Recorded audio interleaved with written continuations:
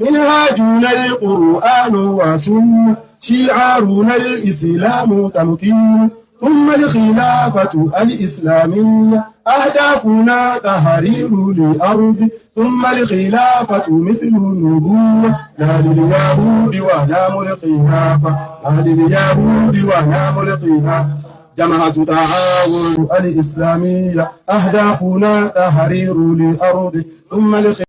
ó rà pápápá láṣẹrí àwọn bàbá sọnà mo kí n káàbọ̀ sínú ìròyìn tó ní ìpàdé ọlọ́mọlé ọlọ́mọlú ọlọ́mọ orílẹ̀-èdè ibi tí mo gbé yíyàwó yá yín lẹ́nu ẹ̀ rántí fọ́nrán yìí yóò ti tó oṣù 6 sí 7 àbọ̀dún kan gan ṣèṣe last year àjẹ́ olúwo lẹ́hìn wò yẹn tó kọ́ àwọn ọmọ jọ wọ́n lo flag Palestine yẹn àṣẹ àwọn èmi ò mọ tán ṣe pàtó ń bí bóyá wọ́n solidarize pẹ̀lú Palestine ni o bóyá nǹkan kan ṣẹlẹ̀ nígbà náà tí gbogbo àwọn èèyàn wọn àwọn ìyè kan wọn àwọn ẹbí wọn àbí ìgbà yẹn ló lòun fẹ́ dọ́mọ ogun lẹ̀ tó kó wọn síta mi ò rí lè rántí n tó ṣẹlẹ̀ ń bí gangan ṣùgbọ́n n tó fa amókòmọ́rò lórí ọ̀rọ̀ yìí náà ni wípé láti àná làwọn èèyàn ti tún pín fọ́nrán ìkiri wípé ọ̀rọ̀ ajé olúwo sẹ́yìn yé àwọn ni o wípé ńgbà tí wọ́n wo inú camcorder nínú kámẹ́rà tó jábọ́ lọ́wọ́ ìkan lára àwọn kámẹ́rámẹ́n wọn lára àwọn iswap tí ó dágbére fáyé tó kúkú oró tán mú kíní ọwọ́ ẹ̀ kíyẹn kíní camcorder ọwọ́ ẹ̀ tán rí àwọn àwòrán kan bẹ̀ tán rí arákùnrin kan náà lẹ́rí mi ò mọ̀dí tán tún ṣe blog ojú ẹ̀ sáà yá sí wọn lo blog ojú ẹ̀ ni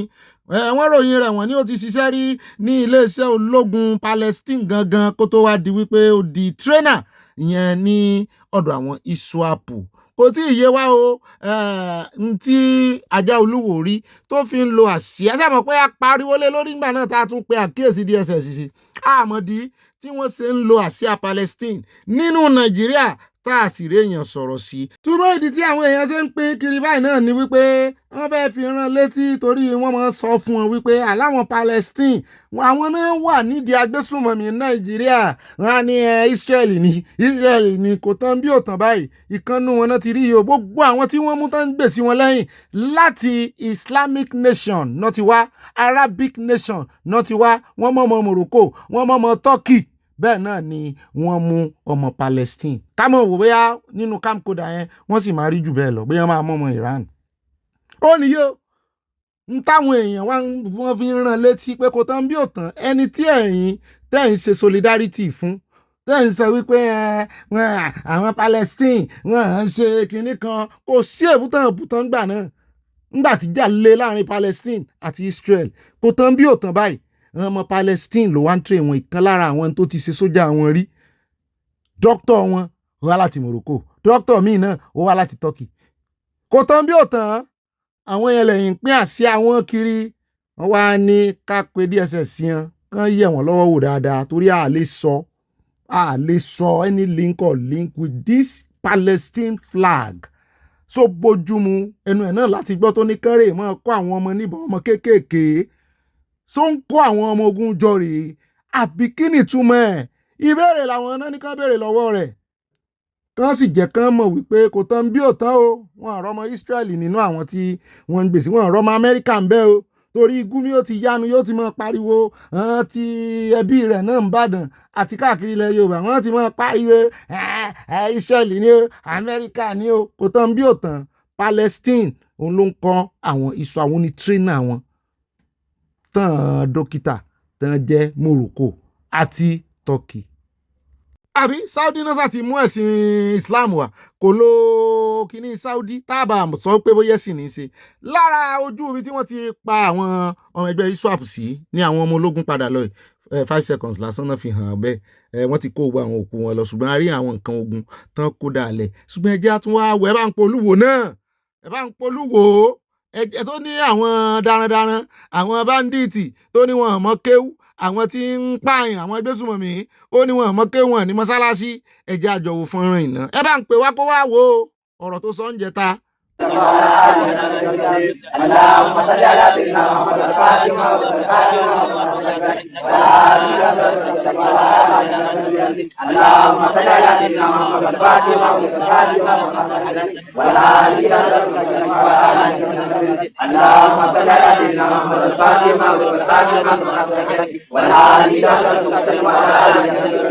اللهم صل على سيدنا محمد الفاتح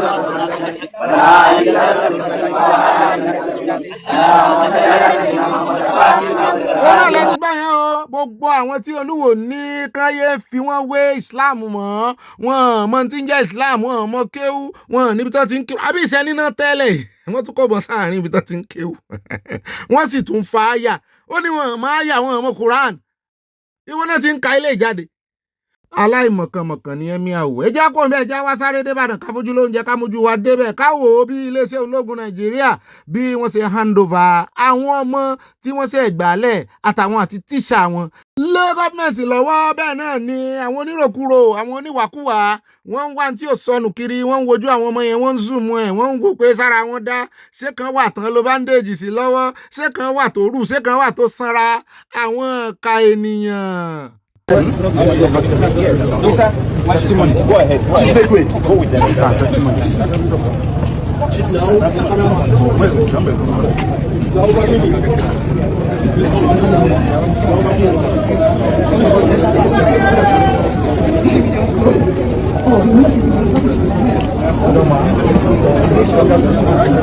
Ó rẹ̀ àwọn ẹmọ fojú ló ń jẹ kémi mọ́ gbé yín débẹ̀ bẹ́ẹ̀ náà ni àwọn Haúsá wọn ganu sí máìkì pàápàá jùlọ àwọn tí wọ́rọ̀ wọn ní kí ló dé tẹ̀ bá wọn gba àwọn tí wọ́rọ̀ náà lẹ̀ mi ò tiẹ̀ rántí pé àwọn tí wọ́rọ̀ náà sì wà ń bẹ̀ o abálájọ táwọn èèyàn fi ń kẹhùn sọ̀rọ̀ wọ́n sì ní àgbà tí yóò kẹhùn sọ̀rọ̀ yóò kẹtàn sáré wípé kí ló special nípa tàwọn tọ̀yọ́ iná ó special o in fact ó ju special lọ nítorí pé àwa Yorùbá a pariwo síta bẹ́ẹ̀ náà ni bàbá wa Sunday Igboho tá lálẹ́ lò ó wà lára àwọn tó pariwo síta ó wọnú igbó látìgbà tó ti wá wọnú igbó yẹn náà ọ̀pọ̀lọpọ̀ mọ̀ wípé wọ́n jọ ń ṣiṣẹ́ ìpọ̀ ni wọ́n wà nú igbó nígbà tí àwọn ọ̀gá ológun àtàwọn ọmọ iléeṣẹ́ ológun tán lọ gba àwọn ará bí ilẹ̀ táwọn náà ń ṣiṣẹ́ wọn nínú igbó yẹn Sunday Igboho wà nú igbó asáàrí a sì rí kámẹ́rà wọ́n sì lé kó wípé à ń wá àwọn ọmọ yìí lọ́wọ́ kó ń bẹ̀ náà àbí inú ẹ̀ náà ti àwọn tán jí kó tán dáhùn náà tí irú ẹkùn gbà inú ẹ̀ náà ti gbà táwọn èèyàn ti ń ṣàwuyewuye pé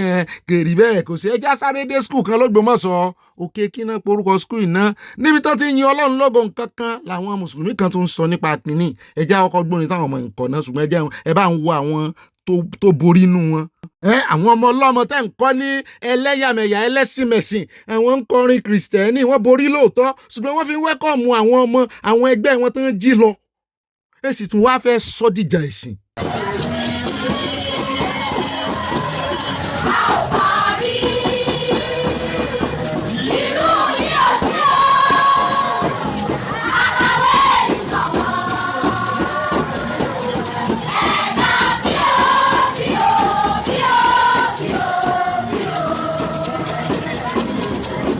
ó dáa ká mọ̀ wá àpẹ́jù ẹjọ́ ẹ kìlọ̀ fún àwọn onímọ̀ náà fi kí iye o kàn fi àwọn ọmọdé ilẹ̀ o kò sọ wípé káwọn ọmọ ìmọ̀ sí ẹ̀sìn tó wù wọ́n bá a ṣe ń ṣe skul nìyẹn lọ́jọ́ Friday ní skul tiwa lẹ́lẹ̀ ńgbà náà àmọ́ ka orin wo làwọn kan náà lójú ní mùsùlùmí ó ní nǹkan kan tá a fi mọ́ ṣe kínní mùsùlùmí ó lè mọ jọjọ́ Friday ló bọ́ sí kí ló ń ṣe àwọn onímọ̀ náà fi kí iná wọ́n tún ti ń gbẹ̀gbẹ̀kúgbẹ̀ káàkiri ẹ má jẹ́ ká wà dúró ẹ̀ púpọ̀ lórí ẹjọ́ ẹ jẹ́ wà wọnú ṣọ́ọ̀ṣì gangan níbi tí ọkọ̀ principal yìí tí wọ́n ti ń give testimony gangan àná wọn jó ni ṣùgbọ́n lónìí wọ́n sọ̀rọ̀ a fẹ́ gbọ́ díẹ̀ nú ọ̀rọ̀ wọn ẹ má bínú àní pẹ́. My name is Professor Wale Alamu, the husband to Mrs. Salamu Rachel Olawe, the principal of Orire Rescue Community High School, who was kidnapped and rescued on hot. I want to use this opportunity to thank God Almighty for making it possible for them to go into captivity and come out alive. I want to sympathize with families whose relatives also went into captivity but were unable to come out. Our prayer for them is that God is going to meet them at the point of their needs, where those relatives are supposed to be, and to help. After that, I want to thank our President, Commander-in-Chief of the Armed Forces, Senator Ahmed Tinubu, for his commitment to rescuing our people. We thank the Chief of Staff, Baba Femi Abila, for his intervention physically. All service chiefs, the Army, the Navy, and the Air Force. I want to thank the IGP. He came several times to Esele and Ogbomoso to assure us that our people will be released alive, and it came to pass. We want to thank the AIGs. We want to thank the Director of DSS, national and in all states. especially Oyo and Lagos states. I want to thank all other security for keeping my hope alive, for strengthening my heart. I have many other pastors that have helped me, including my brother, Pastor Adebayo, my childhood friend from Iregba. I want to thank every other person that has helped one way or the other. All the people that prayed and prayed through. Particularly our Oba, who doubles as the leader of the town, Okolu, and a spiritual father, Babagandi Olaoye. We thank you so much. And I want to say that our governor is wonderful and the deputy is top notch. Ó rà ibi tá à ń lọ náà rèé o, wọ́n dúpẹ́ bẹ́ẹ̀ náà ni wọ́n dárúkọ bàdá Seyi, àwọn kan tún ti ń gbé kiri, ìyàwó ò dárúkọ Seyi, ọkọ náà ò dárúkọ Seyi. Ṣé ẹ ti gbọ́ báyìí? Ẹ mọ́ bínú pa pẹ́ ń bẹ̀, a fẹ́ yọ kò mú òkun bẹ̀ jáde. Ṣé ẹ rí ọmọ Nàìjíríà yìí? Èèyàn gbọ́dọ̀ há síyàn lọ́wọ́ o. Ó rà ní báyìí já sáré gbọ́ lẹ́nu ìyàwó gangan, àwọn náà ti wá sọ̀rọ̀ báyìí. Kì í ṣe kámẹ́rà tán mọ́ gà sí wọn lẹ́nu nígbà tán wà nínú ìgbèkùn, inú atẹ́gùn òmìnira ni wọ́n ti sọ̀rọ̀ jáde báyìí. The rest of the victim. They would close their mouth, tie it with clothes, and beat them very well. Then the men, they had it worse than us because they were blindfolded, handcuffed, and chained. All of them until they remained safe. Was there any form of molestation on anybody? Sexual molestation? No. Mrs. Richard, what next for you? What's next for you? I know you have something else to wait to get you. I need to see my husband. When I get home, I can think of everything. Definitely, that will be something that will be good for me. How do you constantly also get the children because they're kids? How will you go to cope with that? We set them up. When we started the first week, they were bringing biscuits for them, maybe to make them comfortable. But along the line, that stopped. Then we had to move from one point to another. That was a major problem we had. When the place is discovered, we have to move. And that starts around 7, 8 in the night. Sometimes we walk 3, 4 hours. That is most of the bruises you see on our body. Yes. They carry the last 3: Salam, Waliyat, and testimony. The girls, my secondary girls, they carry the girls. The other ones will have to walk.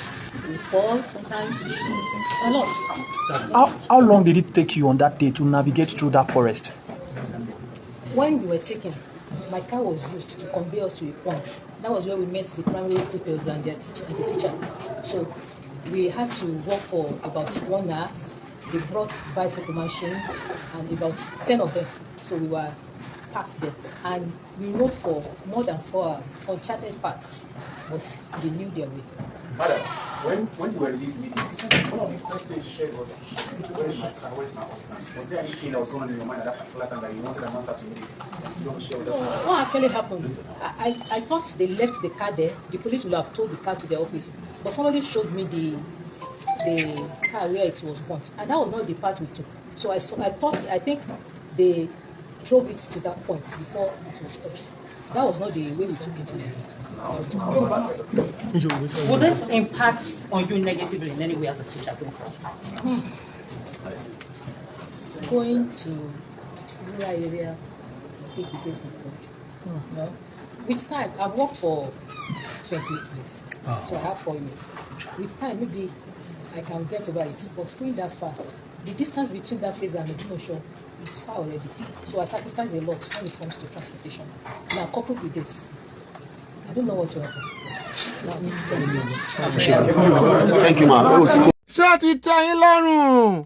Ẹ̀yin morúkọ tí ń pè wọ́n. Wọ́n sọ̀rọ̀ nípa mọ́tò wọn náà. Àṣé mọ́tò wọn náà ti ẹ̀ fi gbé wọn. Ṣé ẹ rí ní tá àbámọ̀ láyé yìí? Kéèyàn mọ̀ ganu sí o. Mọ́tò ní ń béèrè. Àṣé mọ́tò wọn gan-an náà fi gbé wọn ń gbèkùn. Bẹ́ẹ̀ náà làwọn ń gbọ́ wọn ní mọ́tò tán dáná sun ilé ọba tó jó ní ẹwà lóbù sí Sẹ́nẹ́tọ̀ Ali Sharafadeen. Wọ́n ní wọ́n ti yọ̀ǹda Toyota Chacha, wọ́n ti yọ̀ǹda ẹ̀ fún arábìnrin ìmúná ti di star nìyẹn, wọ́n ti di celebrity. Kan ṣáàjọ kan mọ̀jẹ̀ kan padà sí ibi tí wọ́n ti jí wọn gbé mọ́ o. Kan jọ o, kò gbọ́dọ̀ tún ṣẹlẹ̀ lẹ́ẹ̀kejì o. Ṣàngó tójú rẹ̀ wọlé jàre. Kò ní bọ́n bọ́ba kò so kan jọ o. Professor lọkọ wọn kan relocate. Lọ lóyìnbó gan kan process ẹ̀ ní ìsìn pápápá. Wọ́n ní adúpẹ́ lọ́wọ́ Sẹ́nẹ́tọ̀ Sharafadeen mọ̀ wọ́n ní candidate fún governorship fún APC. Mo ní táwọn olóṣèlú mọ́ láìkiri pápápá wọ́n ti keen to it. Á wò bóyá jet ni alágídí àgòdì ó rà. ọ̀rọ̀ ẹja tún gbọ́ lẹ́nu wọn síwájú sí torí èèyàn méjì náà pa tíṣà méjì wọ́n pa principal bẹ́ẹ̀ náà ni wọ́n tún wá pa tíṣà míì tó jẹ́ pásítọ̀ wọn lọ́jọ́ Sunday náà pa torí pé deacon ni wọ́n àwọn tó ń sọ̀sọ́kúsọ pé wọ́n kó wọn pamọ́ síbì kan. àní pásítọ̀ kan wà lórí Facebook báyìí wọ́n mọ̀ dáadáa àwọn onídàkọ rẹ̀ ó kọ́ gbàgàdàgbàgàdà sórí Facebook ẹni wípé wọ́n kó wọn pamọ́ ni. mo ní sèèyàn Ọlọ́run náà sì rèé ẹ bá sì rí àwọn fọ́nrán rẹ̀ níbi tó ti ń ṣàjẹ́ àwọn ọmọ ṣọ́ọ̀ṣì ẹ rò pé èèyàn Ọlọ́run ti tán ojoojúmọ́ ní irọ́ lọ́hùn àwọn onírọ́ òṣì. There are times that we had hope that we will come out alive. Mr. Michael was killed on the second day we got there, but Deacon was killed on the first Sunday of June. The first Sunday of June. They killed them purposely because they felt that would force the hand of the government to give them whatever they tried a lot, but we're so grateful that we have the government that not much of us. wọ́n ṣàlàyé fẹ́ rọ́kọ àwọn gbogbo ẹ̀yin tẹ́ ẹ fẹ́ rójú wọn náà pọ́n sanra sí i sanra lójú yín sí báyìí mọ̀ wọn tó kàn sáré darúgbó wá ìkàlà àwọn ọmọ Nàìjíríà ọ̀pọ̀lọpọ̀ wọn they are domestic bandits. ẹ já sáré gbọ́ lẹ́nu Seyi Makinde á dedicate gbogbo òní fún wọn ni. The Almighty God for His grace over this state.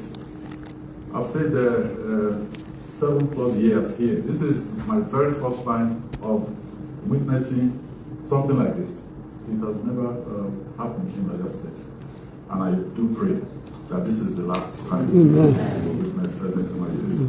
Ọ̀rọ̀ àwọn ẹ̀mọ́jà apẹ́jù ń bẹ́ẹ̀ wọ́n ti hand over wọn sí secretariat ní Agodi nìbàdàn bẹ́ẹ̀ náà làwọn èèyàn sọ ẹnu bọ̀dà Seyi Makinde pé bóyá wọ́n tún ṣàṣọjáàmù ṣùgbọ́n lọ́tẹ̀ yìí wọ́n fi ṣe politics talk.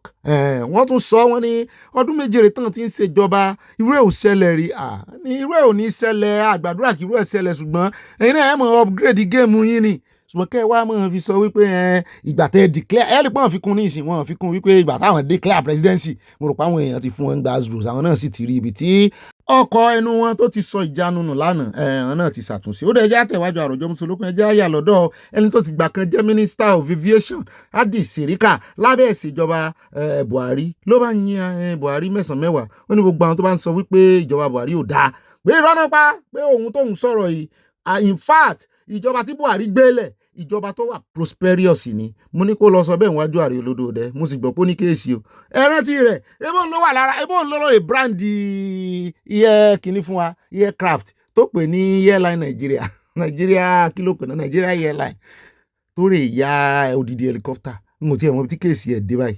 àyà ní kì í ṣe bí ẹ̀ ká ní tán bá iṣẹ́ láabi mú àwọn olórí lọ́wọ́ tó ń fìyà jẹ wọ́n ni tán ń kọ́ wọn lẹ́kọ̀ọ́ gidi tán ń rán wọn lẹ́wọ̀n wọ́n ní kò ní wọ́n á mọ̀ sọ̀sọ̀kúsọ ó tiẹ̀ wà múra bí Arabian kí ni àwọn arábí ń fi wá pè náà. Because of action or inaction of President Muhammadu Buhari, the country has been plunged into hardship. I don't want to get dragged into that debate, but the truth of the matter is that President Buhari had done extremely very well on the economy. And I'm not an economist, but I do know so because I've been in the country, I've been in the government, I know so, and I've seen that the country at the time was in a good state of both the economy and the social issues within the country. Do you feel his administration left resources to work with? I mean, was Nigeria a stable, because you said the economy was good. In your view, was it a stable, flourishing nation under his administration? Well, I believe so. I do believe so. I do believe that he has led a country that is flourishing. And because I am not President Muhammadu Buhari, and neither am I President Bola Ahmed Tinubu, to really comment on the policies that they've made. I don't think it's been fair for me to sit down and make a critique of why President Bola Ahmed Tinubu did this or not. But I want to say categorically that these policies by President Muhammadu Buhari, I believe, are policies of our party. And the policies that President Bola Ahmed Tinubu is pursuing are policies of our party. So as an APC person, I do believe that they are not doing things, like I said, just off the top of their head, to inflict injury on the country. No, I don't think so. ṣé láyà mi ń làgàrà báyìí nígbà tí mo gbọ́ lẹ́nu rẹ̀ ẹ wàá rí ibi tó yí sí wípé ààrẹ olódòdẹ ìkan náà làwọn àwọn ọjọ́ àlẹ́gbẹ́ APC ní abálájọ àti ìgbọ́n kankan nípa ẹjọ́ tán fi kàn án ẹ̀sùn tán fi kàn án já wá yà. lọ́dọ̀ Dèjì Adéyanjú ó sọ̀rọ̀ kan n ò mọ̀ bóyá fọ́nrán ìbóyá ó sì sọ ni àbó ti sọ tipẹ́ ṣùgbọ́n ó bá ọ̀rọ̀ tó ń ṣẹlẹ̀ ìṣẹ̀lẹ̀ tí ń ṣẹlẹ̀ lọ́wọ́lọ́wọ́ mu tí àwọn ọmọ ilẹ̀ Haúsá ń pariwo wípé wọ́n tètè gbà wọ́n tilẹ̀ Yorùbá tán jí kó lọ kán wá gbà wọ́n tilẹ̀ Haúsá náà lẹ̀ ṣùgbọ́n ọ̀rọ̀ Dèjì Adéyanjú collaborate tí ń ṣẹlẹ̀ lọ́wọ́lọ́wọ́ ìdí gangan tí insecurity ò fi lè tán nílẹ̀ Haúsá. How can insecurity end in Zamfara? Insecurity can never end in Zamfara. Insecurity can never end in Sokoto. Insecurity can never end in Kogi and Kwara where they have found gold. All these states. And government know the people who are behind. It's their politicians who are behind that gold mining in the country. So how can insecurity end? ó dá ọ̀rọ̀ létí gbọ́ lẹ́nu Dèjì Adéyanjú àwọn aráàlẹ̀ Haúsá láwọn ò gbà pẹ̀lú tó sọ kíní kan kàṣà kíní kan káwòdì mo ní òótọ́ ọ̀rọ̀ ló sọ ẹjá wáyà lọ́dọ̀ ẹrùfà ẹnìsàn ti túlẹ̀ níwọ̀n tí ìtúlẹ̀ wa ti ẹ̀ ń gbọ́ wípé lọ́tún lọ́sì ni àwọn Haúsá ń kóra wọn tí wọ́n penetrate wọ́n fẹ́ rí olódòdẹ lórí ọ̀rọ̀ yìí ẹ̀ẹ̀kan bá wọn túlẹ̀ kan ṣe mọ́ ní bò bẹ́ẹ̀ náà là ń gbọ́ wọ́n ní ADC ìyẹn ti Àtíkù wọ́n ní ọ̀rọ̀ ti bẹ́yìn yọ omi ti tẹ̀yìn bọ̀gbìn lẹ́nu wọ́n ní ilé ẹjọ́ kò tẹ́mi lọ́rùn tún ti ní kí INEC fa ìwé wọn ya káwọn upload David Mark gẹ́gẹ́ bí chairman fún ẹgbẹ́ ADC mọ́ pé àwọn ò recognize ẹ̀ ilé ẹjọ́ ti fàwé ẹ̀ ya ìbànújẹ́ wá dorí àgbà kódò ó wá sórí àgbà Àtíkù kódò ṣùgbọ́n ibo là ń lọ gangan ọ̀rọ̀ kan tí El-Rufai ti sọ sẹ́yìn nípa wípé ẹni tó ń bá wọ̀dì mú tó ń bá bájà ìṣẹ́dá kíkanú àwọn kú ni mo wá ń wò pé ó mọ̀ dárúkọ kínní náà Yar'Adua làwọn èèyàn wá ń wò pé ààrẹ olódòdẹ ń tẹ̀ ń bá fa wàhálà rẹ̀ mú lọ́gàá rẹ̀ ní ààrẹ olódòdẹ ẹ wá ní káàrẹ olódòdẹ filẹ̀ abẹ́ ẹ̀gbọ́rọ̀ ẹnu rẹ̀ ni wọ́n ìdáríjì yàn abẹ́ ẹ̀rí ń tẹ́ àwọn ẹbí wọn rè ṣe ní bẹ́ẹ̀nu àwọn Fúlàní herdsmen wọ́n ìdáríjì yàn. But anybody that tries to criminalize Nasir El-Rufai should know that he has a battle on his hands till one of us drops them. If they have any doubt, they should go and ask Umar Yar'Adua. I will fight you until I'm dead or you're dead. Because I will not sit back and be criminalized. Ṣé iná ti rí báwa ti ẹ̀fẹ́ lé ilẹ̀ gbogbo agbára rẹ̀ ni wọ́n gbọ́dọ̀ gbọ̀dànù yẹ́bẹ́yẹ́bẹ́ jákòó já dọ́dọ̀ ọmọ Ìgbò yìí níbi tí kan nínú wọn ti ń sọ pé sáfìsẹ́ lọ̀rọ̀ yín ni ẹlẹ́yin lẹ ní Ládìípọ̀ gbogbo ọjà Ìgbò ẹlẹ́yin lẹ ní sẹ́yìn lẹ nílẹ̀ ni sẹ́yìn lẹ gbélẹ̀ wá ni ṣe gbọ́n báyìí ná. Igbos have been chairman of markets in Alaba, and that's why should I say that it's a privilege that it was Igbo traders that founded the Alaba market. You people have lost your conscience. You don't even have emotional intelligence anymore. How can you say you founded a market in another territory? Is it not government that decides where a market stays? How can you say you founded a market in a different territory? Is something wrong with us? Do you even have conscience? Have you noticed this? That in Igbo parties, the meat inside the food, they be like ants. While in Yoruba parties, all more the meat, they big, like you can even eat only meat and you'll be okay. Is there a cultural practice about it? Or is just different cooking style? I want to know in the comment section.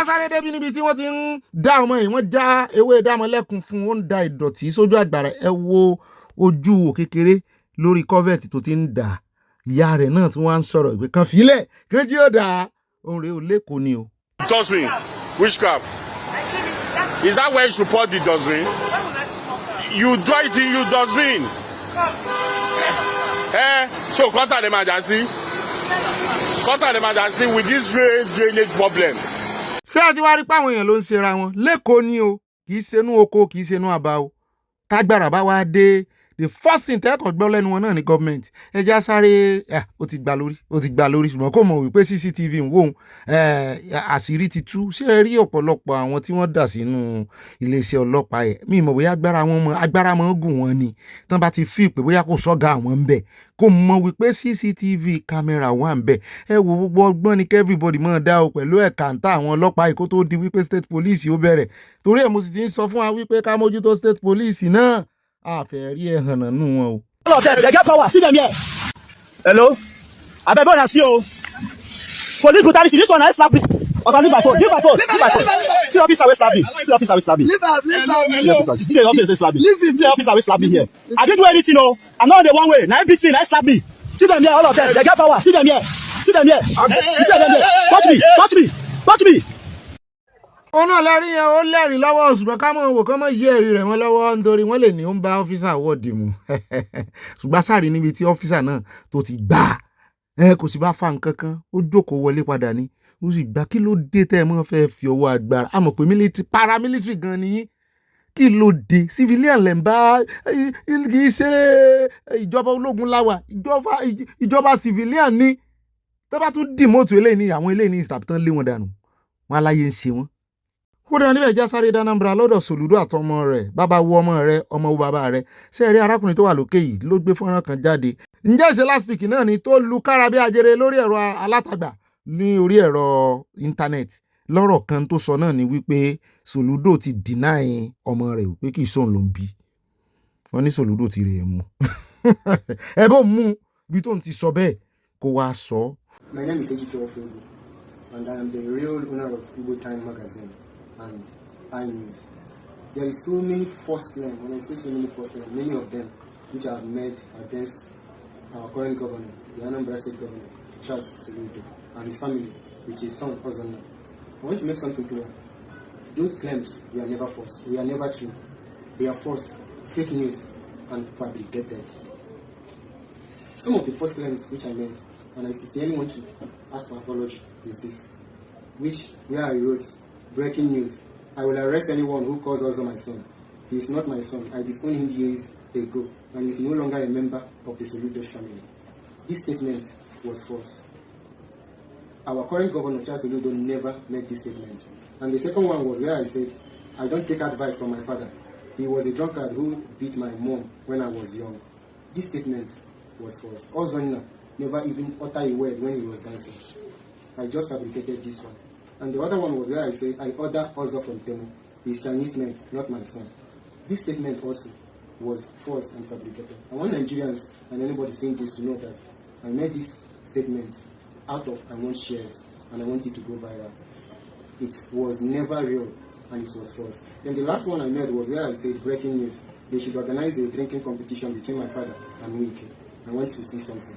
This statement was also false. These four headlines that I have listed here now was false.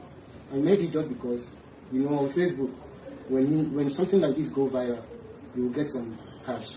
And that was my reason for doing it.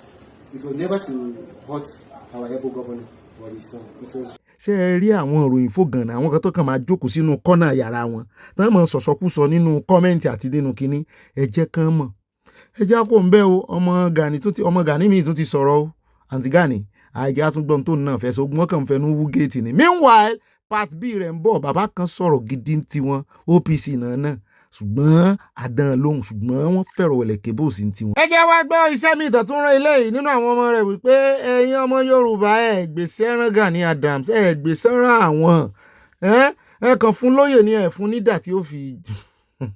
ó ní nǹkan tó kàn jọ mí lójú ni wípé àwọn olóṣèlú yìí máa bá àdé o ó ní wọ́n bẹ̀rẹ̀ sí ní bara wọn jẹ́ ó ní Jonathan try well ó ní Jonathan gbogbo oníṣẹ́ táwọn kódà ní Jonathan ló ṣe ẹ jẹ́ ká kúrò lórí ilé yẹn Fáyẹmí gọ́vnà Èkìtì former governor of Èkìtì ẹ tó bá wọlé social media Jonathan jókòó lórí kalẹ̀ báyìí Fáyẹmí ní akọ̀rọ̀ ló system ẹ̀ láti wá ti ẹ̀jẹ̀ ni torí afẹ́ gbàgbára gbogbo everybody wú everybody shock kí ni problem wa olóṣèlú ló ń dà á láàmú olóṣèlú ló yẹ ká máa lé kiri ẹ fi Gani Adams lọ́rùn lẹ̀ ẹ gbéṣẹ́ fún Gani Adams Yorùbá ẹ fi ìjòyè ní ẹ fún nídà pé kó lò ó inú ilé wo lẹ máa bá nínú ìlú wo lẹ máa dé inú oko wo lẹ máa dé tẹ̀ nínú OPC ìjà Fúlàní tá à ń sọ yìí ó ṣe wà 200 part ní àwọn òṣèlú máa jà lókè òkun kọ́lọ̀ bá fi ọ̀run kẹ́ gọ́vnà Lamade Shina akọni nínú àwọn ọmọ Yorùbá gọ́vnà tá a ti ń yàn ní ọ̀kan ló jẹ́ kí ni problem wa gan ọ̀tẹ̀ ti pọ̀ jù àmọ́ ọ̀nà tó yẹ ká tọ̀ bẹ̀rẹ̀ torí ta bá fún lágbájá ní chance pé kó lọ ṣiṣẹ́ yìí òun náà máa gborí yìnyẹn kí ni tiyín ẹ kíyèsí ẹ wo gbogbo àkàlà bí kí ni wọ́n máa ń pè é lísàbí agbogbo àkàlà at the end of the day nígbà tí wọ́n yẹn jagun tẹ́kí ni wọ́n fi sú ẹ wọ́n lọ ti Tinubu kan wọ́n ní ọwọ́lẹ̀ Tinubu kan a máa yọ lọ gbogbo bá ti dé ìjọ tó kún tí ń dé ìwọ̀n lọ Tinubu yẹn kan lọ pé agbogbo àkàlà kọjá ni why we dull our brain wọ́n ní ọ̀run kan bẹ ọ̀run àpáàdì ọ̀run kan bẹ ọ̀run náà ta ló débẹ̀ rí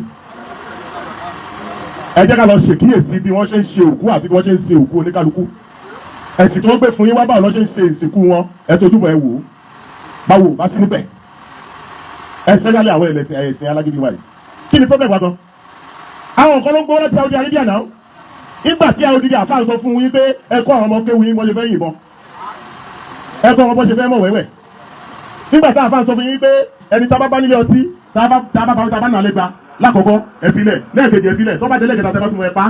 oúnjẹ lẹ́nu pé lè wá ṣe wá sí fáwọn tiẹ̀ ni ṣùgbọ́n ọ̀rọ̀ kan tá a fẹ́ múlò nú ọ̀rọ̀ rẹ̀ náà ni wípé ẹ̀yin Yorùbá ẹ̀ gbèsè rán Ààrẹ Ọ̀nà Kakanfò àwọn o àti wípé ẹ̀ létí àwọn bẹ́ẹ̀ ṣe ti gbòǹgbò àkàlà ẹ̀ dẹ̀ kúrò lórí oyè tẹ́ ẹ̀ bá fẹ́ kán tì yín wọ́n tì yín ẹbí Yorùbá ló fi yín joyè wọ́n lẹ̀ gbèsè fáwọn ẹlẹ́dẹ̀ kàn fáwọn joyè ní mú ìdà tó yẹ kẹ́ ẹ mú lé lọ́wọ́ wọn lẹ̀ fún nídà kí nídà owó nídà wọn ẹ bá náà lóògùn wọn ní gbogbo ẹ kí wàá tún nídà tán dúró dè ó dà ẹ já kó lórí ọ̀rọ̀ wọn wọn tí ìmọ̀ tó ń ṣe wọn ṣe ìkànnù wọn ń bọ̀ bàbá yẹn sọ̀rọ̀ dáadáa ó ní bí wọ́n ṣe ń sọ̀rọ̀ Sunday Igboho sí òun náà ni Sunday Igboho ń lórúkọ sí wípé kàn mọ́ sọ̀rọ̀ Sunday Igboho mọ́ mo rẹ́rìn ni.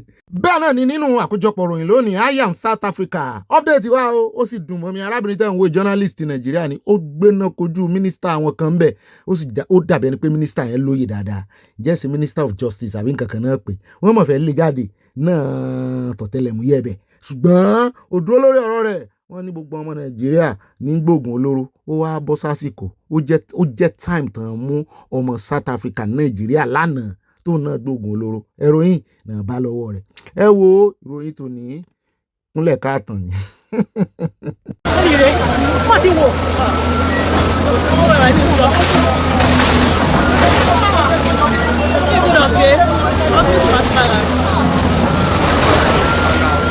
èmi ò tí ì mọ̀ tó ń ṣe wá ní Áfíríkà pàápàá jùlọ ní Nàìjíríà especially lẹ́kọ̀ọ́ Abẹ́sán estate lẹ́ ń wò yìí wọ́n ní lára àwọn ilé tó wà distress tó ti rẹ̀ wọ́n lòun ni wọ́n ń wò yìí mo wá lanu báyìí mo wá wò wípé a ṣe yába ṣe jẹ́ obì tí so lẹ́rùn náà excuse wo lẹ fẹ́ give ilé wo ló wà distress ṣé ẹ̀yin maintain àwọn ilé níbí ó ní every time tó gbọ́dọ̀ mọ́ tún lè ṣe bí ilé bá ṣe hold tó náà ló gbọ́dọ̀ mọ́ tún ṣe ó bóyá ǹjẹ́ ṣe 10 years àti 5 years ló gbọ́dọ̀ mọ́ ṣe renovation ló gbọ́dọ̀ mọ́ gbèrò wọn kàn dédé wọlé ń bí ẹni ọrọ̀ ajé ní gbogbo bí nǹkan ṣe dẹnu kọlẹ̀ yìí ẹ̀dẹ̀ ń ba ọrọ̀ ajé jẹ́ àwọn ògbàdúrà kì í lè wó pààyàn torí excuse yín nìyẹn ṣùgbọ́n maintenance culture wo lẹ́yìn náà input sínú ilé tẹ́kàn tí àwọn èèyàn sínú òsìdì mọ́ ká tó wí ká tó fọ̀ ẹ ti gbé katapila ẹ ti wọlé kí ni ìrànwọ́ tí gọ́ọ̀mẹ̀ntì gan ṣe fáwọn aráàlú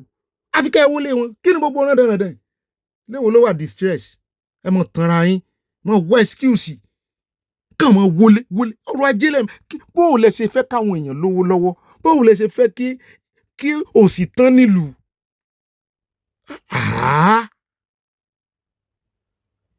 gbogbo ilé yẹn náà fẹ́ wó kanlẹ̀ gbogbo ibi tí wọ́n fi kinní sí yẹn gbogbo ilé ló wà distress kí lẹ̀ ń wò òfin tó ní kàn tá landlord gbọ́dọ̀ mọ tún lè ṣe kò sí lẹ́kọ̀ọ́ ni every time ẹ̀kan sá máa wọlé ẹ̀kan sá bá sì wọlé wọ́n wá wo tán náà ní ìsìn àákàndọ̀ pé gọ́ọ̀mẹ̀ntì gbà wọ́n fi ṣe nǹkan àyà ni mọ̀ dá sí ó ń ká mi lára ní ọrọ̀ ajé bẹ̀lẹ̀ mi ń wò ọrọ̀ ajé ni pé wọ́n ti ṣiṣẹ́ ìwádìí wọn dáadáa àmọ́ retí láti ọ̀dọ̀ àwọn ará Abẹ́sán.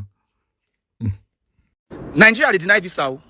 I just noticed today say Nigeria dey like the rate wey Nigeria take deny visa e dey up here. They dey deny visa, they go deny you from coming to Nigeria. You get this Kenyan girl with the UK here, she gets Nigeria friends. So she feel like, okay, this 30 December, she won't follow those girls enter Lagos. You know, say Lagos is one of the most popular city where foreigners know for Nigeria. Before you tell anybody say I'm from Nigeria, I go say Lagos, all those Romania, all of them, now Lagos, they fair call. Before you go even explain Abuja, now Lagos, they know where. So the girl can be like, okay, I won't follow my friends enter Lagos, they won't go to 30 December. Now she apply, she don't apply twice. She don't apply twice. Nigeria, they deny the visa 2 times. But so that, like, when the girl said they deny the visa, she dey vex. I was like, now Nigeria you won't go. She called the verse, say, why Nigeria to enter our country hard. And she called a cry, me say I called a brag. That's like, you don't know, say Nigeria one of the biggest country for Africa. Say to enter hard though, say the government they very strict, all those kind of things. The immigration are very strict. Called they say she does have, how do I help out? Me, I want to know you want to enter Nigeria. I want to help out. So hopefully she said she will apply again for the 3rd time. So we expect, okay, she apply again, maybe they fit grant her. But I call it now, so in our country, they deny visa. So now we get Nigeria, you people should be happy and proud. You have a country to yourself. You get people who enter Nigeria, we won't reach Lagos, but they don't feel reach Lagos because Nigeria, they deny visa.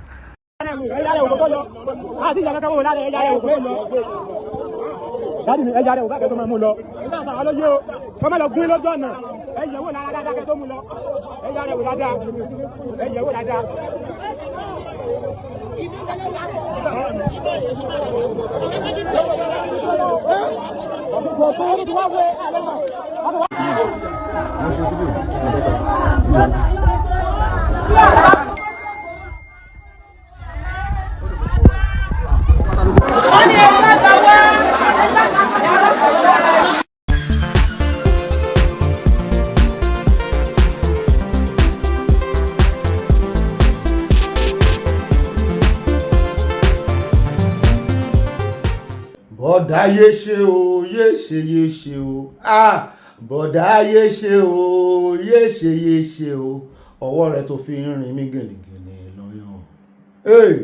Ìlẹ̀kẹ̀ dí mi tó ń fà yìí kí ló ti jẹ́? Bí ẹ̀rí dí mi bá fàyà máa gbowó ẹ o. Bí màmá mi bá fojú kan ìjàngbọ̀n ló kàn o. Àfìgbà tó gbé mi sánlẹ̀ tó ń ra mí lọ́mú. Bọ̀dá Ọ̀làǹdó, bàbá Ọ̀làǹdó jàre. Àfìgbà tó gbé mi sánlẹ̀ tó ń ra mí lọ́mú. Béèrè páyì bá dóyún wàá gbé mi o. Béèrè páyì bá lọ dóyún wàá gbé mi o. Má sọ mi di bọ́ọ̀lẹ̀ ká jàjọ́ gbé mi o, rọra ṣe. Yé ṣe o, yé ṣe o. Bọ̀dá yé ṣe o, yé ṣe o. Ìlẹ̀kẹ̀ dí mi tó ń fà yìí o, bọ̀dá yé ṣe o. Ìlẹ̀kẹ̀ dí mi tó ń fà yìí o, bọ̀dá yé ṣe o.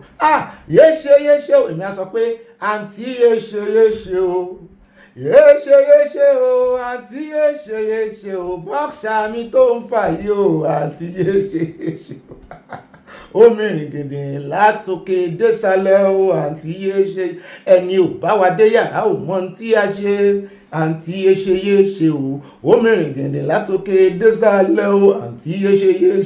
Àyà ni kí n tún kọ látòkè first part yẹn ló ń láìkì jù wípé bọ̀dá yé ṣe o. Yé ṣe o. Ọwọ́ rẹ̀ tó fi ń rin mí gìnìgìnì lọ́yàn o. Ìlẹ̀kẹ̀ dí mi tó ń fà yìí kí ló ti jẹ́?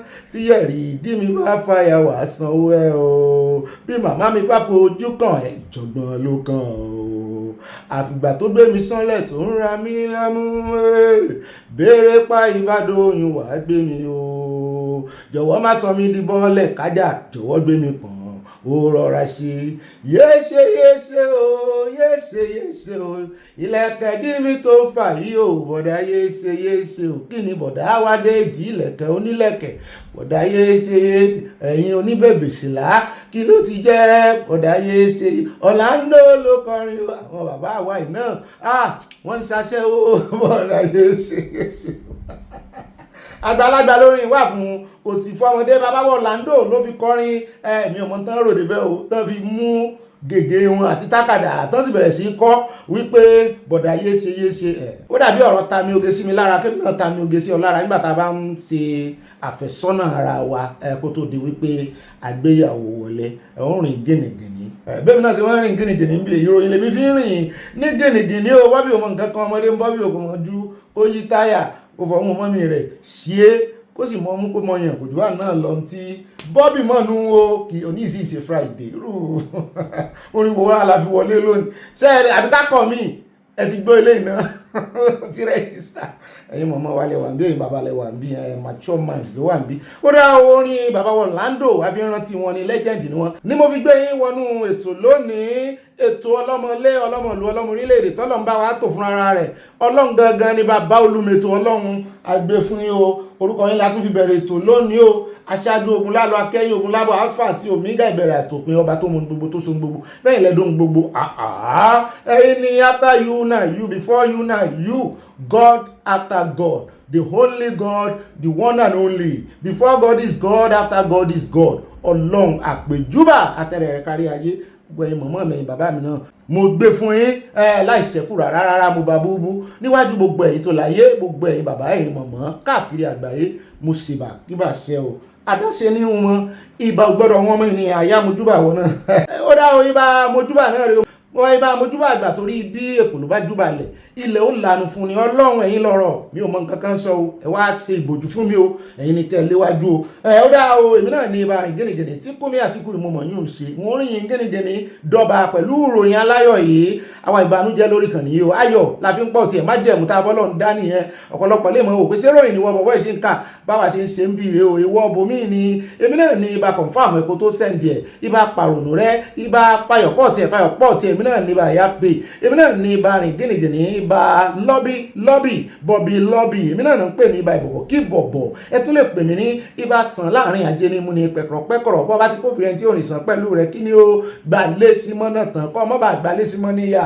ìwọ náà mọ́ rìn sàn pẹ̀lú rẹ èmi náà ní ibà confam ẹ̀kọ́ tó sẹ́ndì ẹ̀ mọ́ bá gbéròyìn fún kanáà ó gbòòròyìn tó bá ń gbé jọ̀ọ́ mọ́ confam ẹ̀ mọ́ rí dájú pé òtítọ́ àtòdodo ni ó fi pè ló rẹ̀ ẹ tún lè pè mí ní ibà òpèké ọkọ̀ àwọn òpàkà ibà òpàkà ọkọ̀ àwọn òpèké ibà òpàkà parada ya parada òdò ọ̀gá rẹ̀ parada òdò àyànà abala comment section abẹ́lẹ̀ yẹn olólùfẹ́ wa ibà kéde fún Yorùbá nation fún Oòduà nation káfàtà ibà kà síwájú ibà ìbò náà ni oyè pọ̀ rẹpẹtẹ wọ́n ìfi ìyànjọ ya òdì káwọn lè gbàdí yẹn alákọ̀ọ́kọ́ náà àkórí ìròyìn wa níbi tá a ti mọ̀ dàmí tútù wájú tá a ti tẹ̀lẹ̀ tútù ẹ̀jẹ̀ abẹ́rẹ́ láti South Africa ọwọ́ bá ọmọ South Africa kan torí pé ibi tá a fa ìròyìn ẹdẹ lánàá àlè fi kún wọn kó mọ́rẹ́ ìgbùdù bẹ́ẹ̀ lọ ṣùgbọ́n a sì atótónu lórí ọ̀rọ̀ ìtorí ìròyìn báròyìn ńlẹ̀ ní ibi tá a ti ń yẹ̀ wò wípé ṣé ká sì gbé ànàná ti gbé ròyìn gbogbo iléèwé ìròyìn ló ti gbé ọmọ South Africa tán ló gbóògùn olóró wá sí Nàìjíríà tọwọ́ bá ibẹ̀ náà látún ti wá rí tí ìkànnà àwọn mínísítà wọn ní South Africa torí àwọn oníròyìn Nàìjíríà lọ́bẹ̀ wọ́n rí ebi lẹ́jọ́ ló bá ń wíwó tòwúrò ló bá ní kán lẹ́kànnà àwọn ọmọ jọ́nálìstì Nàìjíríà jáde ní yóò bá wojú ẹ̀ nìkan náà bá wá sẹ́gbẹ́ ẹ̀ mo rò pé bóyá lára àwọn ọ̀tẹlẹ̀múyẹ́ wọn ń bẹ̀ ni lọ́lọ́hún ó lè síta gbòóyá ló padà wà sálàyé àní ó tanu àbùkù bọ́ ọmọ Nàìjíríà ọmọ Nàìjíríà gbógun olóró ọmọ Nàìjíríans are known for kọ́mọ gbógun olóró Ọlọ́run sì ṣe ìkànsẹ̀ ẹ̀ṣẹ̀lẹ̀ ni ọmọ yín náà mú ọmọ Nàìjíríà mélòó tẹ́ ẹ mú dà èyí náà mú jáde àyà ni wọ́n mú díẹ̀ nù wọn kò yẹ lẹ́yìn àwọn ọmọ àjòkúta mọ́mú mi náà àmọ́ sọ bá ti kọ́kọ́ bára wa wí náà ká tó lè kojú wọn ṣùgbọ́n èèyàn ò ní ká mọ́ kojú wọn nítorí ẹni tó bá ṣe wèrè ní kẹ́ ẹ mú ẹ mọ̀ wọ́n ìjọba yín náà ló fààyè gbà wọ́n ṣùgbọ́n a sọ púpọ̀ lọ́rọ̀ o bóyá journalist Nàìjíríà ló jẹ̀bi bóyá mínísítà wọn lọ́hùn tó ní kọ́ wọn respect òun pé fi respect sí kò mọ̀ pé journalist Nàìjíríà ju mínísítà tó ń lọ à ń bọ̀ ń bẹ́ẹ̀ lónìí náà ni kò ní dọ́là wọn tí mọ̀ nǹkan kan wọ́n rò pàǹbá wọn fi sí ni bàbá tí wọ́n kó ń bẹ́ tán á wà yà lọ́dọ̀ ààrẹ olódòdẹ ìjẹta náà yan ẹni tí ó ṣe igbákejì wọn Kashim Shettima náà mú ọ̀rọ̀ ètò tí wàá fẹ́ mọ́ fa wuyewuye láti ìjẹta tí wọ́n ti endorse igbákejì wọn báyìí muslim ticket náà ni ó àti ìgbà ariwo ṣùgbọ́n èmi mọ̀ wípé wọ́n bá dé mọ́nu kúlà ní àbí bá ṣe jí bá ariwo láàárọ̀ yìí láwọn èèyàn bá pariwo náà ti gba ariwo bọnu wípé wá o ẹ ṣe ẹ mú jẹ ní 2023 ẹ lébélé jẹ o àwọn ò ní gbà o kì í wá ṣe àwọn ọmọ Nàìjíríà nìkan bẹ́ẹ̀ náà ni àwọn parties náà ganu sí máìkì mo ní kò sí tó kan opposition bẹ́ẹ̀ o ẹ fi ṣe lólùfimọ́ ẹ fi ṣe ní ti APC party ẹjẹ́ kan yanjú ọ̀rọ̀ ara wọn o Bùràjídé láwọn odò wa débẹ̀ lónìí náà ni kò ní dọ́là ibi tá a ti ń sọ lọ́wọ́ ibi tá a ti wá ń sọ lọ́wọ́ láti kófìrí arákùnrin kan níyìn bàbá wa Sunday Igboho wọ́n bí léèrè ọ̀rọ̀ náà ni pé Sunday Igboho tó lòun fẹ́ ran ìjọba lọ́wọ́ ìkìlọ̀ ẹ̀ kan ṣe fún sékálíkórè ìjókòó ni kó mọ́ dàbí ẹni wípé àwọn ò fẹ́ kó ṣe é báráàlú náà ní ṣèjọba nìkan ló yẹ kó dáàbò báráàlú ni aráàlú tó bá nípa ẹ̀ náà tó lágbára rẹ̀ náà táyà rẹ̀ kí gbangba tí ì ṣe àwọn ojo tán fi wọ́n jóye àwòdì tán lè gbẹ̀dí yẹ wọ́n ní àwọn sọ̀rọ̀ sí ẹ mọ́ wọ́n ti ń bẹ̀ wá wọn àmọ́ nǹkan kan náà tan náà wọ́rọ̀ ẹ jẹ́ ń sọ̀rọ̀ gidi jàre ní lawmaker tó tún wájú wá jẹ́ head of committee àwọn navy tẹ́ bá níbi sẹ́yìn bàbá Sunday Igboho lọ́tún lọ́sì ní mẹ́sàn-án mẹ́wàá wípé kì í sọmọ Yorùbá o kì í sì sọmọ Ìgbò ó súnmọ́ Haúsá ọmọ Plateau ni lawmaker ni ọmọ House of Rep múlá àti ìrìkà nínú wọn kò ganu sí máìkì ilé-ìgbìmọ̀ asòfin ó sọ̀rọ̀ pa bàbá Sunday Igboho ṣùgbọ́n ẹni tó sọ yìí náà wọ́n ń bi léèrè ọ̀rọ̀ ní ṣùgbọ́n inú mi dùn ayọ̀ mi kún àgbé bọ̀ lónìí náà ni àwọn náà wà fẹ́ lójú tí mo gùn mí lágbára rẹ̀ bí tá a ti ń sọ lọ́wọ́ náà ni bàbá kan ti ń wò mí lọ́ọ̀kan lèmi náà ń wò ó ní sóun gbọ́ mi bọ́ mi mo ní mi ò gbọ́ yín nígbà tí mo ti rí àlẹ̀ mọ́ OPC lára yín ó ní kò sì dé ọmọ Yorùbá kan náà ní àwọn ó ní wọn náà ló sì máa ń sọ wípé ká kọ́kọ́ mú ìran wa kámú léwájú mo ló dá ń gbà náà kí lẹ fẹ́ sọ fún wa o wọ́n ní lórí ọ̀rọ̀ Ìbà Gani ni wọ́n ní OPC làwọn ṣùgbọ́n diaspora làwọn wà ọkàn mi kọ́kọ́ balẹ̀ wípé wọ́n ní dàbí àwọn jáwéjọra ti Nàìjíríà tí òye wọ́n wá ní ẹ̀ka mọ́ búra wa mọ́ ibi tá à ń lọ jìnà Yorùbá kan náà gbogbo wa kí ló dé wọ́n sọ̀rọ̀ sápá kìíní apá kejì mo sì mọ̀ wípé lógun ọ̀fẹ́ wọn àbí lógun ojú òní fi gbogbo ara láìkẹ́ torí yóò mọ̀ retí kan náà sọ̀rọ̀ sódì kan yí ojú aṣọ sódì ṣùgbọ́n èmi rò wípé òye ti ń yí wọn wọ́n ti rí ariwo tá a palẹ̀ kan nú wọn tó sọ̀rọ̀ jáàmù lánàá bóyá kò lẹ́rí ọ̀rọ̀ tó sọ wípé ìjọba olódòdó ló kó àwọn ọmọ yẹn pamọ́ mo ń retí kan gbé eléyìí tẹ́ wá ṣe yìí kò ní nìkan mọ́ gbé o torí yóò pèsè ẹ̀rí o ẹ̀rí nìkan ni kó kàn wà múlẹ̀ torí kìí sọ nìkan ní sọ ọ̀pọ̀lọpọ̀ àwọn èèyàn náà ń sọ àwọn tó sì ń sọ́nà aláṣejù wa bá ṣe tẹ́ wọ́n ní wọ́n rescue wọ́n release wọn ni wọ́n sanwó ni ìkan tiẹ̀ sọ pé 341 àwọn ọmọ ogun Boko Haram tán ti mú sí àhámọ́ òun náà fi exchange ẹ̀mí àwọn òun ni oríṣiríṣi àwọn èèyàn burú gan kí ní ìtú àṣírí àwọn èèyàn gan o ṣùgbọ́n a fẹ́ fẹ̀rọ̀ wẹ̀lẹ̀ kébò sí lórí ọ̀rọ̀ bàbá ìtorí approach tàn gbé wá àwa náà wá fẹ́ yọkùn mọ́ òkun ọ̀rọ̀ tàn gbé wá ẹran ńlá ni wọ́n kún lójú wa náà wá fẹ́ yọkùn mọ́ òkun ibi tàn kún dé torí bá a bá wò wọ́n ràn wọ́n lè rí bẹ́ òróǹro máa ra ẹran á ràn wọ́n padà ṣùgbọ́n wọ́n ṣe fi ẹ̀rọ̀ wẹ̀lẹ̀ tọ̀ wá láṣẹ fi ẹ̀rọ̀ wẹ̀lẹ̀ tọ̀ wọ́n padà bàbá ẹ̀ sọ̀rọ̀ dáadáa à ń bọ̀ ń bẹ́ẹ̀ lónìí náà ni kò ní dọ̀la o mo ní bí gbogbo wọn bá ń ṣe báyìí sọ láti jọ yìí kò ní dìran tó báyìí àwọn náà ti ń gbà wípé bọ́n ṣe ń sọ̀rọ̀ sí Sunday Igboho ní Sunday Igboho ń lògo OPC bàbá sọ bó ṣe sọ́kọ̀ ọ̀hún ṣùgbọ́n bó ṣe bẹ́mi ṣe gbọ́nu ẹ mọ̀ pé wọ́n torí ẹ̀ bíbélì ṣe ní àwọn yọ̀rọ̀ sọ iye tí méjì ló fún ẹnu kan so etí méjèèjì yẹn attentiveness ni pé ó ní iṣẹ́ ṣe gan torí ibi tí ọ̀rọ̀ ti ń bọ̀ ahọ́n torí ẹ̀ ló ṣe fún alẹ́ tí méjèèjì pé ẹ farabalẹ̀ mọ́ gbọ́rọ̀ ni ẹ yé mọ́ sáré sọ̀rọ̀ a wà gbọ́ etí méjèèjì sì rèé kì í ṣe tí nìkan ní gbọ́rọ̀ ọpọlọ ní mọ́ process yọ ọpọlọ oníkálukú sí yàtọ̀ bẹ́ẹ̀ mi bá ṣe gbọ́rọ̀ téèyàn kan sọ náà lẹ́lòmíì ó tún ṣe gbọ́ yóò tún tú torọ́pọlọ ní ó process yẹ ó dìpẹ́ndì bí èèyàn bá ṣe mọ ọpọlọ lò sí à ń bọ̀ á fún ẹ lésì ọ̀rọ̀ wọn ṣùgbọ́n ọ̀rọ̀ wọn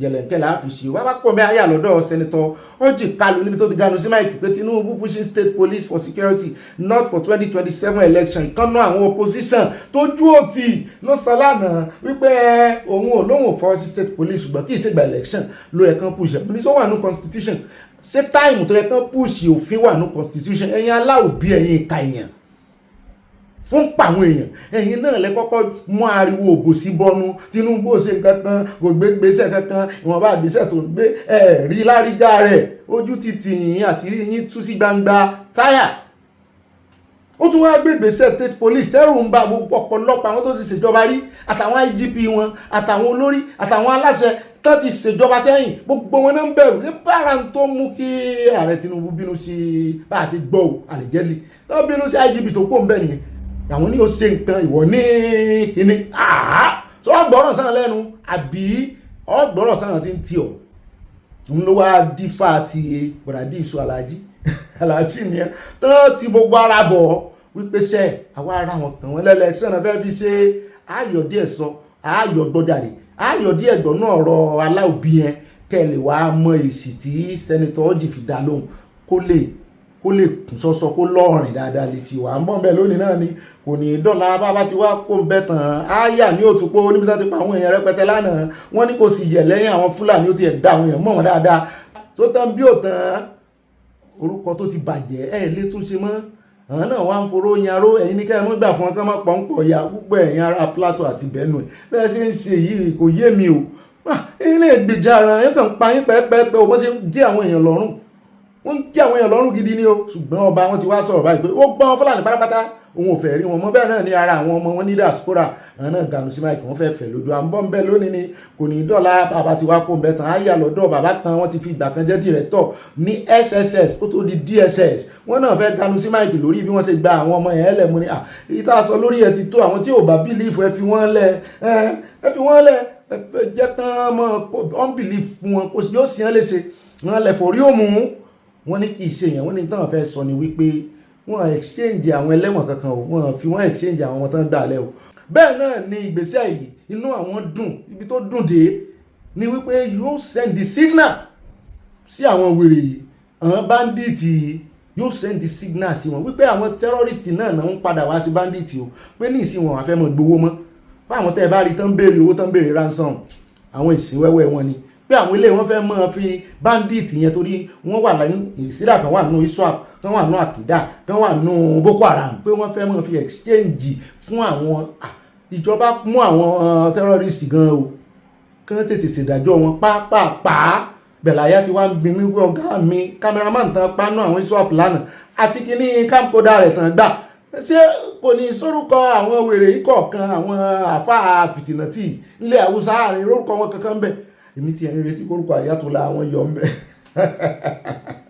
àṣírí ni kíní yẹn ibẹ̀ náà ti rí ọmọ Palestine tá a bá wá wíta láìwé wọ́n ní àwọn gbé black flag kiri aláwọn ń solidarize pẹ̀lú Palestinian ń gba ẹrántí àṣé ọmọ Morocco náà wà ń bẹ̀ wọ́n ọmọ Morocco burúkú yìí ẹjẹ́ kan ṣiṣẹ́ ìwádìí síwájú àṣírí ó tú ẹ bá dé ogun ẹ̀ síta ní o pátápátá korogodo gbogbo wọn kẹ́bẹ̀rẹ̀ sí ránṣẹ́ sí àwọn gọ́ọ̀mẹ̀ntì wọn àwọn ọmọ yín ló wá ń dalẹ̀ láàmú lọ́dọ̀ wa ó dáa mọ́ bẹ́ẹ̀ lónìí náà ni kò ní dọ́là bàbá ó sọ̀rọ̀ o yóò sì dùn mọ́ wa bàbá ti wá pò ń bẹ̀ tán á wà yá ibo la tún yà lọ́nà àyà bó ṣe kọ àwọn kìíní ó dáa yà lọ́dọ̀ léṣe ológun wọ́n ní ẹmọ́dà gbogbo àwọn tí bá sọ̀sọ̀kúsọ lóhùn o wọ́n ní àwọn fún yín ní dátà ayé àwọn táwọn pa nínú àwọn agbésùmọ̀mí insurgent ní o lásán kò bó lè dé kò bá ẹlòmíì tó ń fìbọn rọ̀ kò bá dé o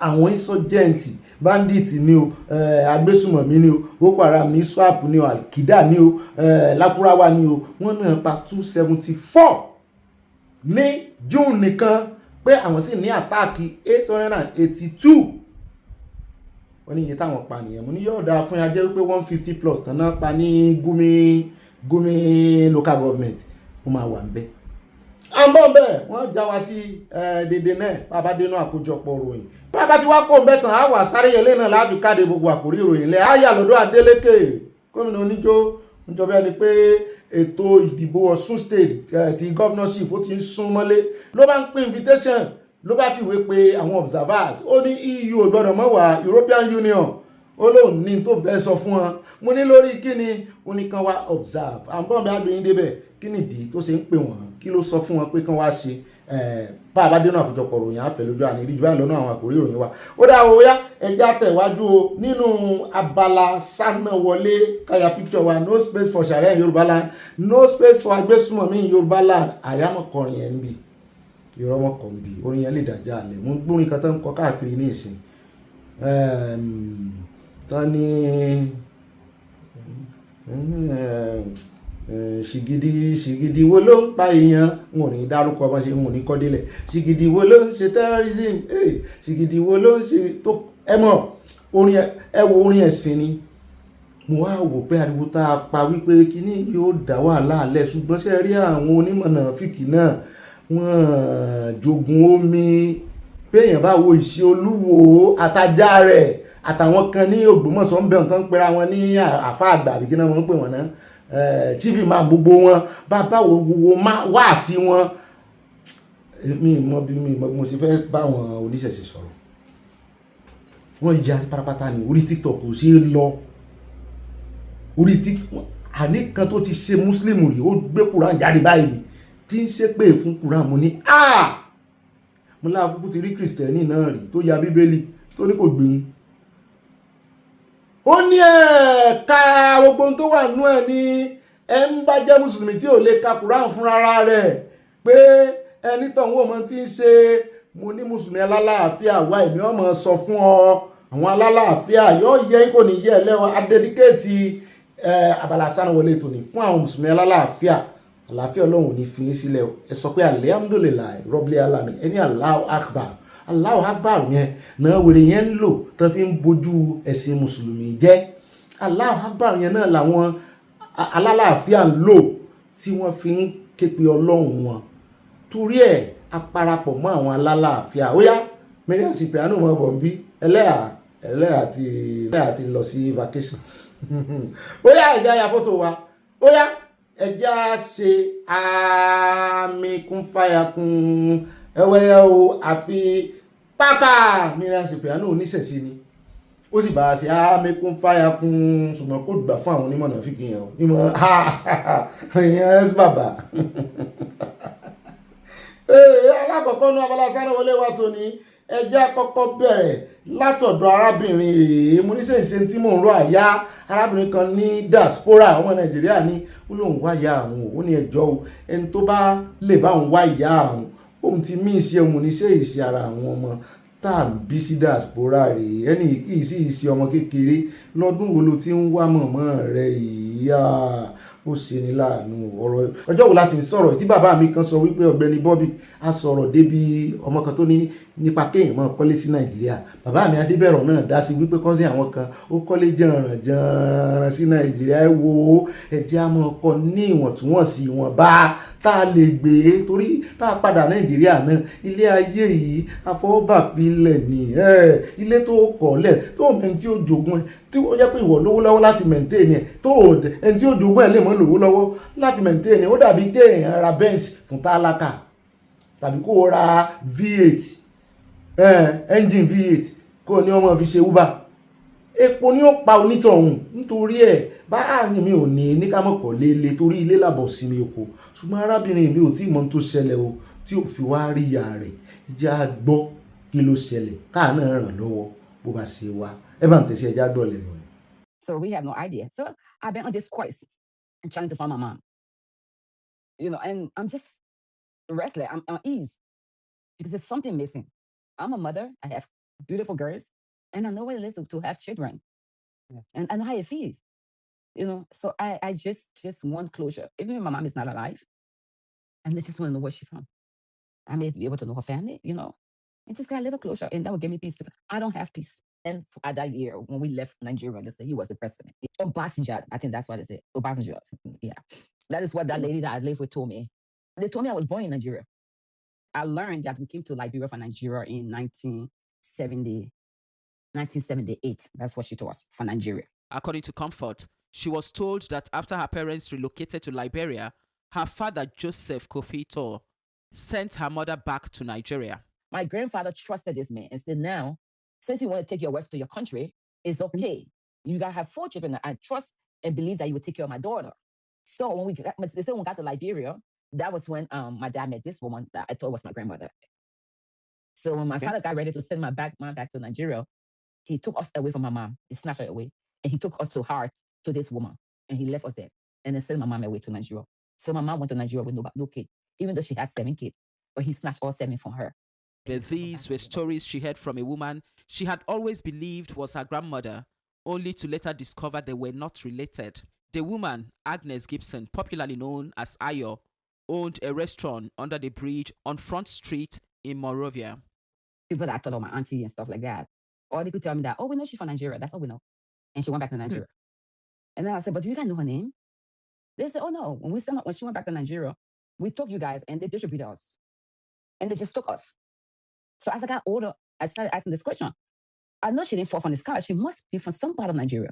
Comfort was also told that her mother gave birth to 7 children. She's currently in contact with only 3 of them and has no idea where the others are or what has become of them. My dad had 3 kids before the 4. So I'm the 4th one. I'm not the first, I'm not the second, I'm not the third. I'm the 4th. Remember I said we were 4 of us. So 2 is follow me and 1 I follow. So that one, okay. She I'm gonna tell you a little bit about her. She's older than me, right? Maybe she was around probably like 10 years old, I think they said. Yeah. So people are saying that she must know something. And she's saying that she have not. So the 3 are the youngest ones now. She made it 4 because I said we're 4 of us. She made it 4. So 3 of us, we're the youngest. So. Meanwhile, one of the few people who claims to have known or seen her mother has little or no information about her whereabouts or identity. And that's all. She would always tell me, say, she was fair skinned, she was tall, she was a beautiful woman. That's the only description she gave me. But other than that, she have no other information. And meanwhile, she took my sister as her only child. When my mom left, like I said, they should be the us. So she was the one. My sister was 1 month at the time. 1 month. And she took my sister and said, this was going to be my only daughter. And then she gave my sister a name. And so all of our names, they gave her a name that they wanted to give us, So even our names, it's going to be hard for our mom to even trace, or if our names will change and stuff like that, that we have no idea. Like how she's going to find us. I don't have peace. I'm not going to lie to you. As old as I am, I still cry. So who am I? Where am I from? Who is my family? I don't have any family. ó mà ṣe ó bú sẹ́kún àánú ẹ̀dá ń ṣe mí yóò kàn dàbí kòròfó ni torí bẹ́ẹ̀ ìwọ̀n bá ti wọn bí tó ti ṣẹ̀wá tí ó tún á jẹ́ ìyá tí ó tún jẹ́ ìyá tó jẹ́ pòun gangan ló dẹ̀jẹ̀ lé lórí kò wá mọ̀ ìyá ẹ̀. bẹ́ẹ̀ náà ni àìmọye àwọn obìnrin lọ́hùn tí àwọn ọmọ ológun nàìjíríà tán kó lọ sí ẹ̀ńkọ́mọ̀rì ńgbà náà tí wọ́n fẹ́ sọ̀hún àìmọye náà ń padà wálé wá bàbá wọn ìyá ilé ń wá báyìí ọlọ́run ó sì ṣàánú ẹ̀. ó rẹ̀ káàbọ̀ padà náà lẹ́tí gbọ́ ọlọ́run ó fún rí ẹjẹ́ àyà lọ́dọ̀ bàbá Sunday Igboho breaking news ẹjẹ́ tún dúpẹ́ lórí bàbá Sunday Igboho àti ìró ẹkùn ń ṣe bẹ́bẹ́ àwọn kan ń rojọ́ wẹ́wẹ́ àwa ń ṣe kí ni àwa ń bá iṣẹ́ lọ nítorí nínú anthem wa ó ní ìṣẹ́ wa fúnlẹ̀ wa kò sọ wípé ẹjọ́ wa fúnlẹ̀ wa mi ò gbọ́n anthem yẹn gan lẹ́nu Ìbà Gani rí táwọn gómìnà sì ń kọ ó kú ti ní gbogbo wọn ló hètì òun kọ lẹ́tà sí wọn dáhùn àwọn gbogbo gómìnà sí hètì ẹ̀ náà ó fura síra rẹ̀ olólòdò rẹ̀ hètì òun àwọn ẹ̀yìn rẹ̀ náà ń sọ bẹ́ẹ̀ gbogbo gómìnà náà sí hètì rẹ̀ bọ̀dá ẹ fura síra yín bàbá Sunday Igboho yóò yẹ kò ní yẹ̀lẹ̀ irú ẹkùn ṣe bẹ́ẹ̀ o wọ́n ní bàbá kan Alhaji Rashidi Ogun àti Pastor Sunday àwọn méjèèjì wọ́n ní ẹ lọ lé wọn ẹ lọ àdírẹ́sì wọn kẹ́ẹ̀rẹ̀ fọ̀rọ̀ wá wọn lẹ́nu wò wọ́n sọ bó ṣe jẹ́ fún yín wọ́n lò ní ìró ẹkùn pẹ̀lú àjọṣepọ̀ àwọn ọlọ́pàá àwọn agbófinró ni Ọlọ́run bá wa gbà lẹ́ o wọ́n ní lọ́jọ́ Wednesday ni wọ́n jí wọn gbé ní July 8 2026 ní Okeo Lọ́yọ̀ State wọ́n ní both of them are now free after the operation to rescue them tonight yẹn lánàá from terrorists brother mi Koiki Media àwọn náà gbé jáde agbẹnusọ bàbá wa Sunday Igboho officially nù wọ́n ní rescue mission was done in conjunction of RRT and Chief Igboho Ìró ẹkùn and others èmi ò mọ RRT o kìnnì kan respond kìnnì kan nù àwọn ọlọ́pàá ní ó jẹ àbáwọn àmì ni Ọláyọmí Koiki spokesman Chief Sunday Igboho ẹja yan Ọlọ́run lógo àwọn kan ń rojọ́ wẹ́wẹ́ àwa ń ṣiṣẹ́ akọ́lọ àwa a ní gbàfọ́gà ẹ̀ ìgbà ló nígbà ń lò èèyàn bá ti lò gbà rẹ̀ tó ó yẹ kó mọ̀ ní ìmọ̀lára rẹ̀ ní tó yẹ kó dúró bí bàbá àṣàlẹ̀ ní ìsìn tó yẹ kí gbogbo wa mọ̀ gbádé fún pé Ìbà Gani wá dà wọ́n mọ́ta òun náà fúnra rẹ̀ yóò wà náà dákọ̀ Sunday Igboho yọ́ mọ́ ẹ wo gbọ́rọ̀ tó sọ wájú Àgbàlá Gabriel ó sàn kan náà ni kí ló dé tó ń sísan náà ní rẹ̀ ṣé ẹ gbọ́ Ìbà Gani lẹ́nu Sunday Igboho láti ìgbà títí ń bá ìwé ẹkùn rẹ̀ lọ ṣé ẹ ti gbọ́ lẹ́nu ẹ̀ tó ní Ìbà Gani àbí tó sọ̀rọ̀ kan ẹ wá ní káwọn ọmọ rẹ̀ kà mọ́ dáhùn àìsọ máa le kókó fáyọ̀ yọ ọjà rẹ̀ sísítà mi dáadáa ẹ já tẹ̀wájú àròjọ́ musolókun o ẹ já wáyà lọ́dọ̀ ìkànnà àwọn ọmọ yáwọ́tà yìí tó ń bẹ̀bẹ̀ tó ń rawọ́ ẹ̀bẹ̀ sí ìjọba wípé nígbà tán kó àwọn èèyàn lọ́nbẹ̀ ní tó fa rèé o pé kò sí fóònù kò sí nẹ́tíwọ̀kì mo ní so ìlú kan sì wà Nàìjíríà kódà kò jẹ́ inú oko inú jù tí nẹ́tíwọ̀kì ò sí láyé ìgbà yẹn àwọn gorí àpáta nígbà tí mo rè sáàfù Sókótó àmọ́ wá nẹ́tíwọ̀kì kiri lórí àpáta ni ẹ bá ń tẹ̀sí ẹja gbọ́ iṣẹ́ tó ní kábò ń jẹ́ fún ìjọba bá a bá dé àáyà lọ́dọ̀ Isaac Fayose. Just see suddenly that something wrong is happening here. Those kidnappers and robbing, they just enter here and pack our people, doing so many things. And we don't have network to call, to make anything, to make our government or our people to know that something is happening here, which is bad things. So we need network. Sometimes our people, their health may not okay enough. We don't have enough health center. Even our children, we need a standard education because our school here, we don't even have a good building, and we still have we still need enough teacher to be learned there. We don't have electricity, something here like solar lights. They just give us a little one instead of giving us the one that will circulate our environment. So all those things, it still cause those and still make those people to be enter this environment and do so many bad things as they like. We need the help of our government. Oh. We need the help of government. If government did not have anything to do about it, so this place is too difficult to stay here because we near that bush. Even those our forest guide, Awogu, we usually call them Awogu, they have run away for us. So those people that we are still looking at, we are using them to be guiding ourselves. ó lè káàbọ̀ padà ẹja wáyà lọ́dọ̀ Isaac Fayose ó ń jọ bí ẹni wípé afẹ́fẹ́ on your mandate ti fẹ́ sí Isaac Fayose o ó ń jọ bí ẹni pé òun gan ti ń rí iṣẹ́ ribiribi táàrí olódó rẹ̀ ṣe àbó ògùn mú ni àyà ní bó bá mú ó mẹ́yìn náà ká rẹ̀ ó ní gbẹ́nu rẹ̀ sàn iṣẹ́ ribiribi là rí iṣẹ́ ribiribi là rẹ̀ ń ṣe àwọn iṣẹ́ táwọn kan tán sá fún tẹ́rù ń bà wọ́n wípé yóò bọ̀n ló kọjá o bọ̀n bá rèé yọ subsidy bọ̀n bá rèé ṣe state police yóò bọ̀n ló kọjá o Fáyọ̀sé lè wá máa sọ ilé inú mi dùn sí nítorí pé kì í ṣalábòsí túmọ̀ ní pé bó bá rí tí ò dá yóò sọ ní mọ̀ yọ̀ gẹ̀rẹ̀ nígbà mi ògbà náà là sí. kò sẹ́ni tó rí rẹ̀ òní mi ti bá ń rìn ògbà náà làwọn tàṣe àgẹ̀rẹ̀ nígbà mi ṣùgbọ́n mo láìkẹ́ ó tètè mọ́ adjust ṣé rí ibi tẹ́ ti mọ̀yàn gidi nìyẹn kéèyàn ṣe tí ò dá kó bá wí kó dẹ̀ ṣe tó dá kó fà mọ́ra kò sí irú ẹ̀ lọ́dọ̀ àwọn olóṣèlú yìí pàápàá jùlọ àwọn opposition bí kan bàtẹ̀ èèyàn jẹ́ ni ẹ bá ń tẹ̀sí ẹjẹ́ gbọ́ bí Fáyọ̀sé bó ṣe ń kí olódó rẹ̀ tí ń yin ìjọba rẹ̀ mẹ́sàn-án mẹ́wàá lórí ọ̀rọ̀ náírà ó ní náírà náà ń gbéra ṣe mí náà chẹ́ẹ̀kì ẹ̀ lánàá nígbà tí mo wọ exchange rate inú tiẹ̀ kọ̀ọ̀kan bí mi pé bó ló ṣe wá lò tó yìí ó sì gbéra díẹ̀ ìwọ ẹ̀rọ yìí against náírà ti ń tàbí ọbí o ẹgbẹ́ ajá gbọ́ lẹ́nu ẹ̀ bíjọba olódó rẹ̀ ò bá kúkú ṣe dáadáa Fáyọ̀sé ò sí inú àwọn tí wọ́n fẹnu bò yóò ti jáde tí ó ti sọ tó bá wá jáde ní ìsìn tí yìn náà yín obedient tí ń ba inú ẹ máa wò kẹ́ ẹ máa ranjú ẹ bá ń tẹ̀sí. Do you know that Naira is now doing well in international markets? Naira is one of the top 10 stock exchange now. A lot of Igbos are tripping into our country now to invest, to put their money here because our Naira is so balanced now. Watch this video. Nigeria just became the world's best performing stock market. Yeah, they just overtook South Korea in dollar returns this year. But how did they do it? Economic reform, stronger oil prices, stronger Naira, that all helped fuel the rally. So honestly, it's a reminder that sometimes the biggest winners don't always have to be the loudest markets. It's Naira, not Naila. Naira, I said Naira. No, you said Naila. I said Naira. Naira. So you can see Naira is really picking up in international market. Really, really picking up that we can even be 1 to 10. That means Naira is coming up. Many will say, don't be them Tinubu government carry Naira to that level. Let us still leave that for another day.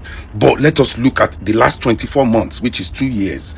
Pounds, Naira, all of them, you can sleep, go to bed, trade without losing so much. No gallop, inflation, no nothing going back.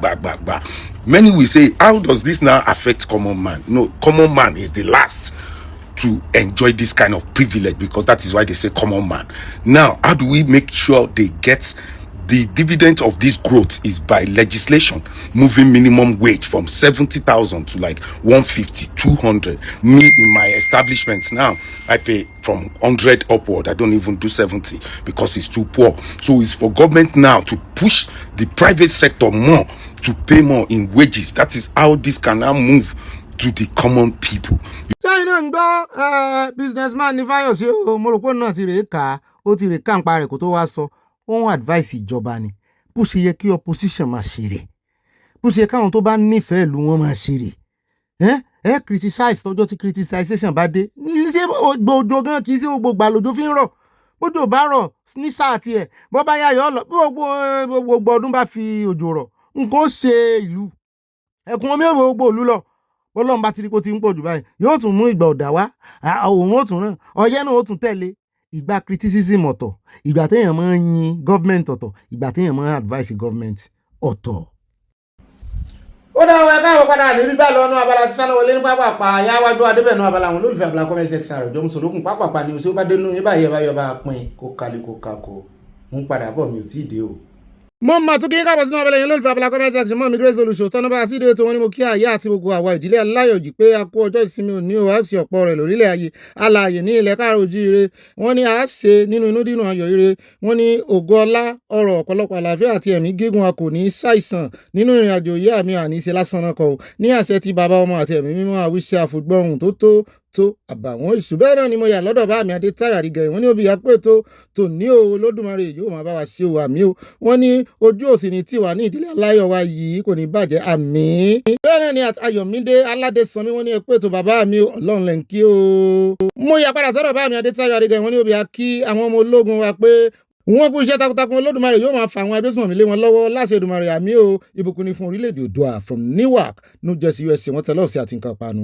bẹ́ẹ̀ ni Alhaja Ramat títí láì wọ́n ní àwàrà ààyè ní tiwa ààrẹ ẹ̀rí Ọlọ́run ṣeun o bàbá Valentine àtàyà akú òpin ìsinmi ọ̀sẹ̀ Ọlọ́run a máa jẹ́ ká sinmi ayọ̀ láṣẹ Èdùmàrè àmì wọ́n tẹ́lẹ̀ ọ̀sẹ̀ àti nǹkan panu. at Olú wọ́n ní ẹ̀ka alẹ́ Ọ̀gbẹ́ni Bobby Lobby bá mi mo kí yín o Ọ̀gbẹ́ni Bobby Lobby tí Ọlọ́run á máa bá yín ṣe àmì ẹ jọ̀ọ́ ṣé mo lè ṣe adélé fún ẹlẹ́yà sóbìnrin ní Olúmorí torí ẹ ti mísì ẹlẹ́yà náà mísì yín o ẹ kàn fún mi ní òfin àti ìlànà ló bá tán ẹ̀ǹtẹ̀ wa balẹ̀ ẹ jẹ́ n kọ́kọ́ lé Miriam Cypriano lọ́nà ẹ jẹ́ ndí ọ̀dọ̀ mọ́ mi Rafiat Aman wọ́n ní who wouldn't be happy for those people to God be the glory wọ́n tẹ lọ́ọ̀sì àti nǹkan ọ̀panu. moro múbọ̀ ẹjọ́ sọ mọ́ mi moro wọn adébọ̀ wọn ní Ọ̀gbẹ́ni Bobby mi tó tọ́ my darlington ó mà ya yín lálẹ́ yìí o wọ́n ní ẹnu ọpẹ́ wa ò ní kan lórí orílẹ̀-èdè Yorùbá mi o àwọn kan da inú ilẹ̀ ní Ọlọ́run máa bá gbogbo wọn wí lórúkọ Jésù Kristi Olúwa wa mi no space for Sharia and blaspheming laws in Yorùbá land wọ́n tẹ lọ́ọ̀sì àti nǹkan ọ̀panu ẹ̀sìn mọ́ mi o kọ́lọ́mbà nífẹ̀ẹ́ yín. At Bumi Crystal, want to love as usual. We love you too. Bá mi Kẹ́hìndé òsè ní Sàlímọ̀ ọmọ owó lódò ọba wọn àtẹnibọ̀ ọlọ́mọ àtẹnibọ̀rẹ̀ wọn ni ẹ̀ka lẹ́sà bàbá mi. Bobby yẹ kú iṣẹ́ takuntakun. Mí náà kì í bá mi ẹ̀mí yóò gùn. Lágbára gbogbo alálẹ̀ ilẹ̀ Yorùbá pátápátá tẹbí tara yín àmì àtẹ̀yìn náà. Yorùbá nation no going back. Bẹ́ẹ̀ náà ni bàbá mi Bọ́lájí Bẹ́ǹtáì. Wọ́n ní Ọ̀gbẹ́ni Bobby ẹ̀kú ètò wọn ní tọrọ ni o domestic bandit ló pọ̀ jù. Òótọ́ náà fẹ́ kọ tóóró ni. Tòótọ́ wọ́n fẹ́ kọ Yorùbá bí tí Yorùbá yí sí náà nù tí mistake kan bá ti wà mẹ́ba. wọ́n ní domestic bandits ló pọ̀ jù nínú ọmọ Nàìjíríà. Many of them complain online about Nigeria just fake and bitter because it's not their favourite in the polls. They always find joy in the bad news. ṣé ẹ mọ̀ pé táwọn bá rí bad news wọn ní lè sọ̀rọ̀ sólódò dẹ ó ti wá mọ́ wọn lára wọ́n ti gbàgbé wípé bad news gan ò dáa nǹkan ṣe wọ́n àmì ẹ̀sìn ẹja yà padà lọ́dọ̀ mọ́ mi mòrún múbọ̀ ẹja ọ̀sán mòrún adébọ̀ ẹja ọ̀sán ní Ọ̀gbẹ́ni Bobby mi tó tọ́ my darlington ẹnu máa yún ọmọ burúkú tó sọ pé Jagaban ló gbé àwọn ọmọ pamọ́ ó fẹ́ trend ní àná àwọn tó bí ṣe mí Jagaban kárígò wọ́n tọ́m sí bàbá olódò dẹ. bẹ́ẹ̀ náà ni àti Bọ́lájí Bẹ́ǹtáì wọ́n ní they need to arrest that lady that accused Tinubu directly that's involved and any other person saying it's government that kidnapped them ọmọ Gani Adams yẹn ó kú lórí ọ̀dẹ̀ onílara. bẹ́ẹ̀ náà ni àti Kẹ́hìndé òsèlú Sàlímọ̀ wọ́n ní tí àwọn DSS bá ti gbé ọmọbìnrin yẹn kí wọ́n gbé arákùnrin APC yẹn OPC lẹ́fẹ̀kọ́ OPC náà ní o ọmọ Gani. àtòyè ní Ancestral TV wọ́n ní Ọ̀gbẹ́ni Bobby ẹ̀kú iṣẹ́ John Oyeniyi from Houston Texas bá mi ẹ̀yin náà ẹ̀kú iṣẹ́ lórí comment wọ́n tẹ lọ́ọ̀sì àti nǹkan panu. Màámi Oyèmí Sálà wọ́n ní mo kí gbogbo ìdílé aláyọ̀ àtọ̀gbẹ́ni Bobby mi o èmi náà kí màámi o ó yẹ kí ìjọba tètè gbé àwọn tó fi ẹsẹ̀ sílẹ̀ tí wọ́n fi ẹnu kọ o kí wọ́n fi wọ́n jófin ní kíákíá Yorùbá nation no going back no Sharia in Yorùbá land wọ́n tẹ lọ́ọ̀sì à.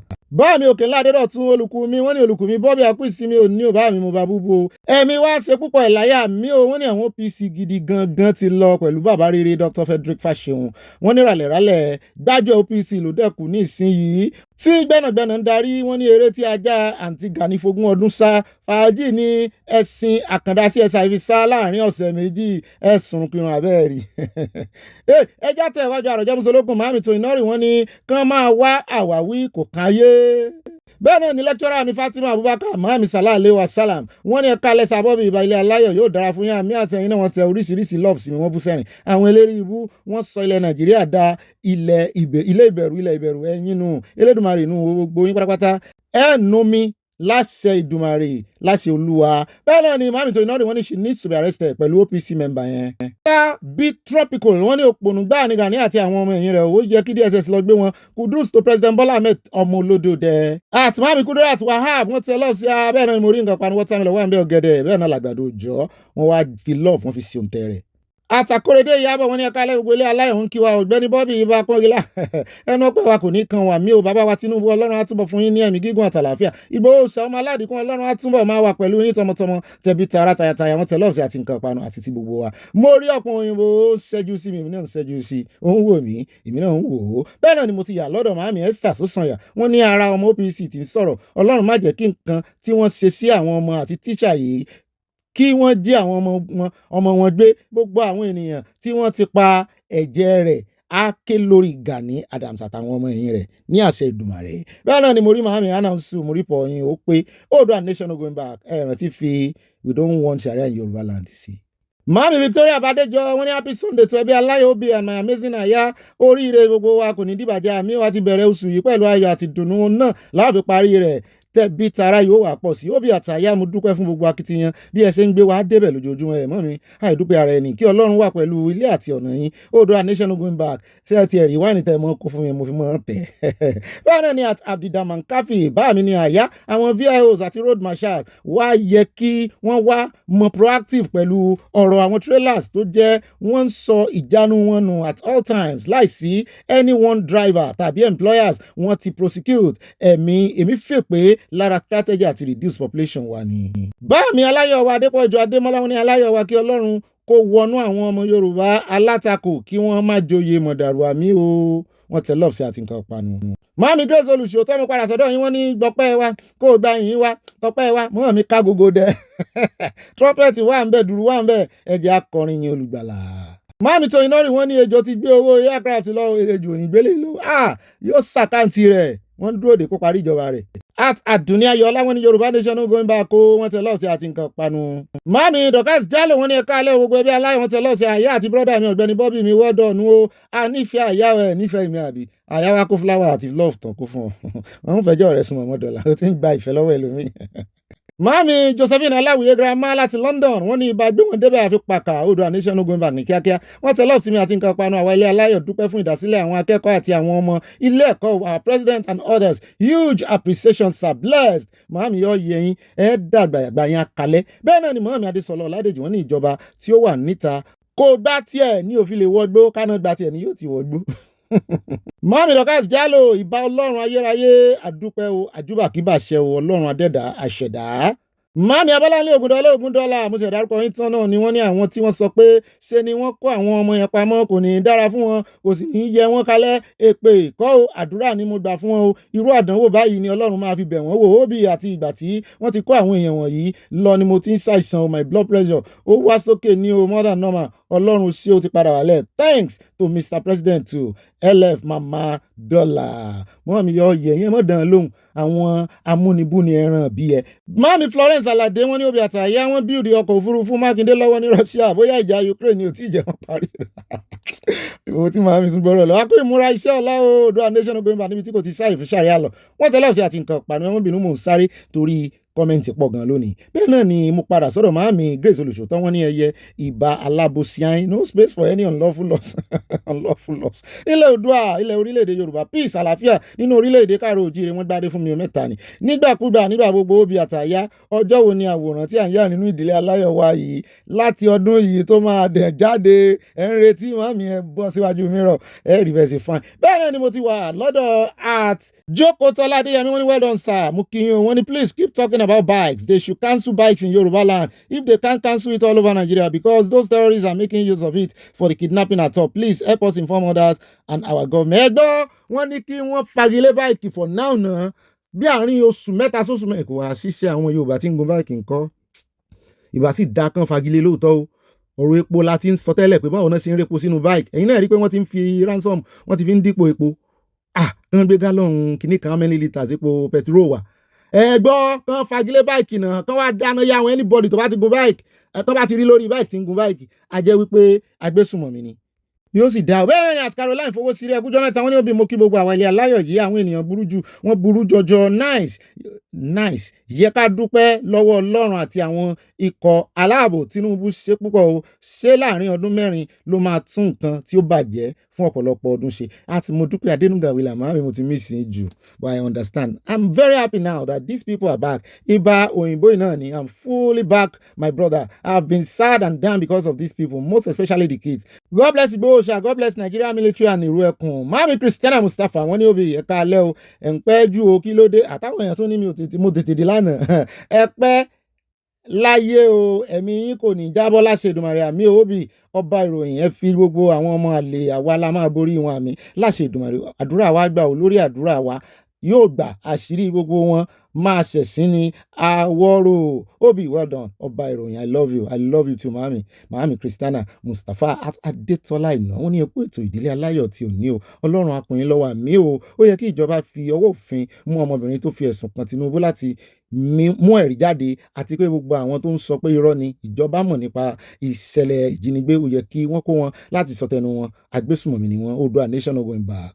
Mami Stella Ogunbajo mo rí pọ yín o pọpọpọ Oòduà nation no going back God bless Oòduà nation wọ́n tẹ love sí wa. Wọ́n deliver package yìí Mami Mary Odunu inú mi dùn mo rí yín wọ́n ní òbí tèmi nìkan àtàyà mi ibà aláyọ̀ ọkọ̀ gbogbo àwọn ọmọge aláyọ̀ lórí ìkànnì aláyọ̀ abẹ́rẹ́ ayọ̀ wọnú ayọ̀ ní tiwa lọ́jọ́ gbogbo bàbá Sunday Igboho olórí àwọn ọmọ ogun aláyọ̀ ìró ẹkùn of our life right on ìró ẹkùn aláyọ̀ òmìnira ilẹ̀ Yorùbá ní kíákíá aláyọ̀ wọ́n tẹ love sí Mami Mary Odunu aláyọ̀ ogun aláyọ̀ bẹ́ẹ̀ náà ni Mami Olúfúnkẹ́ Bájímọ́lú aláyọ̀ wọ́n ní Bobby nítorí ojú ti Aláàfin Ọ̀yọ́ wa dé ojú ìtì ọba ẹ mọ sọ bẹ́ẹ̀ Mami ẹ sì bínú sí bàbá ni ẹ má bínú ẹ fọwọ́nú ẹ àgbà tí òbínú lọmọ rẹ̀ pọ̀ ojúlé tí ẹ̀mí àkùlé tí ọba aládé wọ́n ní kì bá ti gba oyè ọ̀nà kakanfò lọ́wọ́ Gani Adam ó sígun fún síbẹ̀ kò jáde kúrò nínú ìyẹ̀wù rẹ̀ lẹ́yìn ìṣẹ̀lẹ̀ ni abánikẹ́dùn Ṣèyí Mákindé máa ń gbé ìgbésẹ̀ ó ṣẹ̀ṣẹ̀ rántí àti ra nǹkan fún àwọn military. àti Olúbùnmi má dojú tì mí ojú òní ti gbogbo wọn ní ó bóbi ọkọ àwa sweet 16 mílíọ̀n kéṣì confirmation mú rẹ́rìn músẹ́ confirmation from their families is the best onílù òní fẹ́ kó tú wọ́n tẹ̀lé ọ̀sẹ̀ àti nǹkan panu. bẹ́ẹ̀ náà ni Mami Stella Ogunbajo wọ́n ní no space for Sharia law in Yorùbá land láyé ìkọ́ àti láyé tí ń bọ̀ o kí Olúwa kí ó ràn wá lọ́wọ́ àmì àṣẹ Ìdùmarè. Adétọ́lá Ìná wọ́n ní àkú ètò ní o ẹbí aláyọ̀ tò ní o ibà kò sóṣì nílẹ̀ Yorùbá pẹ́rẹ́ kò sóṣì kí àwọn ọmọ sista Gani Adam lọ ṣọ́ra kí wọ́n lọ mọ̀ wípé sísìn tí ò bá padà lẹ́yìn ọtí máa kú sínú ọtí ní o gbogbo ẹni tí ó bá ń gbógun ti Sunday Igboho ó máa gbógun lọ ní ọmí ẹ kí àyà wọn ní kí ọ. Mami Mary Odunu ìtẹ́mi nìkan wọ́n ní Bobby mi tòótọ́ gbogbo ẹni tí inú wọn bá ń bàjẹ́ ní àwọn ọ̀tá ilẹ̀ Yorùbá ẹ máa rójú kú ni o ìgbé lẹ́nu fẹ́ńdọ̀ yín o bàbá Tinubu àdúpẹ́ púpọ̀ o kò ní bàjẹ́ fún yín láéláé gbogbo ẹ̀yin agbófinró àkíyàn ẹkú iṣẹ́ takuntakun kò ní rẹ̀yìn irú ẹkùn ní bàbá mo kí ẹ̀yin náà fún iṣẹ́ ìlú àṣeyè lẹ́ máa ṣe Oòduà nation ogun àwọn tẹ̀lé ọ̀fíà at Clara Ajayi wọ́n ní you right he promised helicopters and drones before June àti ìrìn kankan. Mami Oyeyemi Salau lẹ́ẹ̀kan sí wọ́n ní Ọlọ́run má jẹ́ kí a ṣe oore dáràn àbí irú ọmọ wòrè ojú rẹ̀ máa já báyìí nígbà tí ibi tó máa darí sí. Báàmí Fọlọ́run sọ́ta nímọ̀ làwọn ní Ọ̀gbẹ́ni Bobby Balógun olórí ọ̀bọ̀rọ̀ àkóríire Olúwaṣeun Odùduwà nation no going back. ẹ̀yin tẹ́ ẹ bá ti rí kọ́mẹ̀ntì yín lónìí àmọ́ wọn lónìí o torí ọ̀pọ̀lọpọ̀ yín ẹ̀ ń kọ́ pápá ẹ̀ ń kọ́ ní English ẹ̀ mọ̀ kọ́ ní Yorùbá pé wọ́n pa èèyàn kan wọ́n fẹ́ pé èèyàn kan ó bá ti jẹyọ nú kọ́mẹ̀ntì yín ẹ kọ́ ní Yorùbá.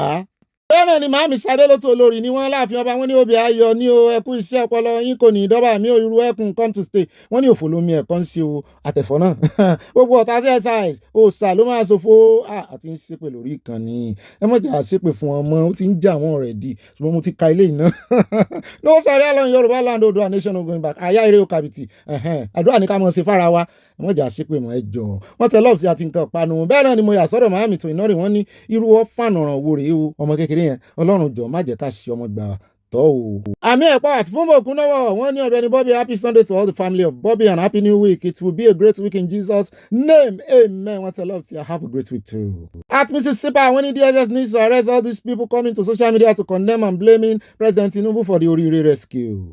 Mami Emige wọ́n ní àwọn ló máa kó bára wọn ìkànnì wọn Ọlọ́run ti tú àṣírí wọn ó ti bà ìfọwọ́sowọ́ wọn jẹ́ lórí àwọn ọmọ yẹn inú wọn ò dùn bí wọ́n ṣe rí àwọn ọmọ yẹn gbà Olúwa kú iṣẹ́ o àná fẹ́ẹ́ fi ṣe campaign against ní ọ̀rọ̀ àǹtọ́ fẹ́ẹ́ fi campaign against olódò den 2027 yẹn jọ̀wọ́ màmá ọlọ́mọ tó pọn ọmọ yẹn ńkọ́ àti ọmọ rẹ̀ mi ò tí ì rojú rẹ̀ o. Mami Rafiat Yowa, when some of the politicians lack knowledge, their thinking is terrible and unbelievable. They think as if they are not educated. They hold for nothing. Speaking English doesn't indicate they are educated. Mami Josephine Alawiye Ekworo, when Ashton Titin powder or Bongela is used for babies. Mami Stella Odele, when everybody Kale, Mami Mukinya Orire o Baba Tinubu, Akpatewo fún yín. Thank you, sir. More grease to your elbow. Nigerian Army SCMO, vigilante adúpẹ́ lọ́wọ́ yín SCMO. What a love. Yellow or yellow deleni. At Abayomi Orufai, when you be at times, I look at the government, I wouldn't know what to say. Just imagine that Yeyenatu Bello, who's supposed to keep his mouth shut with his numerology crimes with the government. Naija. Bami Akinyemi o ni wọ́n ní Yaya Bello lè kò sọ̀rọ̀ lẹ́nu ẹ̀ lè olóṣà. Mami Mosumalo Oliwo tèmi nìkan wọ́n ní ọ̀gbẹ́ni Bobby tèmi nìkan ibà. Àrùn kú àrúdà bẹ́ẹ̀ ni ẹbọ àná ó ti gbà. Ẹ kú iṣẹ́ ìròyìn aláyọ̀ ti ìdílé aláyọ̀ yìí ẹjọ́ yín rèé wọ́n ti ń bá wọn tàwé. Ẹjọ́ yín rèé ẹ máa wí bẹ́ẹ̀ kiri o, ẹ máa halẹ̀ mọ́ àmọ́ o, lálá kókó fẹ́fẹ́ tí í jẹ́ o. Àwọn mi kò sáyè ní bá kọ́ délẹ̀. Olódòdó máa lọ lẹ́ẹ̀kejì. Ẹ̀yin tí ẹ sọ pé ìyá tíṣà yẹn ó sanra, Ọlọ́run máa jẹ́ kí bandit gbé kan nínú yín. Kẹ́yìn náà lè lọ sanra wálé. Mọ́ mi mo rọ́pò òyìnbó àti kíwì ó mèmí sarambi. Máàmí mo dúpẹ́ tá wà wàráàyè wọn ní bọ́bí mi ọ̀wọ̀n mọ́ mi ẹgbẹ̀pọ̀ lọ́wọ́ mi. Happy Sunday Igboho sà ní ó borí gbogbo àwọn ọ̀tá rẹ̀ láṣẹ Èdùmàrè. Àwọn rè wọ́n ń ṣe lásán ni. Máàmí sọ ẹgbà àwọn rè ń ṣe lásán ní lórúkọ Jésù. Àmì àwàtúnráyè o, ẹ̀bà mi ká àyá o. Àmì ò gba ìgbà ẹ̀. Àti Tóyàdé wọn ní obì tí àìbá onífìlà cowboy onífìlà yìí gẹ́ngẹ́lẹ́. Ìbá ọkọ̀ àwọn grandmas, ọkọ̀ àwọn sisi màmá ìmìlẹ̀ nkèsí àyánkọ́ wà o. Happy Sunday New Week. Kùndùsì fún yín. Yorùbá Nation going by, èmi náà gbé méjì fún yín. Oòduà Nation káfàtà no going back. Thanks much for all you do. Èmi náà dúpẹ́ lọ́wọ́ yín, àìdúpẹ́ ara ẹni. Wọ́n tẹ lọ́ọ̀fù sí àkíyèsí yẹn ni mo ju tèmi náà padà. Àyà ń wẹnu mi bí mo ṣe fast. Bẹ́ẹ̀ ni Bámi Akínyẹmí ò ní wọ́n ní ọ̀rẹ́ mi. Bobby lẹ́yìn ikú Jésù lórí igi àgbélébù, lẹ́yìn ẹ̀jẹ̀ Jésù kò tún sí ìrúbọ mìíràn mọ́ o. Ẹ̀yin ẹbí mi kú ilé o. A dáa fún gbogbo wa o. Àmì àṣẹ Èdùmàrè. Ẹ̀jẹ̀ rántí orin ìsun kan wà tó kún fẹ́jẹ̀ tó yọ ní Jésù.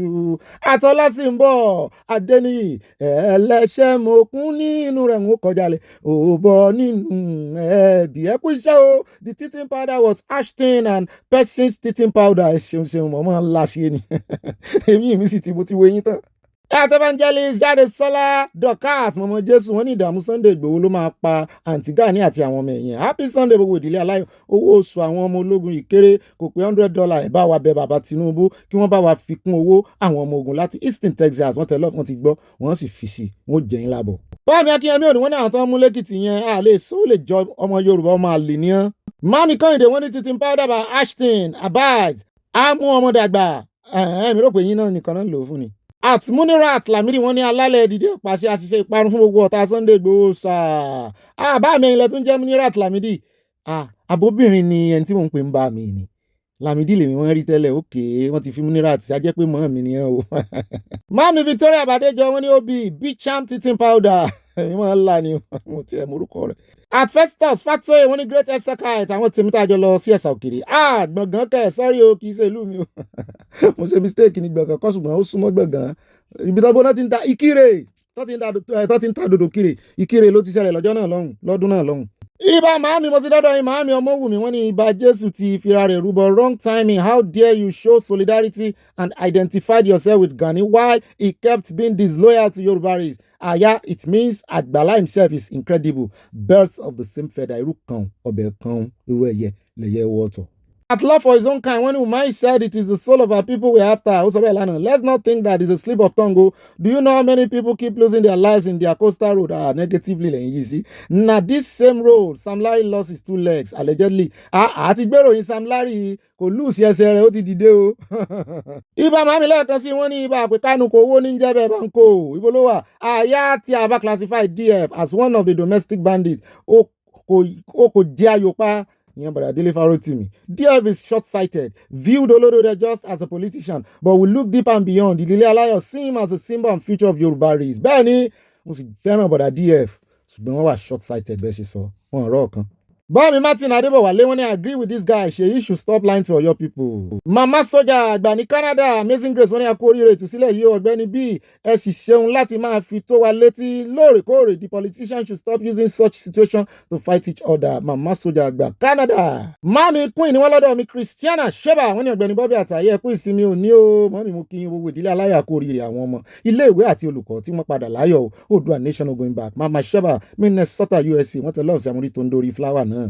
Àtolúwákẹ́mi Bámidélé wọ́n ní congratulations to all of Yorùbá land Yorùbá land Bobby Ànàyà kú ètò Ọlọ́run agbára yóò máa gbà fún gbogbo wa mi ní àṣẹ Èdùmàrè ẹ dá gbogbo padà sí ọ̀dọ̀ Ọlọ́run àwọn ọmọ ogun bẹ́ẹ̀ ni o Ọlọ́run ló ní wọ́n tẹ love rẹpẹtẹ sí a. At Joseph Oyèkánmi wọ́n ní Ọ̀gbẹ́ni Bobby ẹ má ṣe jẹ́ kí a máa tan ara wa mọ́ o ká má tan ara wa jẹ mo tún sọ wípé ìyà kankan kò jẹ àwọn ọmọ yìí compare this to Èkìtì people release àwọn Èkìtì ń gbé ènìyàn wọn láti inú mọ́tò ní Nigeria politician Ọlọ́run yóò dá yín lẹ́bi from India tí ẹ̀ kọ́kọ́ kí wọn láti bàtà tí ń comment tá ń kí wọn kó oríire mi ò rí comment yín pé kí wọn kó oríire ṣùgbọ́n tí ìjọba lẹ̀ ń sáré tó bá yẹ pé wọ́n sanwó náà ni kí ló burú nù kan tó bá kàn wọ́n síbẹ̀ so wọ́n ti lọ bá àwọn ọmọ yìí wọ́n ti lọ bá wọn dì í. I don't know. I don't get you, sir. Bẹ́ẹ̀ náà ni ẹja lọ sọ́dọ̀ Àtàbímbọ́lá Savage. Wọ́n ní Obi, may God continue to bless your soul and your work. Amen. And gbogbo ìdílé aláyọ̀ àmín. Àtẹ̀yìn náà, I can't sleep if I don't listen to your news. Wow. I can't explain the love I have for you. It shall be well with all of us on this program. Amen. Mi ò rí kọ́mẹ́ǹtì wọn rí ṣá. Wow. Wọ́n dẹ̀ wà pẹ̀lú wa. Ẹ ṣé gbogbo ẹ̀yin tẹ́ ń wò wá tẹ́ kọ́mẹ́ǹtì o. Kùndùsì mẹ́jọ fún yín. Méjìlá ní ká fi ṣe. Ẹ ṣé màámi, God bless you. At Martin Adébọ̀wálé wọ́n ní Obi tí a 99% àwọn opposition yìí ń fi hàn pé wọ́n fi hàn pé wọn kò nífẹ̀ẹ́ ará ìlú bí wọ́n ṣe máa bọ́ sí ipò láti kówó jẹ ní gbogbo wọn lé. At Abímbọ́lá Savage lẹ́ẹ̀kan sí wọ́n ní Obi Ọlọ́run á máa bá yín ṣe iṣẹ́ ìyá mi o ẹ bá mi kí májà sọ́lá ojú kò ní tì láyé àmì wọn tẹ lọ́ọ̀sì àti nǹkan panu. Màámi ọmọ wù mí wọ́n ní ibà ìsìn alálàáfíà bẹ́ẹ̀ ní lẹ́sìn mùsùlùmí fún àwọn ti Yorùbá sàlálẹ́ wà sàlám àyà àwọn ará òkè ọ̀yà ń wá same perfect excellent tactical military response of Orire in the north. Ìgbàgbé ṣe wọn ni kó lè work because banditry tí àwa reject entirely ní north ti sọ di a multi-billion naira revenue generating industry bẹ́ẹ̀ ni through sharia àwa kọ sharia àkọ banditry Ọlọ́run ló yọ wá ambassadors Kúndùsì rẹ̀ tó bá fẹ́ kó wọ́ọ̀kì kan rè ìfàwé sharia ìyánlẹ̀ Haúsá ẹ rí i pé àwọn náà mọ̀ ra àwọn ọmọ wọn kó padà bẹ́ẹ̀ náà ni Màámi Dorcas Olúwatúnmiṣe wọ́n ní ọmọ ọlọ́mọ kò sí èpè ránṣẹ́ o Èdùmàrè kó fún gbogbo wa lọ́mọ wọ́n ní surrogate adoption púpọ̀ nínú ẹ̀ máa lẹ́yìn kó lè dàbí ọmọ ẹni Oòduà nation no going back from Providence, Rhode Island. Ó dáwọ́ ẹ káàbọ̀ padà o adúpẹ́ lọ́wọ́ Ọlọ́run o ìrìn àjò kan ò kéré o gbogbo bẹ́ẹ̀ ṣe ìrìn àjò nú kọ́mẹ́sẹ̀sẹ̀ ìrìn àjò kan nù adúpẹ́ tọ́lọ́ mú mọ́tò yín gúnlẹ̀ láyọ̀ àtàlàfẹ́ mi náà ti ń dúró dè yín o mo ti gba kọ́kọ́rọ́ ọkọ̀ mo ti gba steering lọ́wọ́ àyà mo wá fẹ́ tukọ̀ yìí nínú Abala Fugist Abala Fugist ní àkójọpọ̀ ọ̀rọ̀ yìí Fugist mo fẹ́ fún yín sí mo fẹ́ gbélé mo fẹ́ nà fẹ́lẹ́fẹ́lẹ́ mo fẹ́ nà ń bẹ̀ mo fẹ́ wálẹ̀ jìn a fẹ́ tu bí bàtà túṣu tíṣu bá ti jiná tán ká wá sáàbù ara wa bó bá dénú yín ẹ̀kọ́ wá nǹkan tẹ́yìn náà fi panu wá nǹkan tẹ́yìn mọ̀ sọ̀rọ̀ àjìjà o èèyàn gbọ́dọ̀ fi inú òfò gbọ́ ìròyìn torí ìròyìn mọ́ fìyàn ni ó dáa bọ́ bá dilẹ̀ báyọ̀ bá dénú yín kọ̀ǹdíṣàn mẹ́ta ni ẹ bá fi ránṣẹ́ sáwọn olólùfẹ́ yín alákọ̀ọ́kọ́ ní ìròyìn tòní ẹjá bẹ̀rẹ̀ láti South Africa lọ́dọ̀ kan nú àwọn ọmọ wọn tọwọ́ wá bá Nàìjíríà láti bẹ̀rẹ̀ o ọwọ́ bàá ó gbóògùn olóró wa ìbú ara náà fẹ́ mọ́ fi bú wa ó ti ṣẹlẹ̀ kí eléyìí tá à ń mú bọ̀ tó ṣẹlẹ̀ lónìí o wọ́n fẹ́ mọ́ fi bú ara bú wa so South Africa náà ń gbóògùn olóró àjọ NDLEA tó ń gbógun ti ògùn olóró Nàìjíríà ti fọwọ́ òfin mú afurasí ọmọ orílẹ̀-èdè South Africa kan ní pápákọ̀ òfurufú Nnamdi Azikiwe l'Abuja lórí ẹ̀sùn pé ó gbóògùn olóró heroin sínú ẹrù rẹ̀ oògùn náà ni àjọ ọ̀hún sọ pé ó tó ìwọ̀n 5.75 kilograms tí obìnrin náà sì tún gbé ọmọ lọ́wọ́ ó rò pé wọ́n fojú ọmọ tó ń gbé lọ́wọ́ wò. NDLEA ní ọmọ ọdún mẹ́ta tí arábìnrin náà gbé lọ́wọ́ ló fẹ́ fi bojú kí àṣírí rẹ̀ má bàa tú níbi tí wọ́n ti ń ṣàyẹ̀wò fún un ní pápákọ̀ òfurufú l'Abuja lásìkò tí àjọ NDLEA ń ṣàyẹ̀wò àwọn èrò tó ń rìnrìn àjò pẹ̀lú bàálù Qatar Airways láti Doha sí Abuja ní ọwọ́ tẹ arábìnrin náà o wọ́n ní arábìnrin náà kọ́kọ́ sọ pé òun kọ́ lòun ní ẹrù tí oògùn olóró wà nínú rẹ̀ àmọ́ ìwádìí padà fìdí rẹ̀ múlẹ̀ pé òun ló ní ẹrù ọ̀hún o nígbà tó yá ni obìnrin náà jẹ́wọ́ wípé òun ló ní báàgì tí oògùn olóró ọ̀hún wà nínú rẹ̀ àjọ NDLEA ṣàlàyé nínú àtẹ̀jáde kan tí ó fi síta wípé arábìnrin ọmọ South Africa náà rìnrìn àjò láti Cambodia lọ sí Doha níbi tí ó ti wá sí ìlú Abuja ìwádìí síwájú tún fi hàn pé obìnrin náà ń ṣiṣẹ́ pọ̀ pẹ̀lú ikọ̀ kan tó ń gbé ògùn olóró láti Cambodia sí South Africa ní kí ló wá yà Nàìjíríà bóyá ó ní client tó fẹ́ fún díẹ̀ nù ti Nàìjíríà. ẹ̀wọ̀n NDLEA tún mú ọkùnrin kan tó ń gun ọ̀kadà ní pápákọ̀ òfurufú Murtala Mohammed Highway nílùú Èkó lẹ́yìn tó wọ bàálù Ethiopia Airlines dé láti Madagascar. ọ̀kadà ní gùn tẹ́lẹ̀ ṣùgbọ́n ó fẹ́ step up ojú ń kan àwa náà gbọ́ ọ̀kadà rí ṣùgbọ́n ojú ò kàn àwa Ọlọ́run ló mú wa bọ̀ ènìyàn sọ pé apẹ́ Ọlọ́run lòun ò pẹ́ rí olóore àjẹpẹ́pẹ́pẹ́ òun fẹ́ kánjú tùlú ọ̀rán ó fẹ́ kánjú ọgì ọ̀la ọwọ́ ti bàbá yìí. wọ́n ní oògùn olóró metametaphaphanatine 87 ni wọ́n sọ pé afurasí ọ̀hún ogun jù ẹ má bínú ẹ má mi àárín adé ẹ má bínú sí mi. àwọn registrar wa nù àwọn dean of faculty wa ẹ jẹ́ n pè dáadáa torí wọ́n lè mọ̀ bínú sí mi methamphetamine 87 ni wọ́n bá lọ́wọ́ rẹ̀. ọkùnrin náà ni a gbọ́ wípé ó jẹ́wọ́ pé òun ti ṣiṣẹ́ ọ̀kadà gígùn fún ọdún 15 nílùú Èkó kóhun tó darapọ̀ mọ́ ẹgbẹ́ kan tó ń gbé ògùn olóró ní Uganda. ọkùnrin ọ̀hún ló jẹ́wọ́ pé ṣáájú ni òun ti gbé ògùn náà mì tí òun sì rìnrìn àjò lọ sí orílẹ̀-èdè Madagascar ṣùgbọ́n àwọn ẹ̀ṣọ́ tó ń rí sí wíwọlé sí orílẹ̀-èdè náà kò jẹ́ kóun ráàyè wọlé. báyìí lóun ṣe mórílẹ̀ ìlú Èkó níbi tí ọwọ́ ti tẹ òun àti ẹbọ pẹ̀lẹ́ tiẹ̀ o gbénu ó lọ gbére káwọn ẹbí rẹ̀ mọ́ bèrè rẹ̀ mọ́ o àwa ayé àsọdọ̀ South Africa ní ìsìn ẹ má gbàgbé ìròyìn tá a kọ́kọ́ mú wá o ẹ mọ́ fi ṣe ojú olóró ń bọ̀ o. ẹ já wá dé South Africa níbi tí ìkànnì àwọn journalist Nàìjíríà tó ti ń bi ìkànnì àwọn mínísítà léèrè ọ̀rọ̀ wípé báyìí kásá báyìí káwòdì kí ló dé tó ganu sí máìkì tó mọ̀ pé gbogbo ọmọ Nàìjíríà ní agbóògùn olóró wọ́n mọ̀ fẹ́ yẹ̀yẹ́ rẹ̀ tó ń kìlọ̀ fún ìkànnì àwọn ọ̀tẹlẹ̀múyẹ́ wọn tó náà súnmọ́ tó ní mo lè jáde mo sọ ẹ ní exit mo sọ ẹ ní the way out òun náà wàá kàn ṣùgbọ́n ẹ̀yìn ọ̀rẹ́ yìí wọ́n ti gbàgbé bóyá wọ́n ti gbàgbé pé press brief là wá ṣe gbogbo ayé ló sì ń wò wọ́n kì í ṣe Nàìjíríà nìkan ni journalist tó wà ń bẹ àìmọye journalist ló wá from different parts of the world ó tún wá kọ̀rọ̀ rẹ̀ jẹ ẹ jẹ́ àwọn ohun tó ṣẹlẹ̀ ká tún wá wò ó sí kọ̀rọ̀ rẹ̀ jẹ ká wá sọ̀rọ̀ lé lórí. Quote by Minister of the Presidency of South Africa. We'll be interested to know where the drug dens of Nigerians are so they can show us where they've been holding the drugs so that we can clean the drugs in South Africa quite urgently. Madam Minister of Justice, that is a quote directly, and that quote was made by your colleague a week ago at some briefing. I can't remember which one it was in particular. And again, I have to reiterate, given the close relationship with our two countries, given the sensitivity of the time right now, given the fact that everybody, and I believe everybody in this room and on that panel, is doing their very best to douse the tensions, given the work that you, Madam Minister of Justice, has done to actually douse the tension. I remember seeing your press conference about South African artists having their work cancelled, being booked abroad and being cancelled, and trying to calm everybody down. Given all of that, indeed, given that President Ramaphosa has also done his best to douse the tensions. Again, I will come back to Madam Minister of Justice, Minister of Presidency. Do you think the statement you made, and if you want me to read it again, I will, is helpful to your country, to your president, to the works that your colleagues have been doing, indeed to the works that everybody here has been doing, to the works that the NGO have been doing? I interviewed Mr. Baloy a week ago, in June when I was here, the good work that he's been doing, and indeed the work everybody has been doing to ensure that we find a collaborative way beyond this moment. Do you think making statements like that is smart? And again, I ask, would you like to apologize to Nigerians? Because I'm a Nigerian sitting in front of you, and I can assure you that I don't do drugs. Neither does my father, neither do my friends, neither, in fact, the vast majority of Nigerians here are doctors. Let me finish, please. I've asked the question, but I have to state this. Nigerians are doctors. Nigerians are immigration lawyers. Nigerians do all sorts of other things, but you chose to talk about drugs. Why? Thank you very much. Well, I put my hand up. No, they will call for the hand. That's fine. I put my hand up. I'm going to appeal to you again. I am being... To respect me as the Minister of the Republic of South Africa.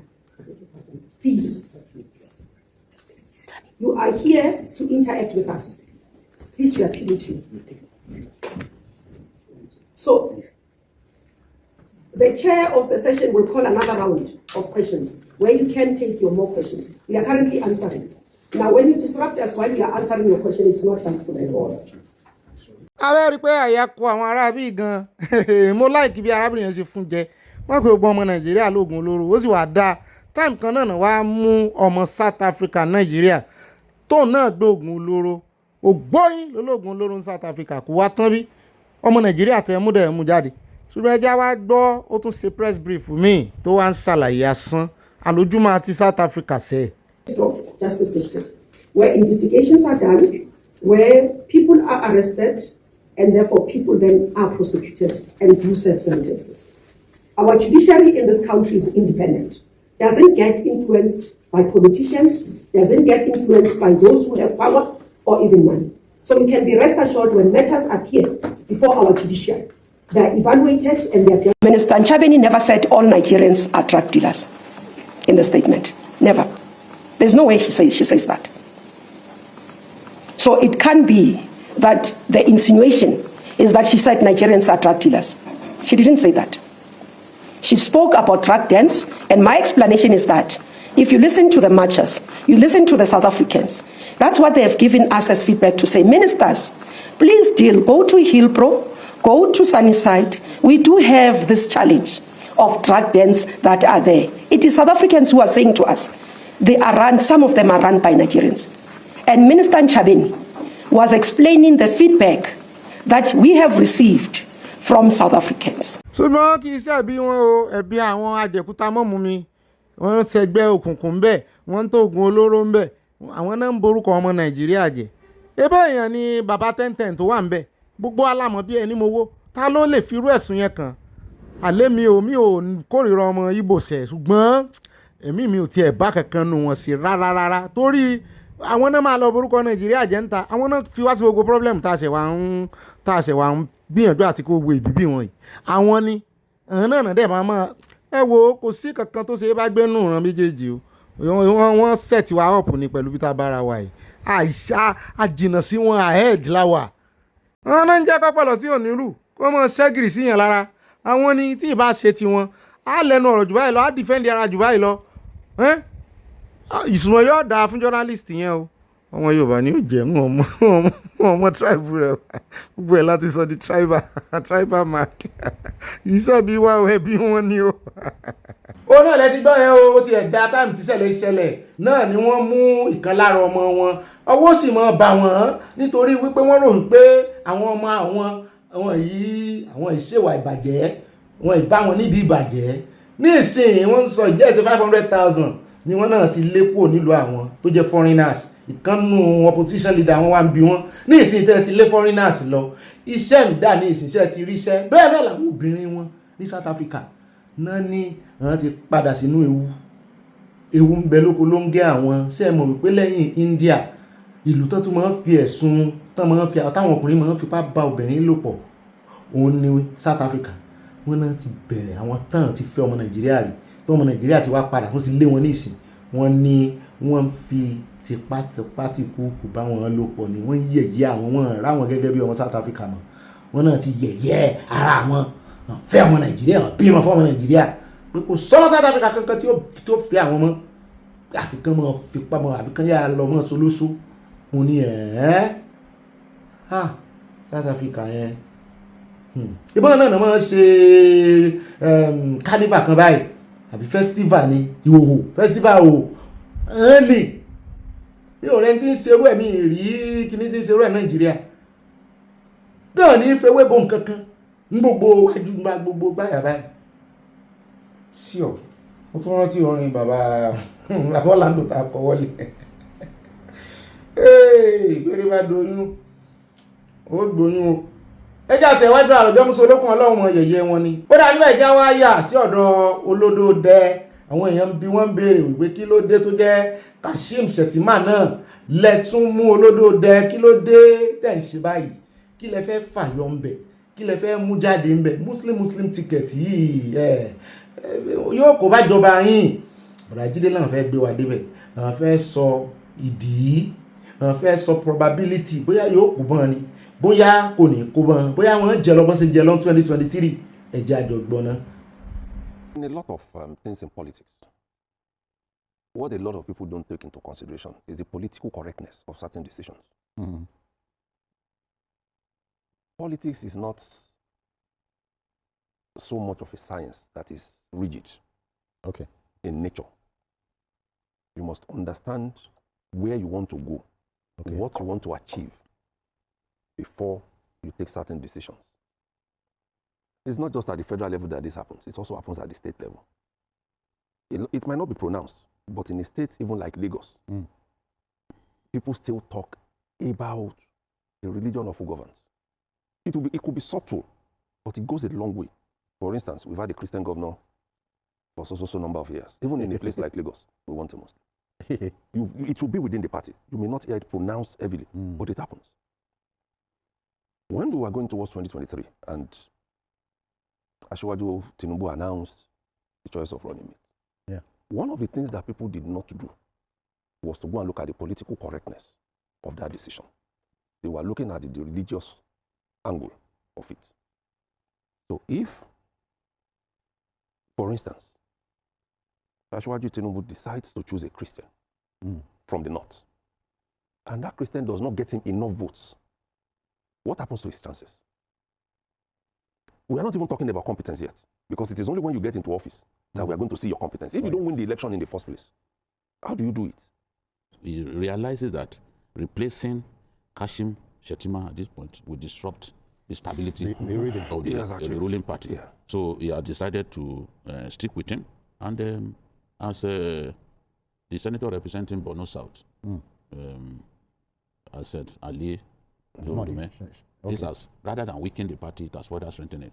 Because the president has not run Nigeria like a religious bigot. He's been fair to Christians, he's been fair to Muslims. For that reason, nobody is talking about Muslim ticket anymore. Because many people thought that there will be no fairness. If this ticket was allowed to survive, Christians will suffer, Christians will be brushed aside, Christians will be marginalized. We have not seen that under this president. This president is married to an assistant pastor. He's married to an assistant pastor. So there's no way that the president would persecute Christians. So people didn't have this fear at that time. They thought, Muslim ticket, Christians will be dealt with thoroughly. And then we had some politician who was trying to use religion to deceive the people, was going after clerics, Christian clerics, and calling them daddy all over the place. At the end of the day, the goal was to get votes for Christians. No doubt about it, it affected the way yes, of course. Because that person didn't win a single state dominated by Muslims. Because the religious card was a key element of his political messaging. At the end of the day, we saw what happened. I'm sure that this election will not be like that. Nigerians have seen that, yes, it's a Muslim ticket, but the administration has been fair to Christians, even more fair to Christians than they expected. But the SGF is a Christian. Okay. The SGF is a Christian. So you cannot say, and we have service chiefs are Christians, chief of army staff, chief of air staff, minister of defense. You cannot say this government has been unfair to Christians. So what is the... I would rather have a Muslim ticket if this level of fairness will continue. Because at the end of the day, you are not seeing Christians being badly treated. So there's always need for geographical balancing, regional interests, electoral strategy in picking your running mate, and you need the broadest possible coalition to achieve victory. And for me, this was the most pragmatic decision that the president has taken. Removing Shettima without justification would have damaged the president's chances, especially in the northeast, even in the northwest. I have videos from Kaduna where the people were telling me that, it is Shettima that they want, that they heard that the president wants to drop him. They said I should tell him that he must not try it. In Kaduna, near the Muritala Square. I spoke to random people. It was after an army event. They said, no, you can't change your VP. This is who we want. So I think that a president who has been strong on political calculation couldn't have made a misstep. He knew that this was the right thing to do, and that's what he has done. And I wish them well. All right, ó náà lẹ ti bá yẹn oṣù pé mi ò fọwọ́ sí o, mi ò fọwọ́ sí nítorí wípé àwọn ti terrorist pẹ̀lú ìṣẹ̀lẹ̀ tàn ti Boko Haram, ISWAP, Akida tó jẹ́ wípé ìjà ìsìn náà ń jà tó wá jẹ́ ààrẹ olódòdó wọn látẹ̀sán tó ń bẹ̀ lọ́dọ̀ tèmi. ṣùgbọ́n ó bá máa pè wọ́n yóò ṣojú wa kò ní sẹ́yìn wẹ́jẹ́ wá sáré yà lọ́dọ̀ ẹni tó ti gbà kan jẹ́ dírẹ́tọ̀rì ní SSS kó tó di DSS wọ́n náà fẹ́ sọ púpọ̀ lọ́rọ̀ lẹ́nu ìṣẹ̀lẹ̀ tó ṣẹlẹ̀ ní Ọ̀yọ́ yẹn gbogbo àwọn èèyàn ní rawọ́ ẹ̀bẹ̀ sáré olódó pé ọgbọ́n tẹ́ ẹ lò májíìkì tẹ́ ẹ lò gbogbo ipá tẹ́ ẹ sà lọ́yẹ̀ Ọ̀yọ́ state nílẹ̀ Yorùbá tẹ́ ẹ fi gbogbo àwọn ọmọ yẹn sà padà wọ́n ti ẹ̀ ń béèrè tíṣà kan wọ́n ní tíṣà ọkùnrin kan àwọn ò tí ì rí wọ́n ní gbogbo wọn la gbọ́ pé wọ́n pé wálé gbọ́n bá sì pé mo mọ̀ wípé màmá yẹn tíṣà yẹn á sì interview ṣé ẹ rí gbogbo ohun tí ó ń fẹ́ mọ̀ dàbí pé ó ń sá pamọ́ àbí kò sí lójú wa tó ẹ jẹ́ á ní sùúrù kátẹ́gùn fẹ́ sílẹ̀ náà ẹ jẹ́ agbọ́rọ̀ lẹ́nu wọn náà fẹ́ gbé wa débẹ̀ wípé ó wà important pé yóò jẹ́ great signal sí àwọn bandit pé òpin wọn dé pé òpin wọn súnmọ́ dẹ̀dẹ̀ òpin wọn dé tán ẹ bá ń tẹ̀sí ẹ jẹ́ agbọ́rọ̀ lẹ́nu. And I want to make it very clear, we are dealing with international terrorism. We are not talking of these bandits now, or even Boko Haram, which has already aligned itself, affiliated to Al Qaeda, ISWAP, and other international bodies. So this particular situation, this incident, has sent a warning, and of course, it is going to, I think the terrorists are going to feel or think twice before they even think about school abduction. But while we are doing that, I would also like to throw in here that we should now start looking at our Safe School Initiative, the program that has been there since the Chibok girls, and then do something about it. Because we cannot believe that, okay, we don't want them to happen, then we go in, we are reacting. Let's be proactive about what is happening about terrorism in Nigeria. Let me go back. Mass abduction, starting from the Chibok girls, was one where the terrorists believe that kidnapping individuals don't bring enough money. And then, of course, mass abduction is one that will bring a lot of money because not the peasants you see there are the ones that are going to pay. The target is the government. And then, of course, when this particular one happened, they are refusing to talk to anybody. First of all, they wanted to talk only to the governor of Oyo State. And then later, they wanted to talk to, the presidency, because they know that that is where they can go ahead and maybe make all the money they want. Or, in this particular case, it was not physically based. It was not money. It was basically an exchange. They wanted their leaders out. Their leaders, very, very important, critical leaders that are wanted all over the world, who are already in DSS custody, and some of them are being prosecuted, and those are the people they wanted. They were so desperate that what they planned was to show the country and the government that they are very, very serious. They slaughtered the teacher right in front of the cameras, on social media, and sent it out to show that they are very, very serious. Now, in that kind of situation, I am very, very happy that the DSS leadership came out to take control of this particular issue. And that is to bring in all kinds of negotiating tactics. And then, of course, ISR, and of course, psychological operations were all used in the negotiation process. Now we have got a very, very positive and good outcome.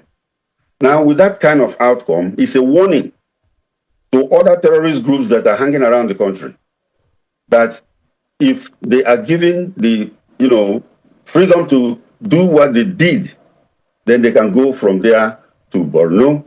Of course, you know the situation in Borno now, where one of the big leaders there had been neutralized, Abu al-Maliki. ó rẹ̀ káwọ̀ padà ẹjẹ́ wọ́n yà lọ́dọ̀ sẹ́nẹ́tọ̀ Orji Kalu ẹjẹ́ nkọ́kọ́ tẹ́tí bàbá yẹn sí níbi tó ti ń sọ wípé time election yìí kọ́ ló yẹ kán gbé state police kalẹ̀ kì í ṣe time election ẹjẹ́ àjọ̀gbọ́n bóyá ní reason. Now, there's a lot to unpack in this conversation on state police. Obviously, we can't we can't scratch the surface on this program. But just yesterday, a friend from one of the states of South was telling me that her security guard, who, by the way, is a habitual wife batterer, they just rescued his wife once again from him, from the security guard, and they were actually in the process of deciding whether or not to still keep him in this circumstance. And the wife was begging, please, that they should not sack the husband, that it would be worse for her. But the security guard came to her to help him, and she asked what was the issue. And he said that he needed her to guarantee, to assign for him as a guarantor. And she asked for what? And his response was that the state government was recruiting for state police, and he had been given the forms by somebody in the system to fill so that he will be recruited as state police. Oh, wow. I'm not joking. Right. I'm not making this up. Okay? Now, this is one of the states controlled by the ruling party. Now, and this is the point I'm making. This is the point I am on. We cannot be, and people are saying, oh, I'm shouting blue murder, right? For nothing. But there is a headlong rush to establish state police ahead of the January 2027 election. You cannot be establishing state police in election season. As a matter of the ordinary course of events, election season, politicians in election season have bandwidth for just one thing: campaigns and ballots. Full stop. Now, in the middle of, because we are in the middle of an election campaign season, you are now unfolding the most complicated conversation we could possibly have. There is no bandwidth for it. No politician has time to go into the details of what you're talking about, the design of what the constraints will be, what the safeguards will be, what the guardrails will be. They're not interested in that. No politician has that bandwidth at this time. It is just the nature of human capability and the nature of the political season. Okay? Now, in the middle of that, therefore, we are unfolding this. And where are we? There are two pieces of legislation. One passed by the House. The other is an executive measure passed by the Senate. They need reconciliation. And the House is being told you've got to accept the Senate version. No citizen has seen either version. All right? So here you are saying you're in support of state police, but with safeguards. Yeah. You have no way of verifying as we speak whether those safeguards have been accounted for. Do you? No. Precisely. Those who may have other ideas have no way of verifying either. Now, what we're told is don't worry, be happy, right? What's going to happen is this. We've got a two-stage process. There's a constitutional amendment process, which is going to give us the broad framework and parameters for the legislative process, which is going to be a reenactment of the Police Act, now providing for state police. But you cannot, nobody's producing this constitutional framework that sets the parameters. Because if the parameters are set without citizens seeing them, you may be locked into a logic that is too late. Ṣó ní reason lọ́dọ̀ yín ẹ jẹ́ wá gbọ́n tí Senator Orji Kalu sọ o. Ó ní Tinubu pushes fọ́nrán ẹ̀ wà. Ẹjọ́ àlọ́ fọ́nrán ìgbàna kò ní ìdíkì tó kà níròyìn ẹ bá ń tẹ̀sí ẹjẹ́ kó fẹnu ara rẹ̀ sọ ẹnu oníkànnà àti lọ́pọ̀. And look at amending the constitution and putting it there that any governor that misuse the act of the state police will be tried after his tenure. So I have no fears. People who are having fears that governors will abuse it should think the other side, because the protection of our people. When I was governor, I protected the people of Abia State fully. I never looked backward.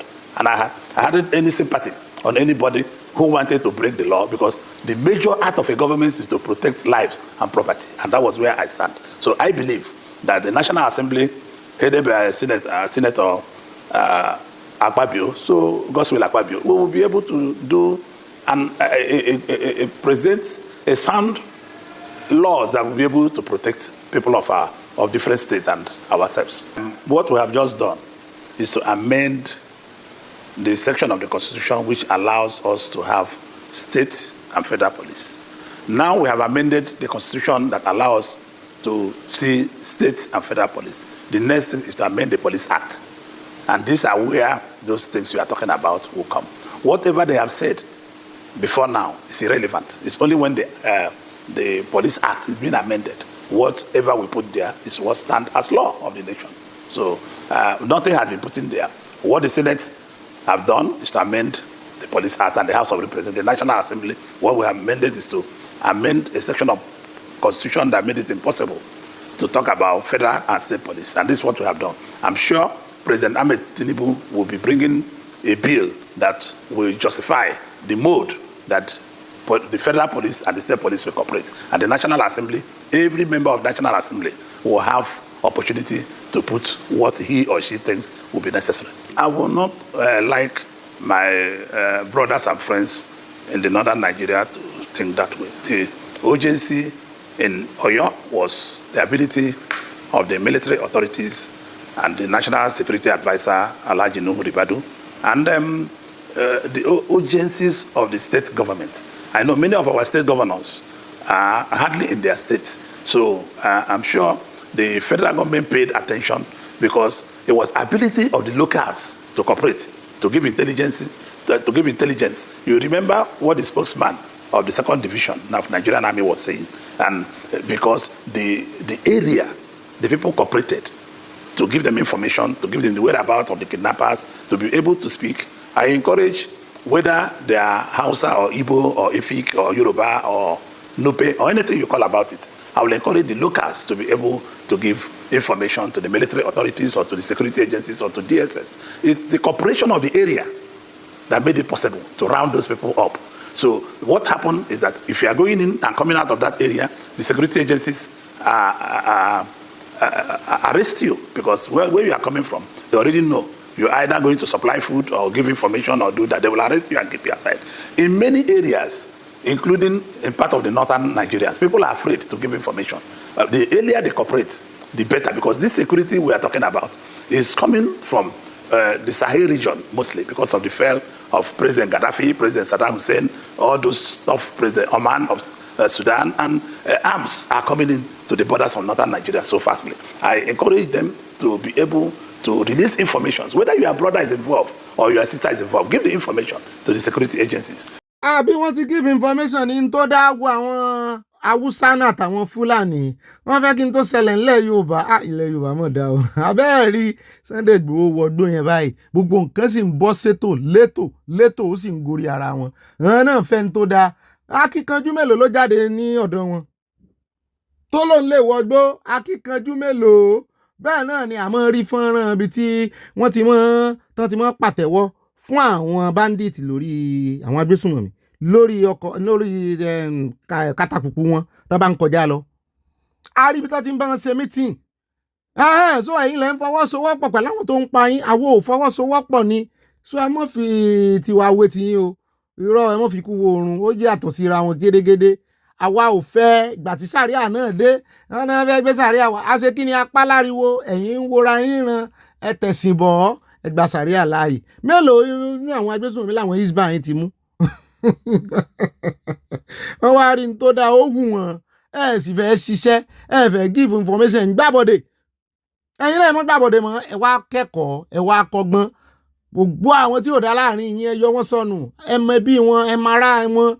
Torí ẹ̀ mo ṣe mọ́ wo irú Baba Ahmed àti Dr. Yusuf tán máa wá sórí agbágbé. Ẹ lẹ́nu ọ̀rọ̀ láti wá mọ́ bólódò dẹ. Èyí náà lẹ́nu yín láti gbọ́ pé ẹ mẹ́bí wọn. Àbí Dr. Yusuf wá sọ mí, àwọn máa wọn iye kan wọn, àwọn brothers wọn. Ẹ̀ẹ́dẹ́ lẹ́sìn kankan. Ẹ̀sẹ̀ ń retí olódò dẹ kó wá gbà yín. Ládùúrò owó tẹ̀ ń gbà kò possible. Ṣùgbọ́n nǹkan kan tẹ́mi ò gbà nú ọ̀rọ̀ Senator Orji náà ni wípé gbogbo bí gómìnà kankan bá ṣe rádaràdà sí lórí ọ̀rọ̀ state police, ó dìgbà tó bá kú olórí oyè kan tó wá visit irọ́ láṣẹ sọ èmi àti ibà màmí àti fẹnukọ àtàwọn mọ̀mọ́ mi dáadáa ń bí àtàwọn bàbá mi pé kí wọ́n yọ immunity gbogbo gómìnà tó bá sí èrè lórí ọ̀rọ̀ state police. Ọjọ́ yẹn nìkan yọ immunity ẹ̀ kan fi sínú òfin bẹ́ẹ̀ pé gómìnà tó bá sí state police lò pé wọ́n á yọ immunity ẹ̀ tó bá sì ti yọ àbúradà tó ń bò lórí àwọn agbófinró á lè mú òjúbà náà lọ. Ó lè káàbọ̀ padà ń tẹ̀mí sámọ̀ ní wípé ibi tí ọ̀rọ̀ state police dé yìí, ìkòríta tó dé yìí, kò sí èèyàn kan tó lè dá dúró mọ́. It has come to stay. Tó bá wá come to stay tán, tó bá wá jẹ́ any reform tó bá fẹ́ ṣe nígbà náà kan wọ́n ṣe, ṣùgbọ́n wípé wọ́n yẹ̀ ẹ̀ lẹ̀, kò sí yẹ̀ ẹ̀ lẹ̀ mọ́ o. A ti gbẹ́rù ro àwọn gómìnà lórí ọ̀rọ̀ state police, a ti di òṣùpá sí wọn lórí. Àwọn náà ń complain wípé wọ́n fa àwọn joyè àwòdì, àwọn olè ìgbẹ́dì yẹn wọ́n fa àwọn dígẹrẹ wúdi. Ṣùgbọ́n báyìí tán ti fi agbára lé wọn lọ́wọ́, kò sí complain mọ́. Bẹ́ẹ̀ náà ń sọ wọ́n ní kò bá dáa kán gba àwọn ọmọ tó ti kàwé gboyè jáde ní yunifásitì kán gbà wọ́n síṣẹ́, mo ló dáa bẹ́ẹ̀. Ṣùgbọ́n kán fi ti lókà ṣe o, vigilante, àwọn ọdẹ, àwọn ìrù ẹkùn. Ṣé wàá mi Sunday Igboho gbàṣà tó bá máa gbà? Pàápàá jùlọ ìrù ẹkùn. Àbẹ́ẹ̀rí fọ́tò bá mi ni mo fi hàn yìí. Kẹ́ ẹ lè mọ àwọn àmì ní RRT yẹn ò tán bá ṣiṣẹ́ pọ̀ o. Ó jọ kó ń jọ bí ẹni pé àwọn àmì ni mo ráwọn ọlọ́pàá ń bẹ̀ náà, kẹ́ ẹ bá mọ̀ wípé kì í ṣe kéré mi kò ṣẹjọ́ wẹ́wẹ́. Ẹ̀ńtẹ́ ń rojọ́ rẹ̀, ó ti mọ́tò rẹ̀ lẹ́ ń juwọ́ sí. Oko ìpọ̀ tó bẹ́ẹ̀ gẹ̀. Tó ó dẹ̀ jẹ́ àtẹ̀wájú àròjọ mùsùlùkùn ẹ̀jẹ̀ àyà ló túpọ̀ níbi tá a ti gbọ́ tán sọ wípé the king of Ochutukpodu Chief John Emionye has directed all elders gbogbo àwọn Fúlàní darandaran to vacate every part of Otukpo kingdom with immediate alacrity and effect. This follows Sunday attack on Nobi village in Otukpo district where several persons were by wọ́n tàjẹ́ wọn sílẹ̀, wọ́n pa wọ́n pa àyà, wọ́n gé wọn lórí, gé wọn lọ́wọ́, gé wọn lẹ́sẹ̀, gé wọn níka, wọ́n decimate wọn. Bẹ́ẹ̀ náà nìkan nú àwọn ọmọ wọn láti Plateau, Benue, sẹ́dá kò jẹ́ Benue àti Plateau, gbogbo wọn náà ń attack. Lòun náà wá sọ̀rọ̀ ó lóun fẹ́ fún wa ní detail. Ẹ bá ń tẹ̀sí ṣùgbọ́n èmi sọ fún wọn wípé kán defend ara wọn, kò sí bó ṣe lè jẹ́. Àsìkò ti tó, wọ́n pa yín, ẹ̀ǹké. Ẹ mọ̀ wòrà yín ràn wọ́n, àtáàkì tán ń ṣe fún yín yàtọ̀ sí wọn á jí gbé, àgbọ̀ kan jí gbé rí, àfi kan mọ̀ wá pa yín. Ẹ bá ń tẹ̀sí ẹja gbẹ̀kúnrẹ́rẹ́ rẹ̀ lẹ́nu ẹ̀. In the very early hours, Fulani Islamist terrorists invaded Otukpo Nobi community in Otukpo local government of Benue State and killed over 15 Christians in their sleep and grievously wounded several others. Now, yesterday, that's Saturday, they also attacked the Ogboju community. Many.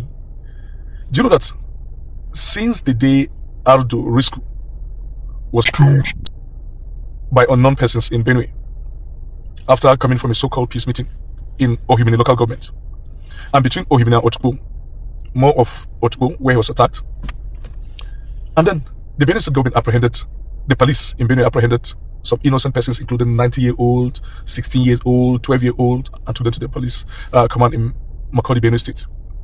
No day passes, no single day passes without these Fulani terrorists killing our people. No single day. We at Truth Nigeria and at Equipping the Persecuted will be releasing a terror tracker application on your Android and iOS. Download this terror tracker application.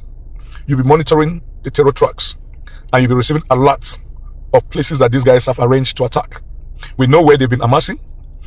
1st of January this year, our executive of 1st of July this month, our executive director Judge Saul released a statement about where they attack, where they're amassing in Plateau, in the mountains of Plateau, in the forest of the borderline of Nasarawa and Benue and Kogi and Benue, and of course around the mountains and forest region of Taraba and Benue. They are there in their thousands. They imported their warriors, their most brutal warriors, from across the Sahel, from Niger, from Burkina Faso, and then from Sokoto, from Kebbi, from Jigawa, from Bauchi.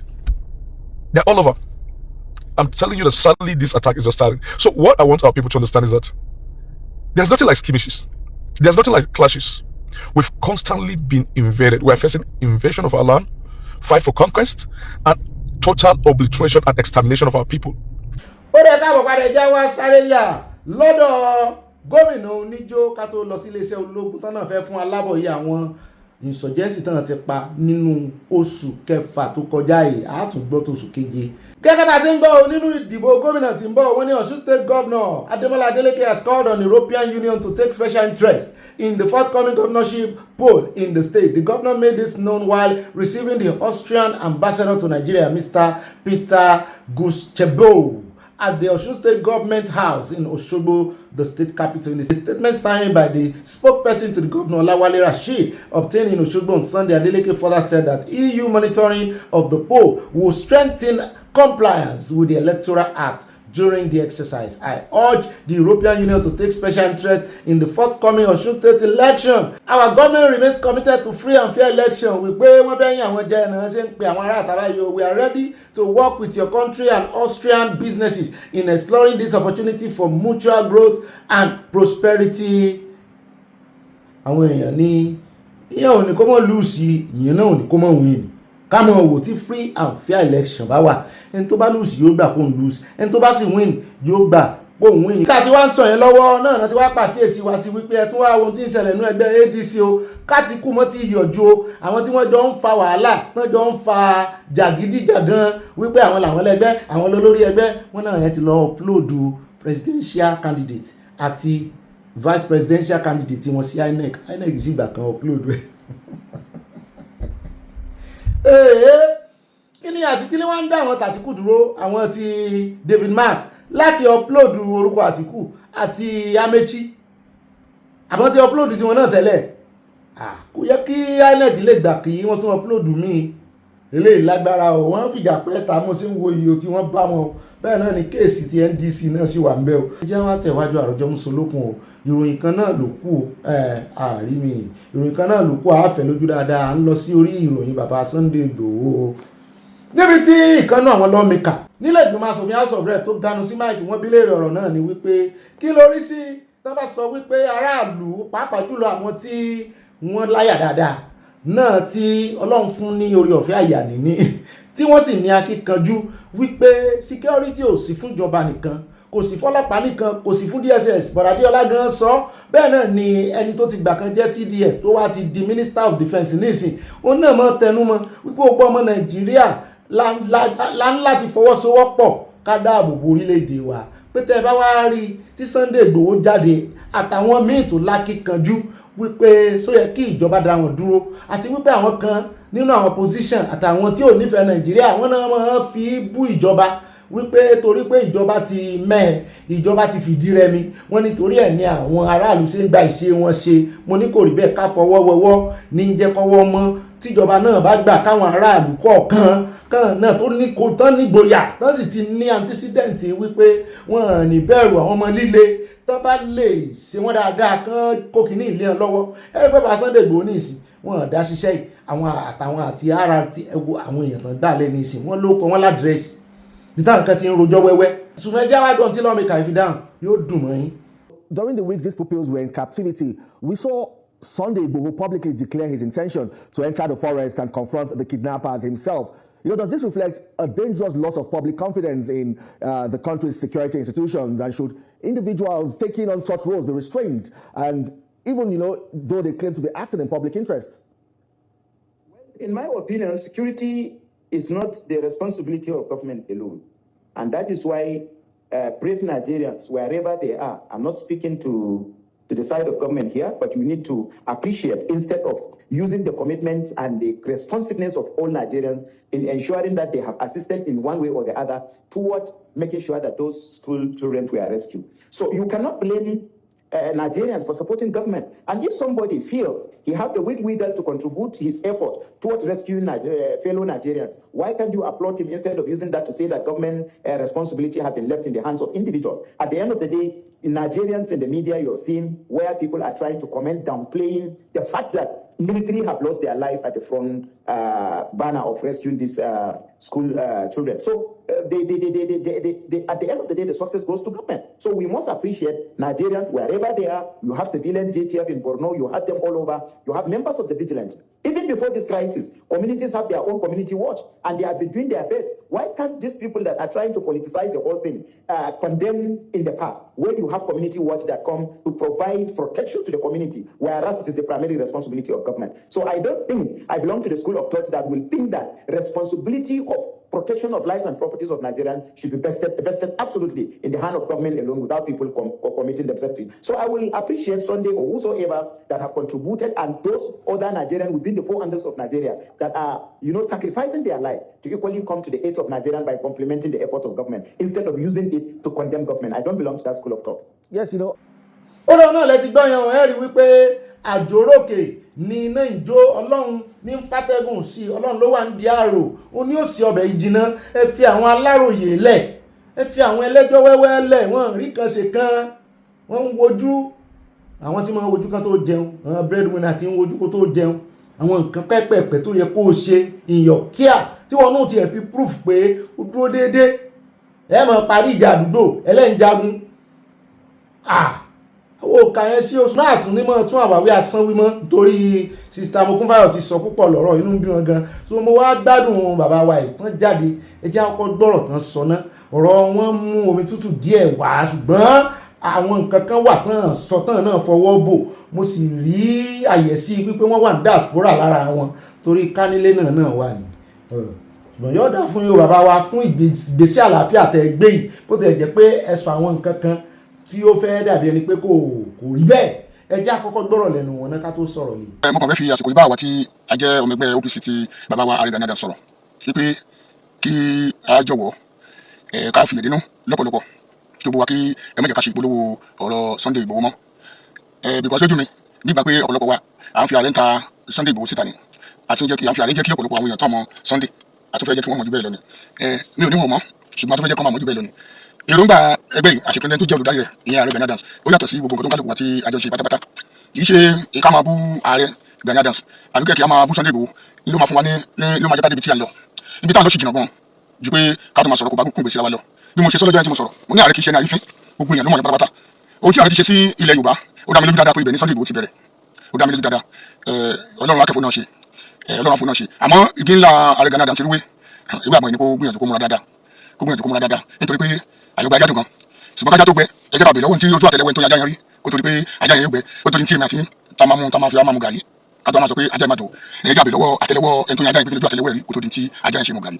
nírọ̀ àwa ọmọ Yorùbá gbogbo wa pátápátá gbogbo ilé ìtàn ṣe kọ́ ní kàn gbogbo ẹ̀kọ́ ló kàn káwa kẹ́yìn kan máa bú ààrẹ Gani Adams kí àwọn kan máa bú Sunday Igboho kò lè fún wa níbi tán kò lè jẹ́ kò lè kí ṣe bí kò lè fún wa níbi tán lọ rárá ẹjẹ́ àgbẹ̀yànjú láti máa wá ìrẹ́pọ̀ láàrin ara wa ni kì í ṣe pé ká máa mú fi ọ̀rọ̀ ẹnu tó máa dá wàhálà sílẹ̀ láàrin ara wa ẹ̀yẹ́ wo ọ̀pọ̀lọpọ̀ àwọn èèyàn wa náà eléyà ṣe pé tọ̀wá sọ̀rọ̀ tí ó yẹ kó sọ eléyà sọ ọ̀rọ̀ mi eléyà sọ dáadáa tọ̀wá sọ dáadáa ṣé n ta nílò láti fi jagun tó kọ́ wá ènìyàn èmi bèrè lè lọ gbogbo wa pátápátá nílẹ̀ Yorùbá ṣé n tí a fẹ́ fi jagun tí ó ń bọ̀ níwájú ìṣe oníkémi kẹ́yìn máa bú ààrẹ káwọn kan máa bú Sunday Igboho àbí Sunday Igboho ṣé yẹn ni solution pàápàá àwọn táwọn ní diaspora ẹjọ́ tó lọ́rùn bá tí a bá nílé tó nǹkan ṣe ẹjọ́ má jẹ́ ká tó máa bàjẹ́ mo gbọ́ program kan lórí social media náà lánàá ló tún mú mi fẹ́ tún sọ ọ̀rọ̀ gan láàrin ní orí ayélujára pé tí wọ́n ní arábìnrin kan tó ń pè ní bóyá kí ni tiẹ̀ fẹ́ forúkọ ṣe náà tó ní bóyá yèyé dára àbí yèyé kí ni kan ṣá tí mo gbọ́ pé ń sọ pé gbà tí ààrẹ tó mú ààrẹ yẹ́gbẹ́ ààrẹ ti sáyìn lẹ́tà kan fún ìjọba pé ogun tó bá jọmọ́ ọ̀rọ̀ Yorùbá àwọn ò ní dá sí mọ́ kí ló dé tàbí torí àti jẹ àti mú ẹnu táfẹ́ mọ́ bẹ́rẹ̀ wá sáyìn nǹkan tọ́lọ́ ti dùn adé kí ló dé eléyìí kò mú lọ síwájú bá wa láwọn bara wa jẹ́ nítorí àti jẹ àti mú ìwọ tó níwọ̀ yìí dára ìbẹ́ ọmọ Yorùbá ni ẹ lórí mo dédé Yorùbá náà ló ń sọ lẹ́nu ẹ má jẹ́ àdáràn kò yẹ ká máa dáràn ó yẹ kó jẹ́ kórúkọ ẹrú ẹni àwọn ẹgbẹ́ kó máa dá kò yẹ kó máa dáràn ó kè ní dáràn ṣe gbogbo ilé tá a ṣe òun ẹdínwó kankan ẹjọ ẹjá pàtì gbogbo àwọn táwọn sọ̀rọ̀ sáré Gani Adams táwọn ń bú wọn táwọn ṣe ẹjá kíyèsí kákíyèsí ara bóbi ní bá ní sùnmí nínú òbòun kò mọ̀ ṣe bí omi tó máa fi kókó lára ní òní sí bẹ́ẹ̀ níbẹ̀yìn Ọlọ́run bóbi ní bá ní òbòun gbé lóòótọ́ àmọ́ kì í ṣe bí omi tó padà pa kókó lára ní òní sí nínú òbòun yẹn o wàláhì bẹ́ẹ̀ ni àṣẹ bẹ́ẹ̀ náà àgbàlagbà wa bí tàtijọ́ ṣùgbọ́n ká fi jagun ká fi ṣẹ́gun ní wọ́n ká fi sọ kì í ṣe pé ká máa fi ṣépè láti máa fi ṣépè fúnra wa káwọn kan máa ṣépè fún káwọn kan máa ṣépè fún ààrẹ káwọn kan máa ṣépè fún Sunday Igboho ṣé eléyìí ni àfihàn àwọn ọmọ tí gbogbo wa dára ń ta wọ́n wà láàmú láti bí oṣù méjì ṣé táwọn ìfilọ̀ gbà wọ́n bọ̀ nìyẹn bí kò sí pé káwa ní ìṣọ̀kan àwọn èèyàn kan sọ pé àwọn ọmọ ẹgbẹ́ OPC ẹni ọkọ̀ kan bú Sunday Igboho àwọn ènìyàn tí wọ́n ń ṣe OPC ṣùgbọ́n tọ́jú ọmọ Yorùbá àwọn ni wọ́n ń fèsì ìyẹ̀bú táwọn ènìyàn bú kí ni abẹ́gbà ní gbogbo ilé ẹ̀jọ̀ tó lọ́hùn bẹ́ẹ̀ ni mo sọ̀rọ̀ yẹn sórí ayélujára níjọ́ bẹ́ẹ̀ náà làwọn àgbàlagbà kan tó já àgbàlagbà táwọn náà tún sọ nǹkan tó yẹ kó máa sọ lórí ayélujára ṣùgbọ́n ìpè tó ń ṣe ìyàdúrà ni mo fi dá padà fún wọn tó ń mú wípé ẹni ọ̀tọ́ rẹ̀ bá jọ mẹ́pẹ́ tó ń bá ń ṣàdúrà fún wà láìpẹ́ àmọ́ ṣùgbọ́n tó rẹ̀ bá jẹ mẹ́ àdúrà tó ń ṣépè fún irọ́ ni àdúrà ló máa jẹ tiẹ̀ àdúrà ló kẹ́ máa jẹ ti gbogbo wa igi ńlá rẹ̀ Gani Adams ló bọ́ fẹ́ o igi ńlá wọn ti rúwé ti Sunday náà kẹ́ ti rúwé ṣùgbọ́n wọ́n fẹ́ kẹ́ mọ̀ pé ogun jogun lọ ó ti yẹ yín ìyá jẹ ìyẹn tó sá fún gbọmọgbọmọ ẹ̀rí báwọn ṣe é rí ogun jogun lọ ìyá jẹ ìyẹn tó sá fún gbọmọgbọmọ ṣọ kí ìyá jẹ máa sá fún gbọmọgbọmọ ibi tá a fi mọ̀ pé Ọlọ́run bá dá wa jù wa lọ nínú ayé bẹ́ẹ̀ àwọn náà wáyé Ọlọ́run bá jù wa lọ ọ̀tẹ̀ àti ìdẹ̀bẹ̀lẹ̀ kún kọ̀ọ̀kẹ́ ká gbádùn nílẹ̀ Yorùbá ni ẹ má jà fún tó kàn lẹ́kọ̀ọ́ jẹ́ tí yóò kàn náà máa mú sí àwọn ọmọ Yorùbá àti tó pẹ̀lú àwọn bọ̀ wá sílé àti tó wà ní ìṣọ̀kan kí ni máa bú gbá kí bá máa báwo kí àwọn máa bú làkàṣẹ́gbè ṣe solution that is solution for us that's why àwọn diaspora náà ẹ jọ we want people to support this motive tó ń kálukú àti àti àjọgbé kalẹ̀ ni ẹ má tó máa fi ohun ránṣẹ́ láti ilé òkèrè láti lè máa fi gbé ìbàyàn kan jẹ́ tó yàn kan ṣe this is not where we are going this is not where we are going ibi táwọn lọ sí jìbọn aláwọ̀ ìdìbò àdàkẹ́ ṣàánú fún wa ojú òní tí wọ́n lágbára Ọlọ́run ilẹ̀ Yorùbá lójú ilé oníkàlùkù wa náà láyè lágbára Ọlọ́run ẹjọ́ àtọ̀tún àtòsí ẹjẹ́ ajáwọn náà abúra wa ẹjẹ́ ajáwọn náà sọ̀rọ̀ ìsira wa eléyìí kọ́ ló máa fún wa ní ló máa jẹ́ ká débi tá lọ. ó dára káàbọ̀ padà ṣe ti farabalẹ̀ gbọ́ dáadáa ṣe rí pé wọ́n gbìyànjú àti wípé èmi tún wá gbọ́ nǹkan sọ ju nǹkan sọ lọ nínú àwọn ọ̀rọ̀ tán sọ mi ò ní bá sọ tí mo ṣàkíyèsí mo lè stọ́dì wọn ẹni mo fẹ̀mí wò ó nínú àwọn ọ̀pọ̀lọpọ̀ ọ̀rọ̀ tán sọ torí out of the abundance of the heart the mouth speaketh nínú abundance tó wà nínú ọkàn wọn mo róye àwọn ọ̀rọ̀ tán sọ nínú ilé ìtàn sọ ni wípé wọ́n fẹ́ bọ́ta wá tẹ̀ sójú kíní ni sójú ọ̀gá wọn wọ́n rí pé àṣejù náà wà lórí lọ́dọ̀ wọn ara àṣejù tó wà lọ́dọ̀ wọn tán mẹ́nubà èmi fẹ́ bọ́n sọ náà ni wípé bàbá wa dáadáa yọ́ yẹ yín o ìgbésẹ̀ àlàáfíà lè gbé o ṣùgbọ́n kí ló dé tí àgbàlagbẹ́ ń tá a fi sípò àgbà náà ń ṣe láńgbáláńgbá ojoojúmọ́ ní fi dárúkọ Sunday Igboho ó sì dájú gbogbo àwọn ọmọ tó ń rán síta náà ń rán wọn àgbàlagbà wà nú àwọn tó ń rán tó bá rán èèyàn ṣe ẹrú wọ́n máa ń fi tọmọ jẹ ẹ bẹ́ẹ̀ ilẹ̀ jíṣẹ́ ebi ṣẹlẹ̀ ń jẹ yìí ẹ bá wa sọ fún wọn ipò àgbàlá bá gbà tó bá fira wọn sípò àgbà èèyàn kankan ò ní rí wọn fín goodwill òyìnbó ń pè nǹkankan ní goodwill ìwọ̀nba tí wọ́n náà ti ṣe orin tí bàbá wa kìíní fi kọrin mo lérò pé bàbá yóò gbọ́ fọ́nrán orin tí bàbá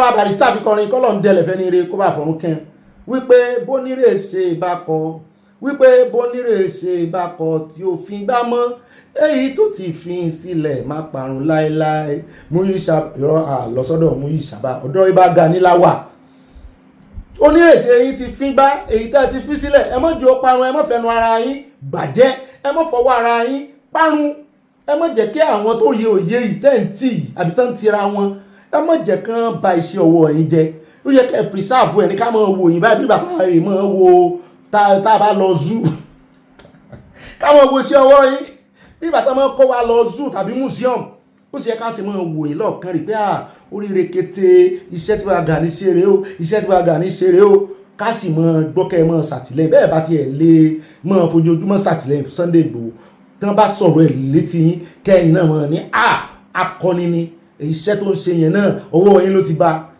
ṣùgbọ́n kò bá lọ́wọ́ yín o irọ́ torí bẹ́ẹ̀ ṣe ń sọ̀rọ̀ yìí àti body language yín kì í ṣe body language ẹni tí ń wá láàfíà ẹni tó fẹ́ jà ní ẹwà Sunday Igboho sì fìgbà kan kó pé èèyàn kan jókòó ebi kí Àgbàlá Gabriel tó wá jókòó tí yìí tó yẹ kó rè mọ́ ṣe Sunday school fáwọn tọ́lọ́hún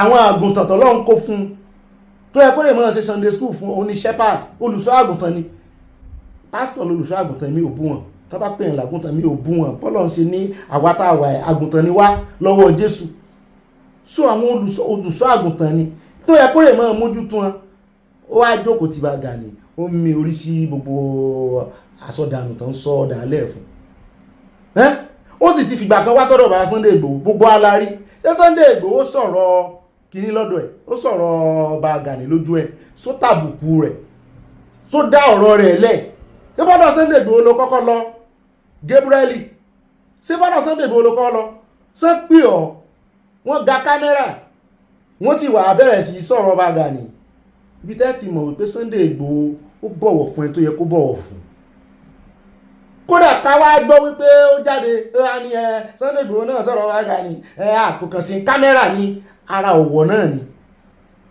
tí ò fi sí kámẹ́rà ara ọ̀wọ̀ ni ṣùgbọ́n mi mọ̀ pé Sunday Igboho pè ọ́ jókòó kó wá máa fẹjọ́ Baba Gani sùn ọ́ wọ́n wá lọ ọbẹ̀ wọ́n rí ìgboro tí wọ́n fẹ́ parí ìjà ni kò sí já kò sá sọ̀rọ̀ ẹni tí ń ṣe báyẹn sọ̀rọ̀ ẹ lè expect káwọn èèyàn dákẹ́ àwọn ọmọ Sunday Igboho wá jáde and down ẹ mọ̀ bàṣẹ ìjẹ́ nígbà tí yín kò sí èèyàn kan tó ranjú mọ́ yín èèyàn bàbá Fáṣẹ̀hùn tẹ̀yìn jákì ìgbà lọ́wọ́ wọn ní dẹ́rẹ́bà bàbá Fáṣẹ̀hùn ní dẹ́rẹ́bà lásán Ọlọ́run sì ti wá gbé yín débẹ̀ náà bóyá bẹ́ẹ̀ ilẹ̀ sì gbéra yín débẹ̀ wà fẹ́ tẹ́lòmíì lógo jẹ́ iná gbọ́ lẹ́nu ẹni tí wọ́n dá sọ̀rọ̀ ní ìsìn wípé ògo yín ni Sunday Igboho ń lò ní ìsìn torí ìgbà tó jẹ́ wípé bẹ́ẹ̀ ṣe ń sọ̀rọ̀ sí ni ìmọ̀lẹ̀ tí ẹ̀ ń tàn sí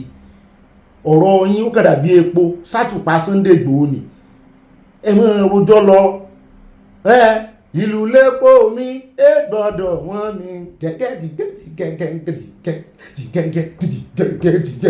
ìlú lépo mi gbọ́dọ̀ wọ́n mi bàbá wo bèsè ló fi kọrin ẹjọ́ wẹ́wẹ́ yín lè ní mú ògo Sunday Igboho tàn sí ẹ máa pálariwo ẹ̀yin lẹ jẹ́ káwọn èèyàn tún mọ̀ sí ẹ tún wá sọ̀rọ̀ títí kanú yín ó tún sọ̀rọ̀ jáàmù mo sì mọ̀ pé n tó gbọ́ ló wá sọ síta torí n tá bá fún sínú fèrè ní fèrè ń fún jáde n tán fún sínú ẹ̀ ló wá sọ yẹn n tó gbọ́ ní bàbá ní kọ̀kọ̀ ń ló wá sọ yẹn wípé gọ́ọ̀mẹ̀ntì Ààrẹ Olódò àbá ń fẹ̀ lójú ẹ mẹ́rin jáde ibi tí gọ́ọ̀mẹ̀ntì Ààrẹ Olódò dẹ níṣẹ́jú rẹ̀ tán ti ń kó ọmọ pamọ́ o sì wà ń bẹ̀ o ya fídíò tán ti ń kó ọmọ pamọ́ kọ́ wá fi hàn wá òkè ó fẹ́ fi hàn wá ní ìsìn ó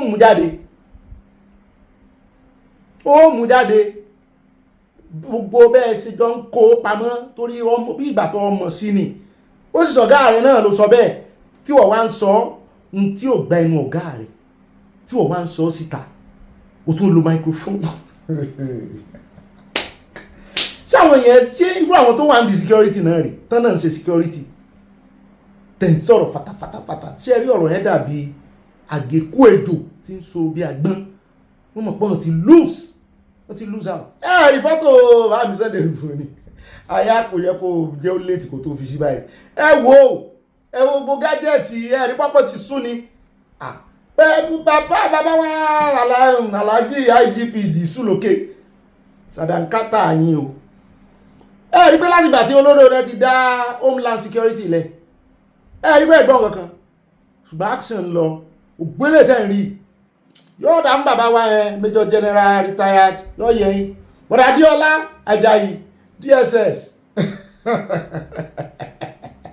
àwọn èèyàn láyẹn jankan-jankan tẹ́ fi gbàgbọ́dé lọ́jọ́ sí náà rè tán bẹ́yẹn méjì balẹ̀ ńlé rẹ̀ ẹ wà á rí pé ògùn yẹn náà Ọlọ́run tún wá dógùn yẹn padà through àwọn èèyàn fìlà ìmọ̀ rè bọ́ ó mọ̀ sí pamutéètì ni ìjókòó kẹ́yìn náà ti ẹ̀wọ́ sàkún bí tọ́rọ̀ ń lọ ẹ kàn ń ṣe láwùláwù blàblùblà ẹ kàn ń ṣe láwùláwù kiri tí wọ́n á ń sọ̀rọ̀ sólódó dẹ yóò tó kó bẹ́ẹ̀ ẹ̀ ń wọ ọjọ́ fún ọmọdé tó ní ẹyẹ gúnugún tó ń bá dàgbà orí ẹyẹ gúnugún lòun wọ́n mọ̀ jẹ ẹ mọ̀ wọ̀rí ẹ ti lọ́ta ní mi ò sì gbọ́ lẹ́nu ìjọba olódó dẹ rí gbogbo ayé náà ń ṣèjọba lé lórí èyí ò gbọ́ pòun lọ́ta pé ọ̀tá yóò bá bọ́ ṣe ìyún mí ń pọ̀tá rẹ̀ ni kò mí ni wọ́n náà ti bá kìíní ṣe rí wọ́n bá ń bẹ́ lòmí ìṣe náà ní ìsìn wọ́n sì mọ wòran fọlọ́run lẹ̀ Ọlọ́run ní ṣiṣẹ́ rẹ̀ Ọlọ́run tó ṣe fún ọ bájọ́ pọ́lọ́run ló ṣe fún ọ o tó fi débi òde yìí lọ́nà ìgbòho ga jù ọ lọ torí ẹ̀bá gbogbo bàbá ní mọ̀ fẹ́ kí ọmọ ga jù ń lọ gbogbo bàbá ni ọba wa ní Sunday Igboho kéré sí ọ náà ó dá àgbà so yóò wá ga jù ọ lọ bí gbogbo bàbá ṣe máa fẹ́ kí ọmọ ga jù òun lọ ẹ sọ fún dádì pé kán yé ṣe láńgbáláńgbá mọ́ bí tá a bá pè lórí wọn fi tẹ̀lẹ̀ náà sọ adi náà sọ kùkù àgbàdo mọ́dì tó fi da láwàdẹ díẹ̀ ẹ sọ fún ọmọ káàárọ̀ òjíire gbogbo wa ọmọ káàárọ̀ òjíire gbogbo wa káàárọ̀ ń bẹ̀wọ̀n òjíire bí ọmọlúàbí àìrín àgbàfín àkìsà àgbàlà máa ń lò torí bọ́mọdé bá lásọ bí àgbà ni kò lè lákìsà bí àgbà ṣùgbọ́n kì í ṣe gbogbo àkìsà àgbà ló ṣe é lò ẹwà wọn tó ń ṣépè tán wọn gbogbo wọn náà ń dárúkọ Sunday Igboho ẹ mú fọ́nrán kan wá mo ẹjẹ́ àfisẹ̀ challenge Sunday Igboho tí gbogbo yín ń dá ẹnu jọ sí tẹ́ wá ń bínú pa àwọn ọmọ rẹ̀ ń dáhùn ẹ mú fọ́nrán ibi tí Sunday Igboho ti sọ ẹyọ kan báyìí sí ó sì dá brọ́dà mi tẹ́ fẹ̀sùn kàn pé Sunday Igboho ló rán tí ń fún yín gbàgbó left and right tó ń dùn yín àsọ̀rọ̀ àmọ́ dùn yín òun náà ló sọ̀rọ̀ lánàá yẹn wípé sí òun lè dárúkọ òun fún ìwọ Àgbàlá Gabriel àwa tá a mọ̀ rí gbogbo wa lájáde tán lọ́dún náà lọ́hùn pé kò lè ṣe bẹ́ẹ̀ o kò lè ṣe bẹ́ẹ̀ o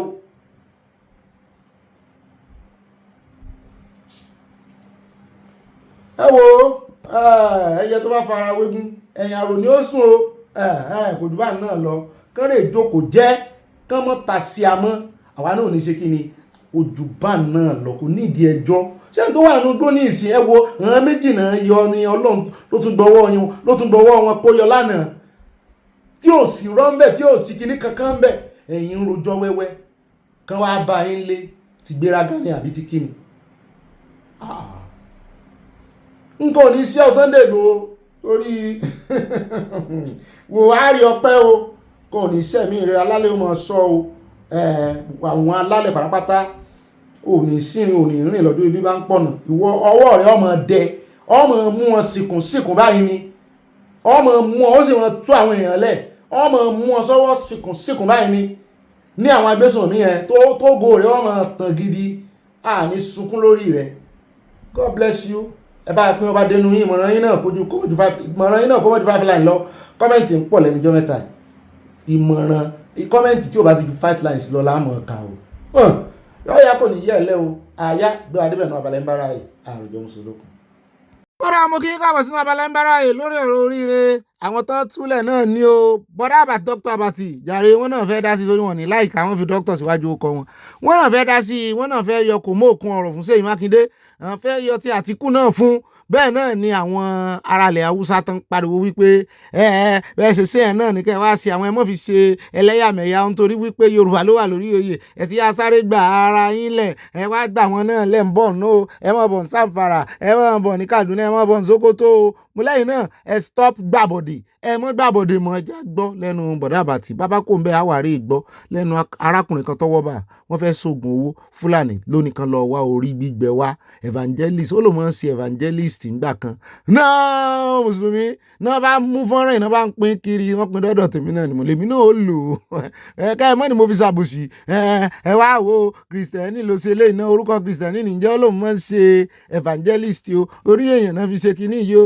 tó bá yá kẹ́ mọ́ mùsùlùmí o mo ní ó ránra rẹ̀ ńṣẹ́ ni o kò forúkọ Jésù rẹ̀ ṣe o ẹ mọ́ fi wé tàwọn tí ń fi orúkọ Allahu Akbar tán fi ń gèèyàn lọ́rùn o. látayébáyé kó tó di pé ọ̀rọ̀ agbésùmọ̀mí dé láàrin ọmọ Yorùbá gan arọ́daràn arólè Sina Rambo nǹkan kò níye èèyàn tó pa kó tó gba Jésù ṣé báwọn Sina Rambo sọmọ Yorùbá ní sá so kò sí ẹ̀yà tí ò ní ọ̀daràn tiẹ̀ kò sẹ́sì tí ò ní ọ̀daràn tiẹ̀ ṣùgbọ́n ẹ̀ lérò níṣẹ̀ṣe kó jáde kó lóun fẹ́ mọ́ rẹ̀yàn lọ́rùn kó sì mọ̀ pé rínwó yà sí àyàgbọ́ àyàtọ̀ ó gbọ́ ẹ̀sùn tẹ́ fi kàn wọ́n láyé àtijọ́ kan tẹ́ ẹ náà ṣerú ẹ̀rí wọ́n ti jáde wọ́n láwọn ò ṣerú ẹ̀rí kẹ́ ẹ mẹ́rin jáde ẹ lè rí Kristẹni tí ọmọ dúnyàn lọ́rùn pé ó yẹ bá ń porúkọ Jésù àtẹ̀mí mímọ́ sí i ìyẹn là ń sọ pé wọ́n ń forúkọ ẹ̀sìn yín bayé jẹ́ ẹ mọ́ gbà fún wọn bẹ́ẹ̀ bá wá gbèjà ẹ mọ́ wàá sọ́dìjà àbòsí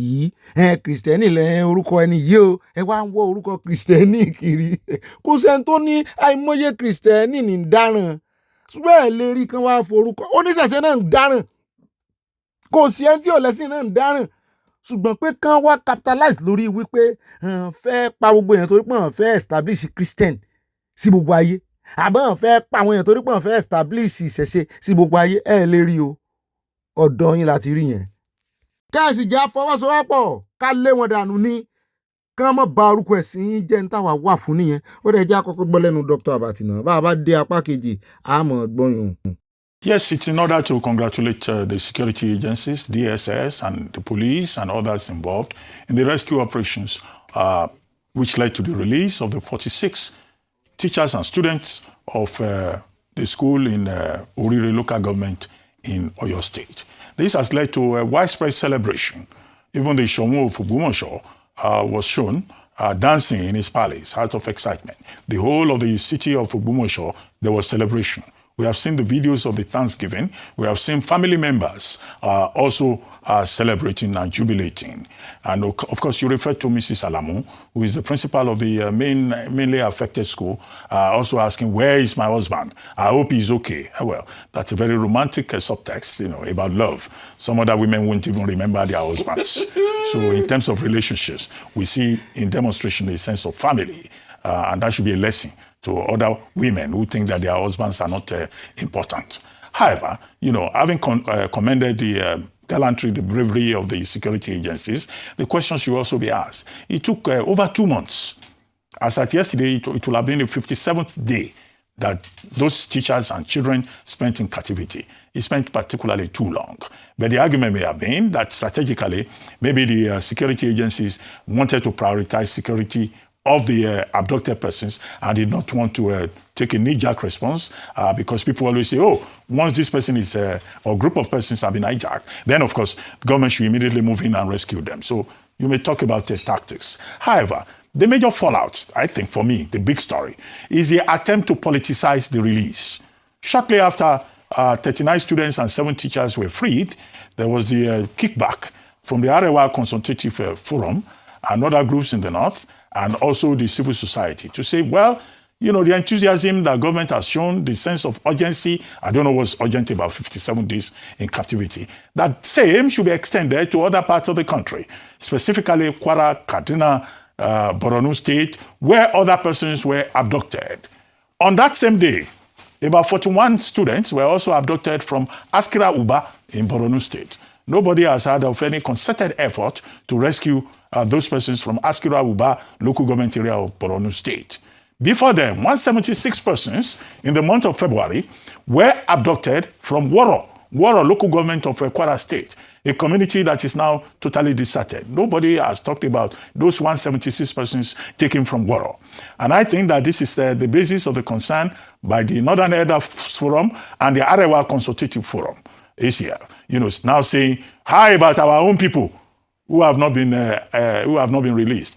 Why do you think that these are more important citizens than citizens in other areas? The other way in which the matter has been politicized is Governor Seyi Makinde in one comment, which his government has not disclaimed, saying that where he declared for the presidency, and then the following day, people were abducted from his state. What is he trying to say? And then Mr. Bayo Ononuga also said, well, he has not heard from Atiku Abubakar, presidential candidate of the ADC, congratulating the Tinubu administration for rescuing these persons. But, under other circumstances, he will speak up. Well, I think Waziri Adamawa Atiku Abubakar responded to him and said that it looks like the APC is already staging a victory celebration ahead of the 2027 elections. What we should say is that this should not be about politics. This is about a matter of human lives. We should all be glad that the security agencies working in concert have been able to rescue these persons who have a responsibility, or whose responsibility it is for government to protect them under enabling laws of the country. Section 14 sub 2B, overquoted already within the public space. But it is the responsibility of government to make sure that people are safe and secure in this country, whether they are women or men or their children. The other thing, of course, to say in this regard is that Governor Makinde is talking about his own presidential ambition. His presidential ambition has absolutely no connection with this issue. And as for the ACF and the Northern Leaders Forum complaining that they are not looking at their own people, well, maybe perhaps the people in the Southwest are more vocal, are more, assertive in saying you have to rescue these people. I don't see Northern leaders being so vocal about their own people. So it's not even about intelligence. It's about the community saying, our people too must be rescued. How many Northern leaders have been speaking up in the same manner in which people from the South have been speaking up? I have a lot more to say, but there's never enough time. Dr. Abati, in fact, ọ̀rọ̀ wọn dá mi lọ́rùn lọ́tẹ̀ yìí o. Wọ́n ní àwọn Haúsá, pàápàá jùlọ àwọn olórí wọn mélòó ló ń sọ̀rọ̀ sókè. Bí Southwest nílẹ̀ Yorùbá bá ṣe sọ̀rọ̀ sókè nígbà tán dí àwọn èèyàn wa kó lọ. Wọ́n challenge àwọn Kwara náà ó sì dá à ń retí kí Kwara di kó padà sábẹ́ Yorùbá ni. Ẹ rí wípé nǹkan tó ń ṣẹlẹ̀ ní ìsìn nígbà tán sì wà ní abẹ́ àwọn Haúsá ní North Central. Tán bá padà sílẹ̀ Yorùbá, irú àwọn ò ní ṣẹlẹ̀ sí wọn mọ́. Ìyẹn ní Kwara State, gbogbo Ìlọrin. Kán padà sílẹ̀ Yorùbá.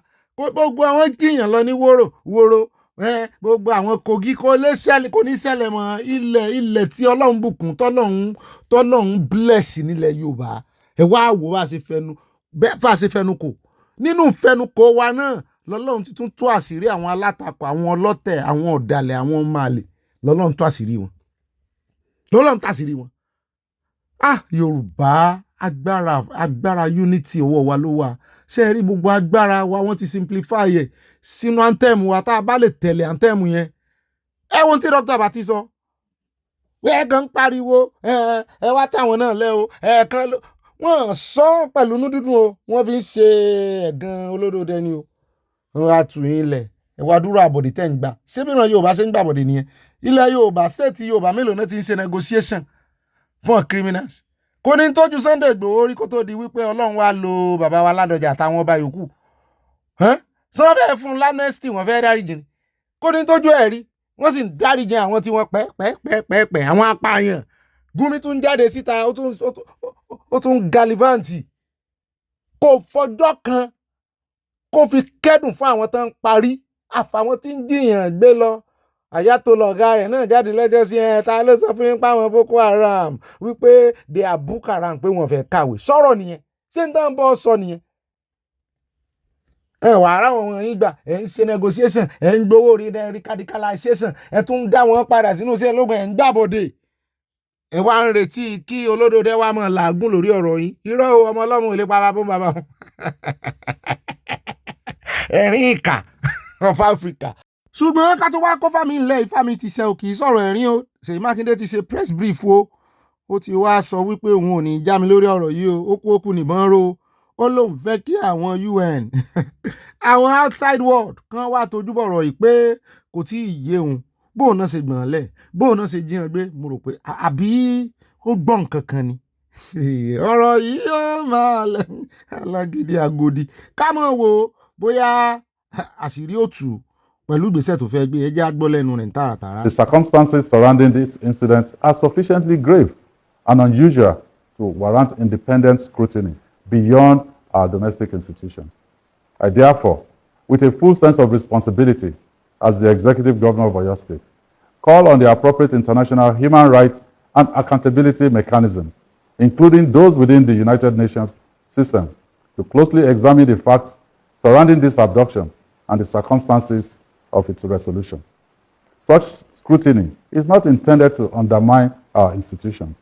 Rather, it is intended to reinforce public confidence that the truth will be established and that every person found to bear responsibility, regardless of office, influence, or affiliation, will be held accountable.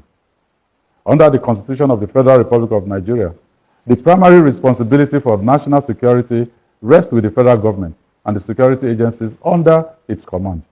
The Nigerian people, therefore, deserve a full and transparent account of what happened, who was responsible, whether there were institutional failures, negligence, or collusion at any level, and what measures must now be taken to ensure that no community is ever subjected to such an ordeal again. Náà lẹ́sìn gbẹ̀yìn oṣù mẹ́jọ ta ló fèlè àwọn ọmọ iná ta ló fèlè wọn on a normal anyway ẹja wò àgbò méjì wọn fẹ́ mú mi ń koto àmọ́ bí tí ń darí ọ̀rọ̀ rẹ̀ sí yóò sì dùn mọ́ wa káṣírí kúkú tú kan fọgbà yẹn gan ìṣẹ̀lẹ̀ kan yóò ṣẹlẹ̀ tí Yorùbá nation yóò fi rọ̀nà lọ tá fi rọ̀nà lọ. Ẹ já lọ sọ́dọ̀ ìkà burúkú lélẹ́yìí ẹ̀rín wá yàtọ̀ síra wa o. Níbi tí ó ti ń jẹ́wọ́ orí òkè jẹ́wọ́ ẹ̀ṣẹ̀ rẹ̀ ló wà. Ó lóun mọ́ evangelist lẹ́kọ̀ọ̀kan. Ó ní ẹyẹ ẹgún lòun kọ́kọ́ fẹ́ fi bọrí fún ẹni tó lòun fẹ́ sóògùn ọ̀la. Ọmọdé ló ní tó ń bá dàgbà ẹyẹ ẹgún lòun mọ̀ jẹ́. Ṣé orí ẹyẹ ẹgún òjò dàgbà ń gan lọ̀rọ̀ arákùnrin? Ó wá pàdé Fúlàní. Àní táwọn Fúlàní ń dálẹ̀ lọ́rọ̀ nílẹ̀ wa kì í ṣe kékeré. Yín wá lórí gbígbẹ náà lò ń ló ṣàkóbá fún báyìí. Tó gbọ́rọ̀ lẹ́nu ẹjẹ́ ń ṣe indemnify o fọ́nrán èmi ò mọ̀ wí ó ti pẹ́ o ṣùgbọ́n lọ́dọ̀ tèmi kò tí ì pẹ́ mú ṣe ń rí ni mi ò rí rí fún àwọn tó bá ti rí ẹjọ́ ẹ mọ̀ jẹ́ kí ọ̀rọ̀ déètì dá wàhálà lẹ̀ o àwa tá àti ìrí ló wà fún o kò jù bá ẹ bá ti rí ẹ kàn kọ sínú comment section pé bye bye o ẹ̀yin ẹ kàn mọ́ ẹ̀rì sùn fáwa tá àti ìrí tá a fẹ́ fi kọ́gbọ́n òun ni mo fẹ́ kẹ́ ẹ jẹ́ ká wò ó. but wọ́n wá fagí wa bá mi láṣẹ ẹgbẹ́ ẹ̀ mo wá bá mi nígbà tẹ́gbẹ́ dẹ̀ mú dọ́dọ̀ mi òbí ni wọ́n ní 200 pé sọ́ọ̀tì story. kí ló fẹ́ ṣe lọ́dọ̀ yìí. wọ́n náà fẹ́ ṣe nǹkan tí àgùdẹ ti ṣí ọ̀gá ó fi ìlú mi ìgbà tó dẹ̀ lọ mo pe àbúrò mi. iṣẹ́ òlẹ́ lẹ́yìn gangan ṣe. farmer ni wọ́n ṣe. bẹ̀tẹ̀ wọ́n pè ní evangelist náà ẹ̀kan ṣe. mo lọ sí evangelist náà mo lọ sí ẹ lọ sórí òkèdè ń gbà àwọn èèyàn là ẹ̀ ń ṣàdúrà. mo lọ sáà. lọ́kùn mọ́ bọ́yìn ó ṣáà ní pé wọ́n ń wá nǹkan tó iṣẹ́ máa fi. ó ní òun máa wá nǹkan tó iṣẹ́ máa fi ìgbà tí ó dẹ̀ jọ́ ètò lọ́tọ́ mo pe ara mo pe gbàgbé àbúrò mi. lákọ̀ọ́kọ́ náà oògùn owó náà fẹ́ ṣe wá ní kí wọ́n máa ṣògùn. mo kọ́kọ́ pe kókó máa ṣògùn. ẹ̀gbọ́n sòtọ́ ọ̀rọ̀. mo kókó máa ṣògùn ọ̀sán wọn tó fẹ́ kú ó dẹ̀ ló fẹ́ kú ẹ̀ nígbà tí ó lọ tán mo wá pe oko eléyìí náà máa lo bú eléyìí sàráfà náà máa lo bú. ó ní ẹ̀ máa lo ok. so ìgbà tó dijọ́ kejì mo lọ sóko Fúlàní káwọn máa ń da síra ẹ̀rọ lọ́dọ̀ mi ìgbà tó tẹ̀ dọ́dọ̀ mi igun wa lọ́dọ̀ wa tó mo ná lọ́jà ní 65,000 pé èlò náà ń ta lọ́dọ̀ yìí ó ní kí mo fẹ́ fi ṣe oníṣẹ́ kan wà tó dáa ju gómìnà ó ní kò sí problem ó ní ìnàkílé ní kí ni jẹ́ bẹ́ẹ̀ ó ní orí èyàn tó nígbà tẹ̀sí wọ́n á pélé yìí. àbí sọ pé orí èyàn. Fúlàní ó ní bọ̀ tí bí gbẹ tó ti pẹ́ lẹ́lẹ̀ ní kò sí problem. ẹ wá pélé yìí. mo wá pélé yìí. ẹ kílẹ̀ wá sọ nígbà tá a wá pè. mo ní pé ìnàkílé ọlọ́dẹ mi kọ̀ọ̀kan láwọn ó wá ní sórí gbígbẹ nínú ó ní máa gẹ̀ẹ́tì ó dẹ̀ gẹ̀ẹ́tì bóyá jọ́ kẹrin bóyá ọ̀sẹ̀ kejì bóyá ọ̀sẹ̀ kejì sí ní ògbó tá ti gẹ̀ẹ́tì rẹ̀ ó láti gẹ̀ẹ́tì fún mi mo wá pé Fúlàní yìí. ìlú ẹ wá gbà lọ́wọ́ ẹni tí ẹ bá ṣe. 200 mo gbà lọ́wọ́ rẹ̀ ọ̀dẹ́ tó wá. ilé ìwà ra orí ọmọ èèyàn. 45,000. ok ẹgbẹ́ tó wá ẹ wá gbé Fúlàní. Fúlàní jẹ́ wá kókó Fúlàní náà gba 20,000 ó dẹ̀ tó gbogbo wọ́n á ṣe gbogbo nǹkan wọn. ẹgbẹ́ tó wá òfin ní 20. ẹgbẹ́ Túndé tó wá. ẹni 60 bí ẹ tún ní 20. iná àní Fúlàní 20 ẹgbẹ́ Túndé 60 ó ń gbọ́dọ̀ jí. 20 lẹ́gbẹ̀ẹ́ bí. no I made a mistake 60 ó mọ̀ sí ẹbí lérè 60. ẹ wo mo ń gbọ́. sorry ó mọ̀ sí 60. ẹ mọ̀ wọ náà bẹ̀rẹ̀ ẹ má bẹ̀ mí. Fúlàní gba 20. irọ́ wà náà ọ̀rọ̀ yìí o nígbà tẹ́ ẹ bá wa sọ̀rọ̀ nínú ọdún tá a kọ́ ṣe ẹni ẹ mọ̀ wípé ìnàkí tán sọ tàbí ẹ ṣe sọ yẹn ẹni ẹ mọ̀ pé orí èèyàn ni ẹni ìgbà tán tó pé wá sọ́dọ̀ yín lẹ tó mọ̀ pé orí èèyàn ẹ sọ báyẹn ẹ jẹ wá sọ pé Fúlàní sọ wípé orí èèyàn ẹ ṣe pé ọmọkùnrin táwọn wò yìí ẹ pẹ̀lẹ́ à ń bá yín bọ̀ ẹ máa sọ bọ̀. mo gbọ́ yín. ṣé kí ni kẹtẹ sọ fáwa nìyẹn. ṣé kì í ṣe kẹtẹ yìí sọ fáwa nìyẹn pé ẹ mà kórè èèyàn pé ìgbà tán gbé wa lẹ tó mà kórè èèyàn. mo nígbà tí a kọ́kọ́ ṣé wọ́n sọ fún mi pé nàkìlé. ẹlẹ́ẹ̀mọ́ ẹ nígbà tẹ wá pé ọ̀wé tó wà lẹ́gbẹ̀ẹ́ yẹn ló sọ pé òun abáyín gẹ̀ẹ́tì nàkìlé ẹni kò dẹ̀ ṣàlàyé fún yín pé ó rí ọmọ èèyàn. mo ní. ṣé kí n pè é kí ni kan sáfíìsì látẹ̀yìn. ṣé kí n sọ náà nìyẹn. kí lẹ sọ fún ẹ. níwájú láti ìgbà tó gbé dé ìgbà tó tí mo sọ fún pé nàkìlé ó jẹ màkórí èèyàn. Fúlàní tó pè yín bẹ́ẹ̀ Fúlàní jọ ń sọ̀rọ̀ ni. àjọ sọ̀rọ̀ náà ni kò sígbà tí ó wá dọ̀ mi. ẹni Fúlàní sọ fún yín pé ìnàkílẹ̀ ní kí ló ń jẹ́ bẹ́ẹ̀ ó sọ fún yín pé orí èèyàn ọ̀tẹ̀ ń sọ sí ẹ̀ tún yìí. mi yìí. ẹ tún wá sọ pé ẹ tún pe Fúlàní lórí fóònù. àní Fúlàní jẹ́ mọ̀. pé nígbà tí Fúlàní ṣe ó jẹ́ mọ̀. pé kí ni Fúlàní jẹ́ kẹ́ ẹ mọ̀. orí èèyàn ni. ok oníbọ̀tì gbígbẹ́. bẹ̀tẹ̀ ìgbà tẹ́ ẹ pé bàbá táwọn wò yìí ó ní ẹ sọ fún un pé orí èèyàn ni ṣé ẹ mọ̀ pé ẹ parọ́ bẹ́yìn. mo lè sọ. ṣé ẹ tẹ́ ṣe fún lélẹ́yìn. ok. orí gbígbẹ́ ni wọ́n pè mí sí pé àwọn níìdì nígbà tí èmi àti mọ́tò Oyèládé Sàràfà ìgbà táwọn Ìkẹrùn ní. ẹ tọ́ ọmọdún mélòó. 27 years. ẹ̀yin kọ́ ọmọdún mélòó lẹ́yìn ọmọdún mélòó lẹ́yìn bàbá ológun Àwúrè 26 years. ìgbà tí wọ́n dẹ̀ pè mí lórí iṣẹ́ tí wọ́n ní iṣẹ́ àwé kan ó rọ́ǹdà nígbà tí mo dé dọ́dọ̀ wọn mo ò tí ì ṣàlàyé fún ìgbà mo dọ́dọ̀ wọn mo ṣe dọ́dọ̀ wọn tán ní iṣẹ́ àwé kan ó rọ́ǹdà pé àwọn fẹ́ ṣe ìgbìyànjú fún pé irú ìgbìyànjú wo lèmi mọ̀ torí mò ń ṣiṣẹ́ ṣègùn ìjọ tí iṣẹ́ ò bá sì lọ déédéé mo máa ṣe ọ̀kadà torí mi kọjá yẹn ó dáńgbà mo ní ẹ lọ wá igun pé ẹ ṣe bẹ́ẹ̀ ṣe bẹ́ẹ̀ tí bá yẹ fi kọ́kọ́ mo olóògbàdúrà rẹ̀ wọn lù dá mo wá lọ ó wá di ijọ́ kẹrin wọn wá pè mí ní orí sẹ́ẹ̀tì pé kí n wá sí ọ̀dọ̀ àwọn mo wá dọ́dọ̀ wọn wọn wá ní iṣẹ́ kan wà tó dáa pé orí gbígbẹ ni àwọn máa ń lò mo ní orí gbígbẹ mo ní sẹ́yìn wọn ní sẹ́yìn pé ó sì ṣiṣẹ́ gan ó dáa ju elégbó tí mo ṣàlàyé lọ wọn lé mi ò mọ̀ ń parẹ́ pé nígbà tó jẹ́ pé ẹ ti mọ̀ kó dáa pé ẹ wá fúnra yín wọn ní láti máa sọ fún pé àwọn ò pé iṣẹ́ táwọn gbé dání pé é fàyè gba pé káwọn orí òní ẹ̀mí ló wà á mọ ibi títì rí o ẹ wọ́n á ní kí n fi lo àwọn èèyàn mi wò pé torí pé iṣẹ́ ìṣègùn ni mò ń ṣe pé mo lè rí ẹni tí ó ń lo orú nǹkan báyẹn mo ló dáa ó wá tóbi ijọ́ kẹrin wọ́n ń fojoojúmọ́ pè mí níbi ijọ́ kejì mo dọ́dọ̀ bọ́dà mi àṣekún yẹn wọ́n wá pè sásìkò gbà náà kí ni wọ́n ṣàlàyé fún wọn pé ẹ̀gbọ́n mi nǹkan báyìí o pé ewé lálẹ́ àṣìrẹ̀ kó ló ní orí bíbẹ̀ ó wá ní kí níyẹn dín jọ́ọ̀sì pé àwọn táwọn jẹ́ security gan àwọn gan ò lè rí tébù làwọn ti wá fẹ́ rí mo ní kíkẹ́ mọ̀ pé kí ní ìsìn ní nǹkan tó ṣòro ni láti rí tàbí pé n tó ṣòro láti tẹ̀lé àwọn amòfin pé ẹrù òfin ni wọ́n ló dàgbà ní pé tí Ọlọ́run bá jẹ́ káwọn orí fáwọn ó pè mí bàbá èyí ń dà mí láàmú èyí ṣàlàyé fún èyí ewé tó jẹ́ brother mi family problem. ń gbọ́ ẹ máa sọ̀rọ̀ lọ. wọ́n pè mí ní orí iṣẹ́ tí pé kí n yọjú sáwọn pé bóun ní iṣẹ́ tí àwọn rán mi mo sì ní ẹnìkan ṣoṣo tẹ́mi lè rí sọ fún pé mo ti ṣàlàyé fún ó wá ló pè mí pé tí Ọlọ́run bá ní ká rí ó wá dijọ́ kẹrin àṣekún ìlélo ó ní 25 ní pé ṣùgbọ́n ẹni tí ó bá wù mí kí n gbà ní ọwọ́ wọn mo dọ́dọ̀ wọn mo ní pé 30,000 naira ni wọ́n ń tà pé ẹni kí n gbowó lọ́wọ́ yẹn dẹ̀ kó 30,000 naira 500 1,000 ó jẹ́ 30,000 naira wọn kò fún mi mo dọ́dọ̀ àṣekún mo kó 30,000 naira yẹ fàṣekún àṣekún yẹn ní 25 ní ó jọ sẹ́gbẹ́ kan ó kó 5,000 naira ó dá sí méjì ó fún mi ní 25 ó mú 25 ó dẹ̀ lọ mo dẹ̀ gbé lọ bí lẹ́kàn. lóun tẹ̀ wá jẹ́ 75. ara wọn fún mi ní 25 àwọn kó àwọn owó yòókù. 27,500. bẹ́ẹ̀ ni. ìwọ náà sọ pé 25 fún ẹ tẹ́lẹ̀. ara wọn gba 25 wọn wá dá 5,000 naira sí méjì.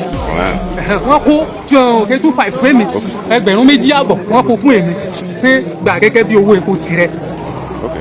ayé àrí bó ṣe ń gbà bí ẹni gbàgbé ọtí èyí Fúlàní wọn tí ì rí mú ṣùgbọ́n àwọn ẹlẹ́sìn mẹ́tẹ̀ẹ̀ta ló wà ń bí o Sàràfà dín àbí kí ló pokò ara ó lò mọ́ so ìṣègùn ṣùgbọ́n ẹlẹ́sìn Islam ni bẹ́ẹ̀ náà ni eléyìí tó lòun ṣe evangelist ká lòun ẹlẹ́sìn Kristẹni bẹ́ẹ̀ náà ni oníṣègùn tó dirun ìyẹn ò tiẹ̀ dirun lọ ni wọn àpè mẹ́ta báwọn ó kù Fúlàní gan tó wá torí èèyàn gbígbẹ fún wọn àti ìmù bandit pọ̀ láàrin àwọn èèyàn àwọn domestic bandits ẹ ṣàlàyé ẹnu yóò fẹ́ bò